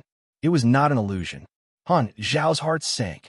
If the gun was left in the settlement, it would be terrible. Han Xiao did not have time to eat. He hurriedly packed up his things and strode back to where he came from. 2 black, bulletproof, armored vehicles came to the rogue settlement. Number 1 led a fully armed test subject team and used the muzzle to force all the rogues to gather in the square and squat together with their hands on their heads. All the rogues recognized the germinal organization's insignia, and they were all terrified. "Have you seen this person before?" Number 1 pressed the terminal on his palm, and a virtual image appeared in the air. It was a picture of Han Xiao. "No, I haven't." Everyone denied it at once. Everyone knew the germinal organization's way of doing things. As long as they were not involved, they would not attack the rogues. The 6 nations and the germinal organization were on opposite sides, and the rogues were the indecisive ones in the middle. They usually remained neutral, but they could also side with either side. Thus, the Six Nations and the German organization had a rule against using force against the rogues. Only Hu Fei trembled. Guilt was written all over his face. Number one was frustrated. He had tracked Han Shao for 7 days and only found this settlement. However, no one had seen Han Shao before. This meant that he was going in the wrong direction. Let's go. Number one snorted. He was about to lead the team into the vehicle when he suddenly noticed Hu Fei's expression. Suspicion rose in Number one's heart. He stopped and shouted, "Catch that brat!" Hu Fei was shocked. He was dragged out of the crowd by the test subjects. He trembled like a quail. Number one squinted and asked, "Do you know the person in the picture?" Hu Fei shook his head. "No, I don't." Number one saw that Hu Fei's waist was bulging with something hard. He shouted, "Search him!" Hu Fei was pushed to the ground and watched as the Type 73 Wasp was found. "This is our gun." Number one's face turned cold. He pointed the gun at the crowd and said angrily, "Number 0 has been here before. How dare you hide it? Do you want to die? Speak. Where'd he go?" The deterrence of the gun made the rogues restless. They all looked at the bearded Carol, who was the first to come in contact with Han Shao. Carol was like an ostrich hiding in the corner. He was anxious when he saw the situation. "Why are you looking at me? I just sold him something." That's why Hu Hongjun knew about that guy's whereabouts. The people around Hu Hongjun immediately scattered, as if avoiding the plague. Hu Hongjun saw that the situation had reached this point. He could only slowly stand up and said, "I don't know." Carol was anxious to clear his name. He immediately retorted, "How can you not know? You helped him and even hosted him for a night." Number one's face suddenly turned cold. The rogues were frightened. They all urged Hu Hongjun, "Hurry up and tell us what you know. Do you want to kill us for an outsider?" Hu Hongjun scolded Carol in his heart. He took a deep breath and made up his mind. He pointed in a direction and said, "That guy went that way." "Very good. You're very tactful." Number one smiled and shot without warning. Bang! A bloody hole appeared on Hu Hongjun's forehead. His face froze. He was shocked. His body swayed and suddenly fell to the ground. A pool of blood expanded under his body. Hu Fei screamed and looked at Hu Hongjun's body in horror. He died just like that. Number one's face was as usual. It was as if he had just killed a chicken. The rogue's concealment made him very angry, especially after he heard that Hu Hongjun hosted Han Shao. He immediately wanted to kill him. As long as someone had a little relationship with Han Shao, Number one didn't mind sending them to hell to repent. Old Hu, and noticed something. Her face was pale. She stood up shakily and followed the sound to her husband. She staggered and stumbled. Number one took out his pistol and shot In's head from far away. Half of the back of her head was blown up by the bullet. Her brain and blood spilled all over the ground and fell on the ground. She was only an arm's length away from Hu Hongjun. Her lifeless eyes were dyed red by the splashing blood. Number one glanced at the corpse and sneered. Courting death, Hu Fei broke down. He collapsed on the ground and cried. He regretted it very much. In a moment of greed, he killed his uncle's family. The rogues were angry, but they didn't dare to say anything. Looking at Hu Hongjun and In's bodies, they felt sorry for them. The handheld terminal was connected to the surveillance screen of the Germinal organization leader. The leader shouted, "What are you doing? Who told you to kill people?" Number one hurriedly admitted his mistake. "These rogues didn't report it. I just wanted to show my power. We'll leave immediately." The leader shook his head and said, "Forget it. Since we've already killed them, let's do it cleanly. Don't let the news spread." Number one nodded.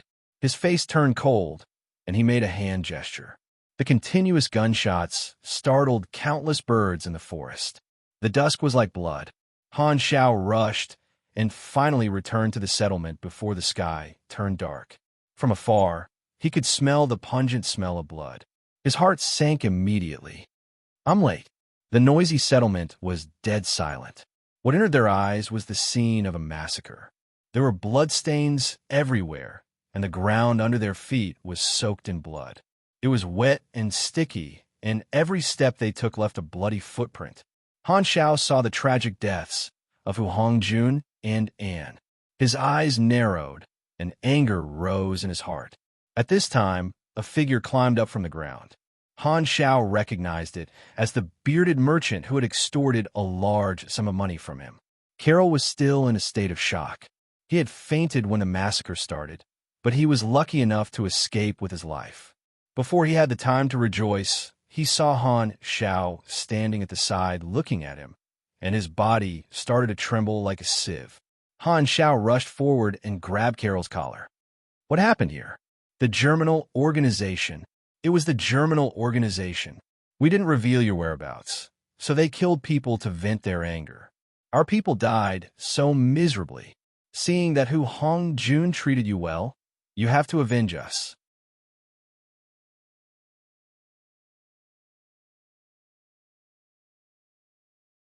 Chapter 17. Cough, cough, cough. Weak coughing sounds came from not far away. Han Xiao walked over and saw that Hu Fei, who had been shot 5 or 6 times, was not dead yet. He looked like he could not be saved. When Han Xiao saw the Type 73 Wasp in Hu Fei's hand, he understood everything. His emotions were complicated. I told you it was dangerous. Why didn't you listen? Hu Fei reached out his trembling hands and grabbed on Han Xiao's trousers tightly. He cried his heart out and said, "I'm sorry. I shouldn't have been greedy. I regret it. I was wrong. I was really wrong." Hu Fei pointed at Carol. "Don't believe him. He betrayed my uncle, Hu Hongjun." He coughed out another mouthful of blood. "You can't be saved. I can only make it less painful for you." Han Xiao shook his head, reached out his hand, and broke Hu Fei's neck. "Don't listen to his." Carol hurriedly tried to explain. Han Xiao suddenly stood up, pulled out his gun, and fired. The bullet pierced through Carol's head. Carol knelt down in shock and died with his eyes wide open. "Everyone is dead. You should go and join them." Han Xiao closed his eyes. Ever since he found out about the tragedy in the settlement, Han Xiao's rising killing intent was restrained by his cold rationality. It was like using a cage to imprison a tiger. The more irritable he was, the calmer he was. Han Xiao came to Hu Hongjun's body and looked in the direction Hu Hongjun pointed. It was the direction where the test subject team went. The tracks went deep into the forest. It was in the opposite direction from where he left. Hu Hongjun did not betray him. Han Xiaoxin suddenly twitched. It was as if a nail had pierced into his heart. Even until the end, Hu Hongjun did not betray him. Was it worth it? You have triggered level emission, revenge, mission hint. Kill the test subject, team mission reward. 15,000 EXP. Han Xiao did not look at Hu Hongjun and En's bodies anymore. He walked into the tent and took out the old military knife and rifle that Hu Hongjun regarded as a treasure. He did not know if it was an illusion, but a black light flashed across the surface of the military knife and rifle. "You want to avenge your old friend, don't you?" Han Xiao's face was tense. He took out all the guns in his backpack, including the military knife and rifle, and disassembled them into parts. With the military knife and rifle as the main body, he used these parts to gradually modify them. Basic repair and basic enhancement had both reached LV-10. Although the names were a little lame, they were the core skills of the early stages of the mechanic class, and their effects were very outstanding at max level. Han Xiao was very familiar with modifying basic firearms.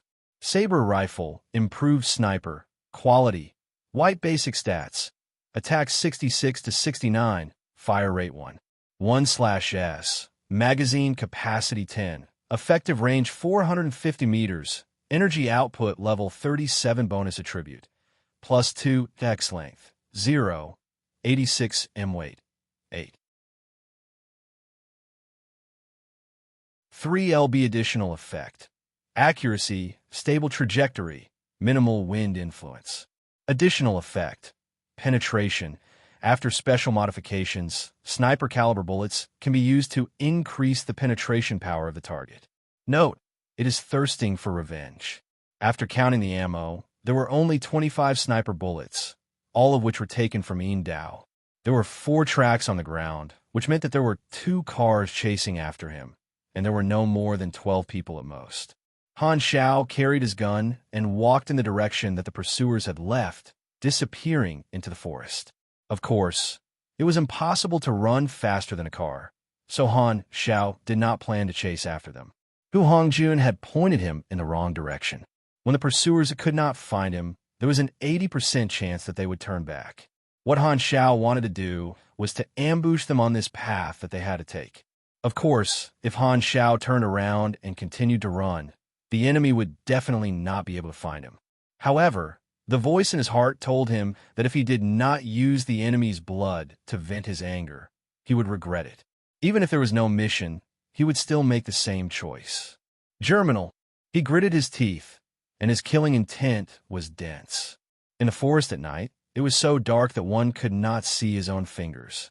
A long wolf's howl came from afar. Han Xiao quietly hid in the forest with his eyes slightly closed. He had been in this position for 3 hours, like a patient hunter, waiting for his prey to step into the trap. A series of engine roars approached quickly. Han Xiao suddenly opened his eyes. 4 high-speed headlights appeared within his shooting range. "You're here." Han Xiao's tone was as calm as water, as if he was receiving a guest at home. He put on the infrared night vision goggles that he had seized from the Owl Squad, and 2 orange-red car silhouettes appeared in front of his eyes. Han Xiao pulled the bolt, put the target into the scope, and carefully adjusted the sight distance. He held his breath and aimed for a full 8 seconds before pulling the trigger. In the flash of the gun, a yellow sniper bullet jumped out of the muzzle, passed through the gaps in the forest, and flew hundreds of meters in the blink of an eye, accurately hitting the tires of the high-speed moving car. A tire burst. The armored off-road vehicle in front crashed into a tree, and the car behind was forced to stop. Number 1 got out of the car, dizzily, and scolded. "Do you know how to drive?" "Captain, the tire burst." "Why would a low-pressure tire burst?" A team member squatted down and said in shock, "There's a bullet embedded in it." Enemy attack. Number 1's brain buzzed. At this moment, gunshots rang out again from hundreds of meters away. The team member who was checking the tires had his head blown up in front of Number 1, and blood splattered all over Number 1's body. "It's a sniper. Quick, find the enemy's location. Everyone be alert. Hide behind the car." However, this was the first time the test subjects had participated in a real battle.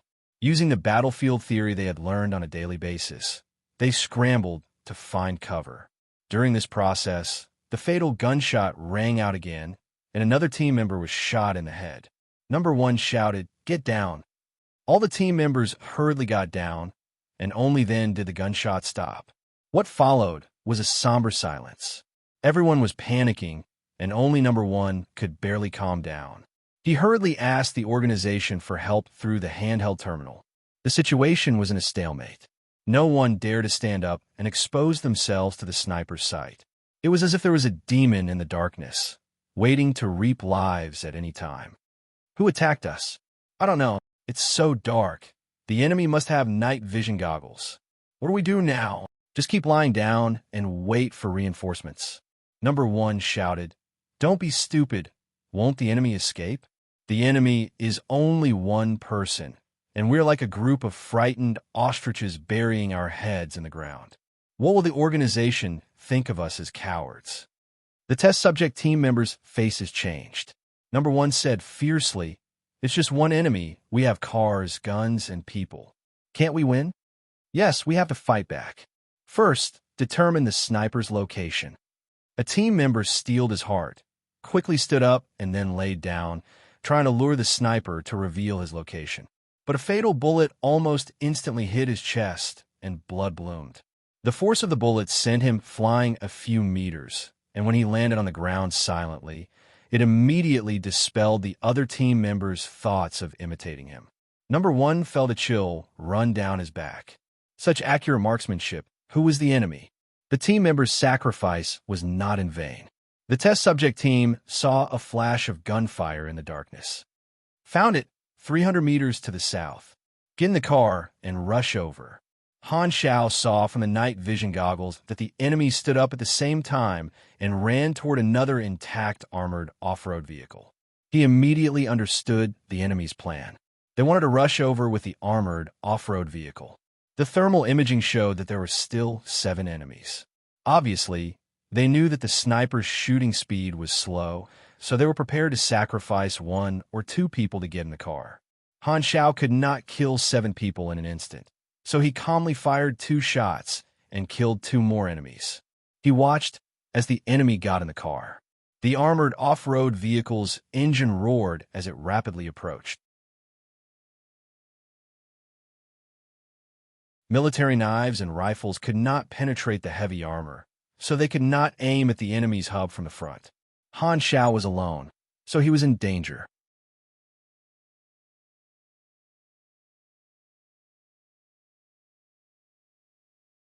Chapter 18. Go to hell. Number 1 sneered and drove toward Han Xiao's position. No one noticed that between 2 trees there was a rope, and in the middle of the rope there was a string of grenades. The armored vehicle crashed into it, and the rope suddenly tightened. The 2 trees were almost uprooted, and the armored vehicle also paused. The people in the vehicle were immediately knocked over. Before they could react, the grenades exploded. The flames soared into the sky, and the bulletproof glass of the armored vehicle was blown into a large snowflake shape. Since it was an ambush, how could Han Xiao not be prepared? He used a thick rope and the last few G-type grenades to set up a simple trap to stop the vehicle.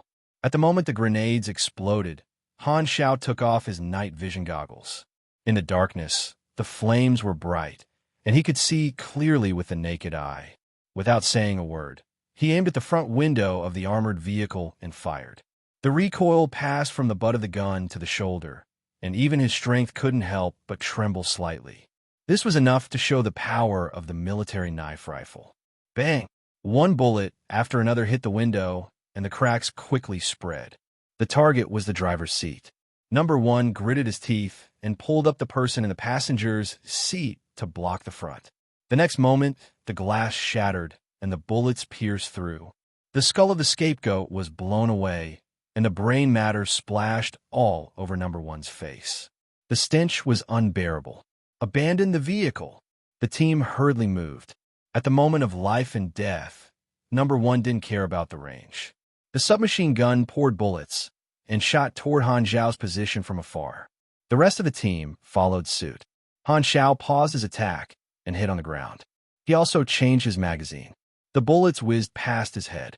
He knew that the opponent was already in a mess. After a round of shots, all the enemies would need to change their bullets. At that time, they would be at his mercy. Soon, the test subject team tasted the consequences of their impulsiveness. When they emptied their magazines at the same time, the sound of the sniper rifle rang again. It was like the sound of the king of hell ringing the bell. Shot after shot, accurate and deadly. Bang! Bang! The rhythm of the shooting actually had a special sense of beauty, making people think of sophisticated machinery for no reason. The enemies were all shot in the head by him one by one. Han Xiao consciously avoided Number 1 and let him stay until the end. His teammates fell one by one. Number 1 was so angry that his whole body trembled. He raised his gun and fired wildly. He lost his self-control and roared, "Who the hell are you?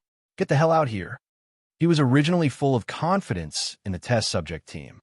However, he experienced such a crushing defeat in his first battle, shattering all his confidence. Ka. Number 1's magazine was empty again. He roared, "Come out." Han Xiao appeared with a cold face. Number 1's eyes widened in disbelief. How could it be you? In his opinion, after Han Xiao escaped from the base, he would definitely run away like a stray dog.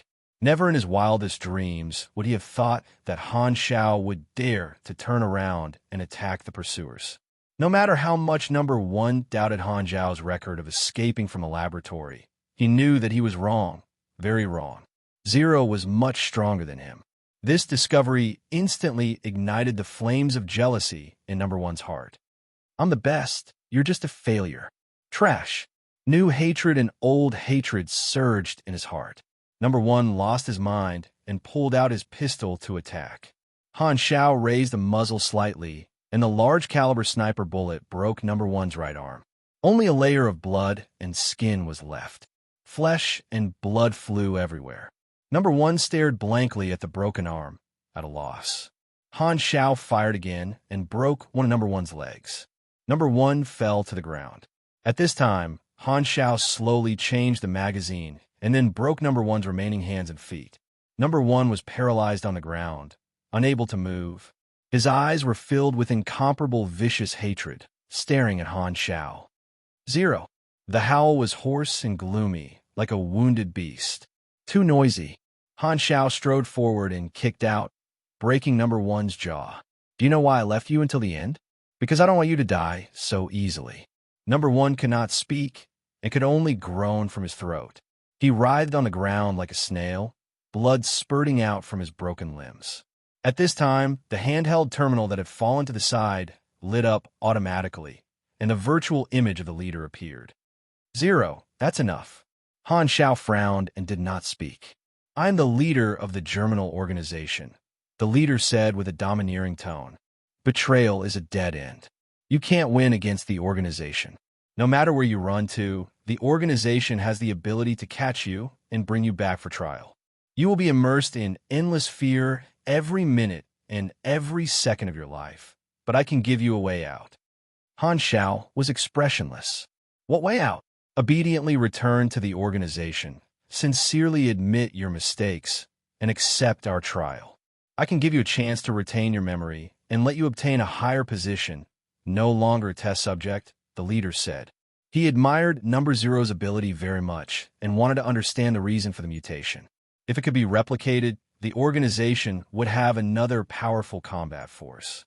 Number 1 heard this, and his eyes were filled with extreme anger. Why should Number 0 be treated better than him? He had killed so many people. Why should he be roped in?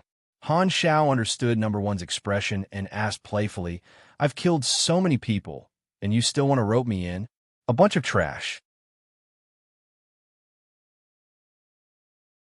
Death is not to be regretted, the leader replied decisively, as if the corpses on the ground did not exist.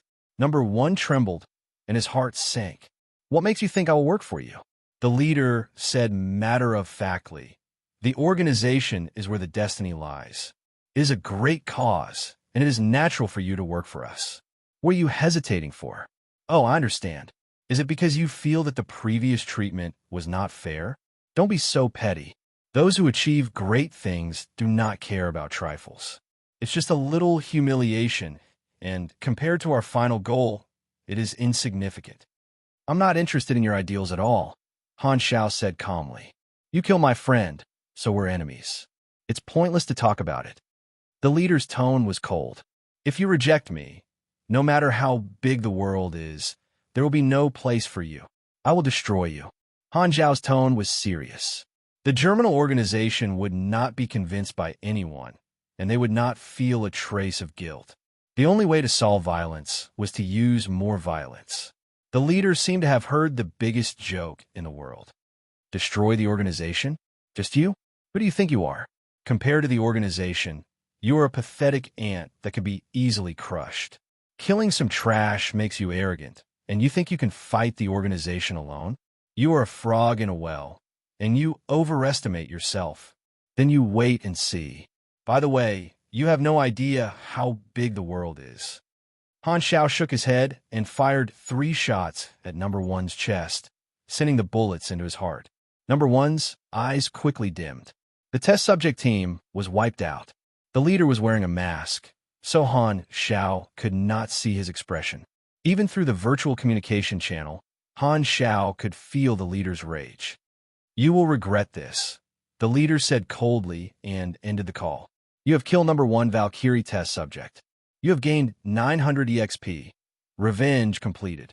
You have gained 15,000 EXP. The military knife rifle automatically disintegrated. The internal structure of the old gun had long deteriorated, and this battle was the end of its service life.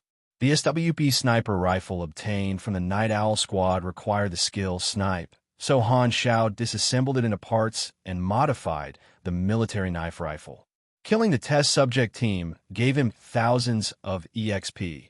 Including the mission reward, he had gained more than 20,000 EXP.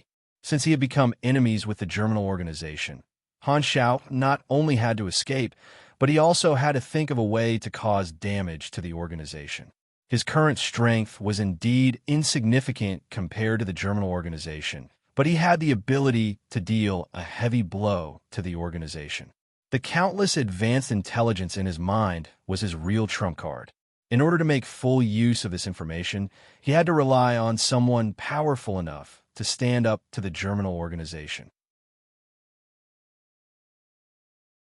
That left him with only the 6 nations: Stardragon, Maple, Theseus, Raylan, Hesla, and Ordina.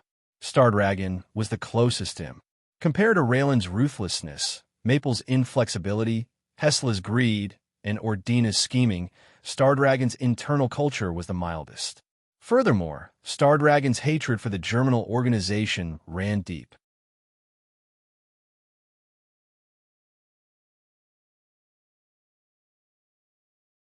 Chapter 19. At dawn, the Black Harrier helicopter finally arrived. The leader, Hela, and the rest of the team arrived at the place where the test subjects had been wiped out. Glancing at number 1's twisted corpse, the leader let out a dissatisfied snort under his mask. Trash. The researcher moved the test subjects' corpses together and said, "They're all dead." With his hands behind his back, the leader gazed into the distance. After a long silence, he said, "In the name of the Germinal organization, issue a bounty on number 0 on the dark net. Regardless of life or death, the bounty is 1 million. Everyone was shocked. The Germinal organization was a giant crocodile, the king of the underground world. They had not issued a bounty in at least 3 years. Why would they make such a big fuss over a test subject who had defected? You seem to value him too much. Number 0 can't even escape in time. What harm can he do to the organization? Since he dares to declare war on the organization, we'll let him know his own insignificance and destroy his laughable determination," the leader said coldly. "If number 0 is captured alive, no matter what methods you use, be it interrogation or experiment, find out the reason for number 0's mutation. Even if he dies, his corpse will be dissected for research." The researcher pointed at number 1's corpse and asked, "What about these people?"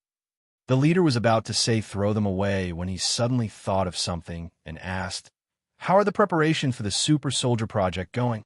"The basic theory has been perfected. The next step is to carry out cell and animal tests. It is estimated that we can begin human experiments in 8 months without any sequelae." The leader interrupted. "Skip the cell and animal tests. Go straight to human experiments. The risk is high. Only Valkyrie test subjects can withstand the transformation. Test subjects are not easy to come by. Bringing the schedule forward will cause unnecessary losses," the leader said in an unfathomable tone. "Experiments can only create cannon fodder. Only hatred can create a real demon." He pointed at number 1. "He is the best raw material. Hatred will drive him to endure the painful transformation. Hatred will be his power furnace." "I understand." The researcher nodded.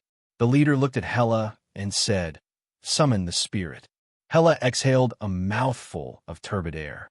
Her hands glowed with a faint gray light, and the surrounding temperature seemed to drop by 10 degrees in an instant. Faint cries came from Hela's palms. They sounded like the cries of ghosts. Number 1's body seemed to resonate. Strands of drifting gray fog appeared in the air and gently seeped into number 1's bleeding facial features as if they were being absorbed. The leader opened his windbreaker and took out a tube of bright red medicine from his pocket. Hela's expression changed slightly. Killing intent appeared in her eyes, but she immediately suppressed it. Aurora Resurrection Potion. She had extracted her sister's bone marrow and refined it into a super effective healing potion. The test tube was tipped over and the medicine was poured onto number 1's body. The red liquid instantly dispersed and drilled into the skin through the pores. A miraculous change occurred.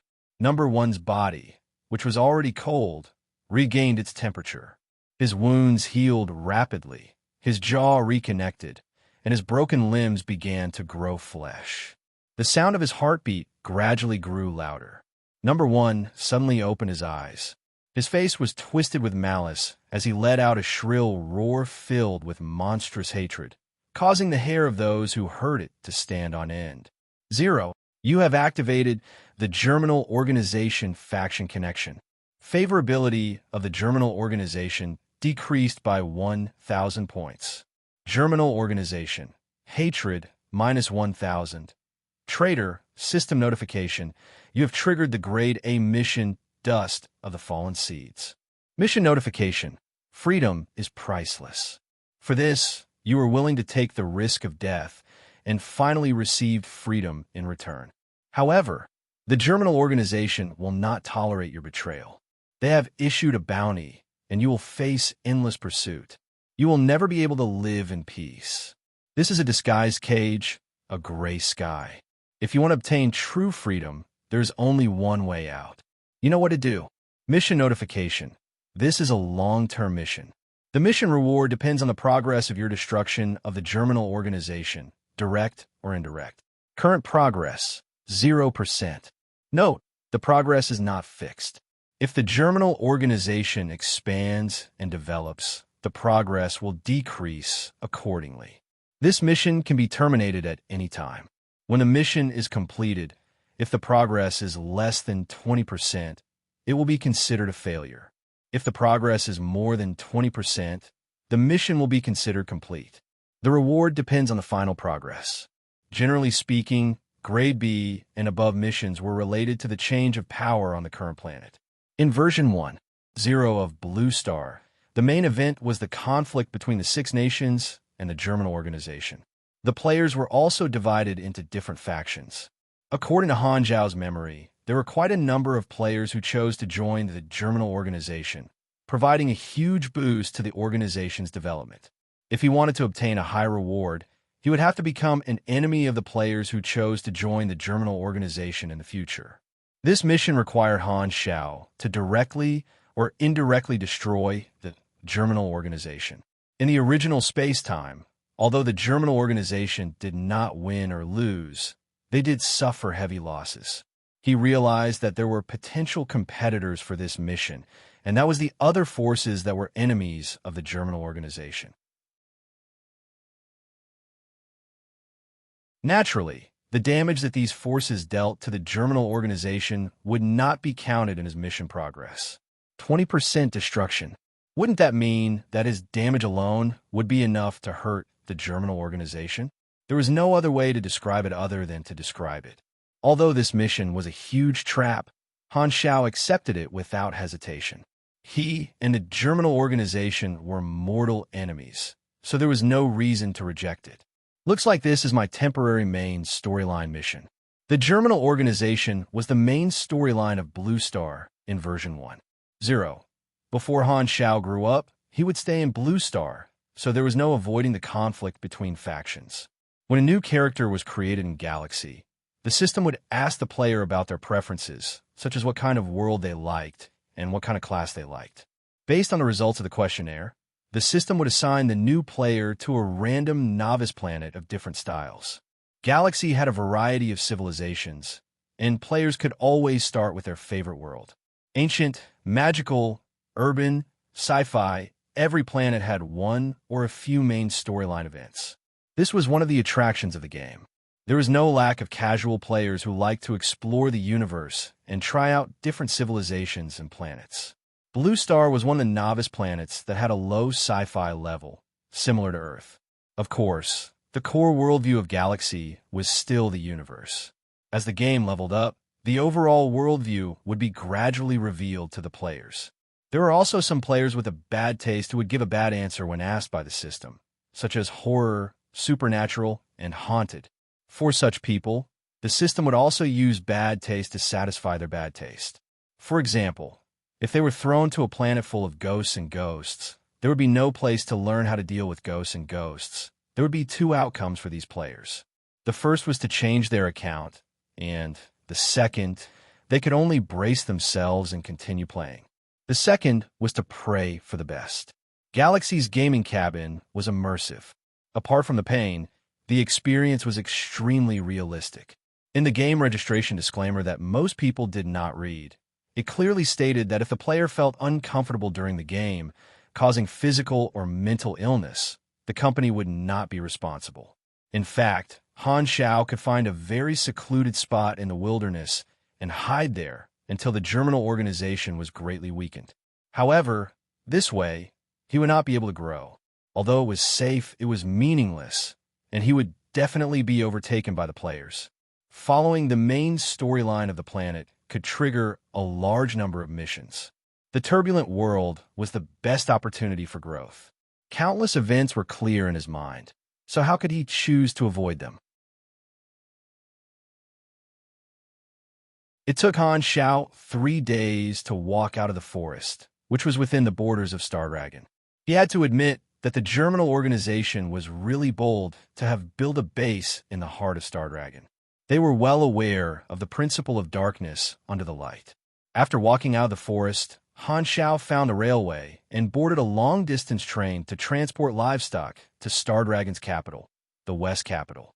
Due to the dangerous environment in the wilderness, as well as the undercurrents between the Six Nations and the germinal organization, most of the roads connecting the cities had been abandoned. The military had used the railway to connect the cities to transport supplies. The wild beasts were strong, so every city had an army stationed and built a sentry post. Tall, electrified iron barriers were the first line of defense of the city. Generally, when one saw the iron fence, one would know that the city was not far away.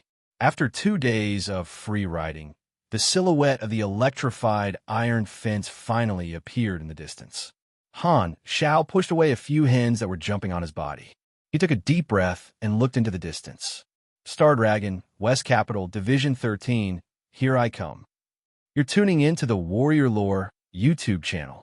Don't forget to subscribe and join us on this journey to catch the most captivating stories.